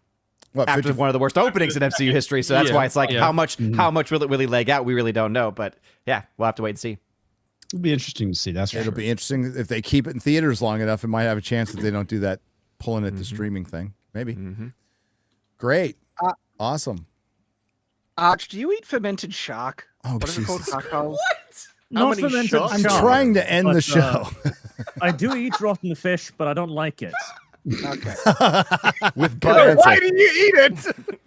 With butter, yes, and sometimes cabbage. Quarter Black, what are you going to have for dinner tonight? Are you going to put butter on a cold sandwich with fucking cold ham or something? Have that fermented fish you have to open underwater. Nothing. I'm fasting this whole week because the Bay Staff crew were fasting together, except for Flawed because he quit on us 3 hours in. So Good for nothing. Go subscribe to my channel. That's it. All right. Which one? My personal channel, Quarterblade Garrett. Okay. What about the other one? Naked Garrett. You can do that too. There you go. You go subscribe to that too. You know, that's becoming less. The name of your channel is becoming less controversial by the day, there, Garrett. Yeah, Really I was ahead of the curve. Yeah, you were. You were. You were. Disparu. Doctor Who tomorrow, where Doctor Who goes and get a haircut. I believe that's actually an episode. That's going to be great. I'm sure it's going to be racist as hell. Just Sounds by like the guy an that's episode making of it. Andor. And then, depending what happens when I watch it, I want to dance on David Tennant's grave, as he's done a new quiz show, and it's absolutely died and got pulled from the air. Oh, no. It was supposed to be on twice a week. It's now got moved in time slot. It's now once a week, and they're just going to drag it out. And one of the criticisms is it's too complicated for Western audiences. So I want to find out what kind of disaster that is. All right. Cool. Az. Muted? You're muted, Az. Yeah, I don't want to fucking talk to anyone. Good reason. I might play some Oblivion now that I have finished Expedition 33, which is phenomenal, by the way. Apart from one decision they made, which was weird. But other than that, absolutely phenomenal. So I might come back, play some Oblivion. I might go butter some fucking bread for the rest of the day. I don't know yet, but I'll do it. And then, Isom 3 finishes tonight. So go get Isom 3, ripperverse.com. Don't miss out, because there'll be a lot of the stuff on that will not be available afterwards. Golden Patriot for Yellow Flash as well is up there. So go check that out too. And I will be Monday. flicking my bean tomorrow. Oh, yeah, big announcement big for Ripperverse Monday, apparently.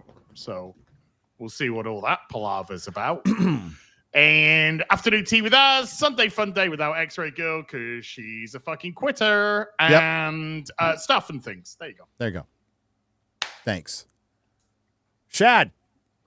So I got a video coming out where I found an anime that actually has functional realistic swordsmanship in it, and it shocked me to the core. Actually, the movesets they're doing are actually right. And so the video is exploring what they're doing, what they do right. It's called From Old Country Bumpkin to Master Swordsman, and it's this old Master Swordsman guy, and his sword moves actually are real for the most part. There's some anime stuff in it, but I was shocked to my core that I made a whole video out, and that's coming out in Shadowversity soon, as well as live streaming on Night's Watch, Culture Crusade, talking about random stuff, and I'm going to be appearing on the Archcast in a couple of days. There you go. I got questions for you, Arch. Is it just you two? Because put together, that'll be fun. It'll be in my new favorite pet VTuber. Lumi, she's got this weird obsession with feet. Arches informed me about. I've been trying to teach her to not fetishize feet so much, but it's good luck. And you've been you've been putting in a good effort, Arch. Yeah, but she just won't give it up. Our chat fetishizes feet. Yep. Hey, chat, don't deny it, chat. Don't deny it. I know. Don't deny it. Specifically, X-Ray Girl's feet. Yeah. I was there. Got some freaks out there. Yeah. You're in good company. Ryan. Same old. My channel, Ryan Kennel RK Outpost. I'll stream on Sunday evening. Sports Wars. We'll be streaming Sunday on Sports Wars, and then every weekday until the day I die, Geeks and Gamers Daily at 11 a.m. Eastern. So every weekday till the day you die. Yeah, can't come soon enough. Oh, thanks, Ryan. Arch, what do you got coming up? Well, we'll be looking at the new Dune game tomorrow from Funcom, because it's from fellow Norwegians. Hopefully that's good. Is that being released? Is that already released, or is it getting released? Beta, open beta, no NDA, which is happening right beta, now. as they say in the UK. It got delayed like a month or so, right? Yeah. It was, That's It looks made by interesting. made by the same people who made Conan Exiles, which is like the game I've played the most on. And so they did good job with Conan Exiles after they fixed up a lot. There was a decent amount of polishing needed. The principle of a Dune game, like just the idea of it, it's going to be pretty boring. A lot of walking around. kind of sideways and skipping around and stuff. But from what I've seen, it looks really interesting. Do some more cool stuff. Yeah. And I'll be hosting Shad on the Archcast for me this Sunday and for Shad Monday, I believe. That's correct. Monday morning. Looking forward to it. I got questions. So many questions for you, Arch. It's always fun. We've had a couple podcasts together before. It's always been a blast. So I'm looking forward to it. I'm definitely going to be bringing up AI. And dogging. AI dogging. Yeah. Dogging. I have a feeling Arch could explain to me in detail what dogging. Whoa. It sounds like you want to hear it in detail. I Yeah. X-ray girl, what the hell? I don't know if you're allowed to have sex that way, Shad. Like, okay. I don't know. Well, I don't even know what it is, right? So what? Just think of extra wives. X-ray girl, what's June? X-ray girl, what's June 26th? And then she meant to say sorry June 10th, and she says Spurry. That's the official release date. Spurry June 10th. Okay. Spurry. Spurry. I'm so spurry. Hey Ryan, Suits LA canceled after one season. I like it as much as I like Suits. You know what I mean? Yeah. It kind of sucks. Canceled Stephen after Amell, one man. season. Is that the one with Stephen? Yeah, Stephen Amell was in that. Yeah. Fuck. He just. I mean, I guess like I would say he can't catch a break, but then again, Arrow went about 8 seasons too long, so I guess he can. But I liked Heels. Oh, Heels was so good, and it ended on a cliffhanger. Oh well, it's done. I mean, it's not gonna like drastically affect my life, but I do like some of the stuff they were doing in season 1. Cool. Well, I'm not going to have fucking a cold sandwich with butter on it. I'm going to have give it a fucking rest. Grass-fed ground beef. I'm going to fry it up and, not fry it up, cook it up in a pan. And some cucumber salad, some really fun. Put butter on it, change your life. Fuck yeah. Pushing the boat out there. I'll put some onions There'll in be it. butter in the pan, won't there? Yeah. Yeah. That's and bun will be a little and buttered. it melts. maybe in honor of the India-Pakistan war, I'll finally watch RRR. So It's a fun movie. It's a It very is. fun movie. I love what was his name? He passed away sadly recently in Ahsoka. Ray Stevenson. Ray Yeah, he's in Stevenson, it. yeah. Oh, he acts his heart out in RRR. It is great. R.I.P. Ray Stevenson. Thanks to the Modrotics. Thanks to everyone who left a super chat and donation. You help keep the lights on. The Square Up will be Monday morning, 11 a.m. on Nerdrotic Live and hopefully Rumble. They'll have their stuff figured out by then. Thanks to everyone who participated, to all the lurkers.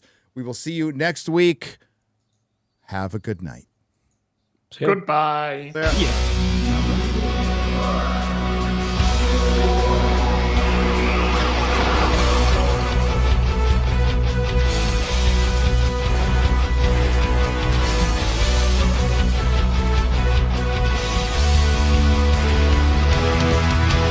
Here they come and the crowd cannot wait. Oh, hail Friday Night Lights. I apologize 'cause I'm probably late. Oh, hail Friday Night Lights.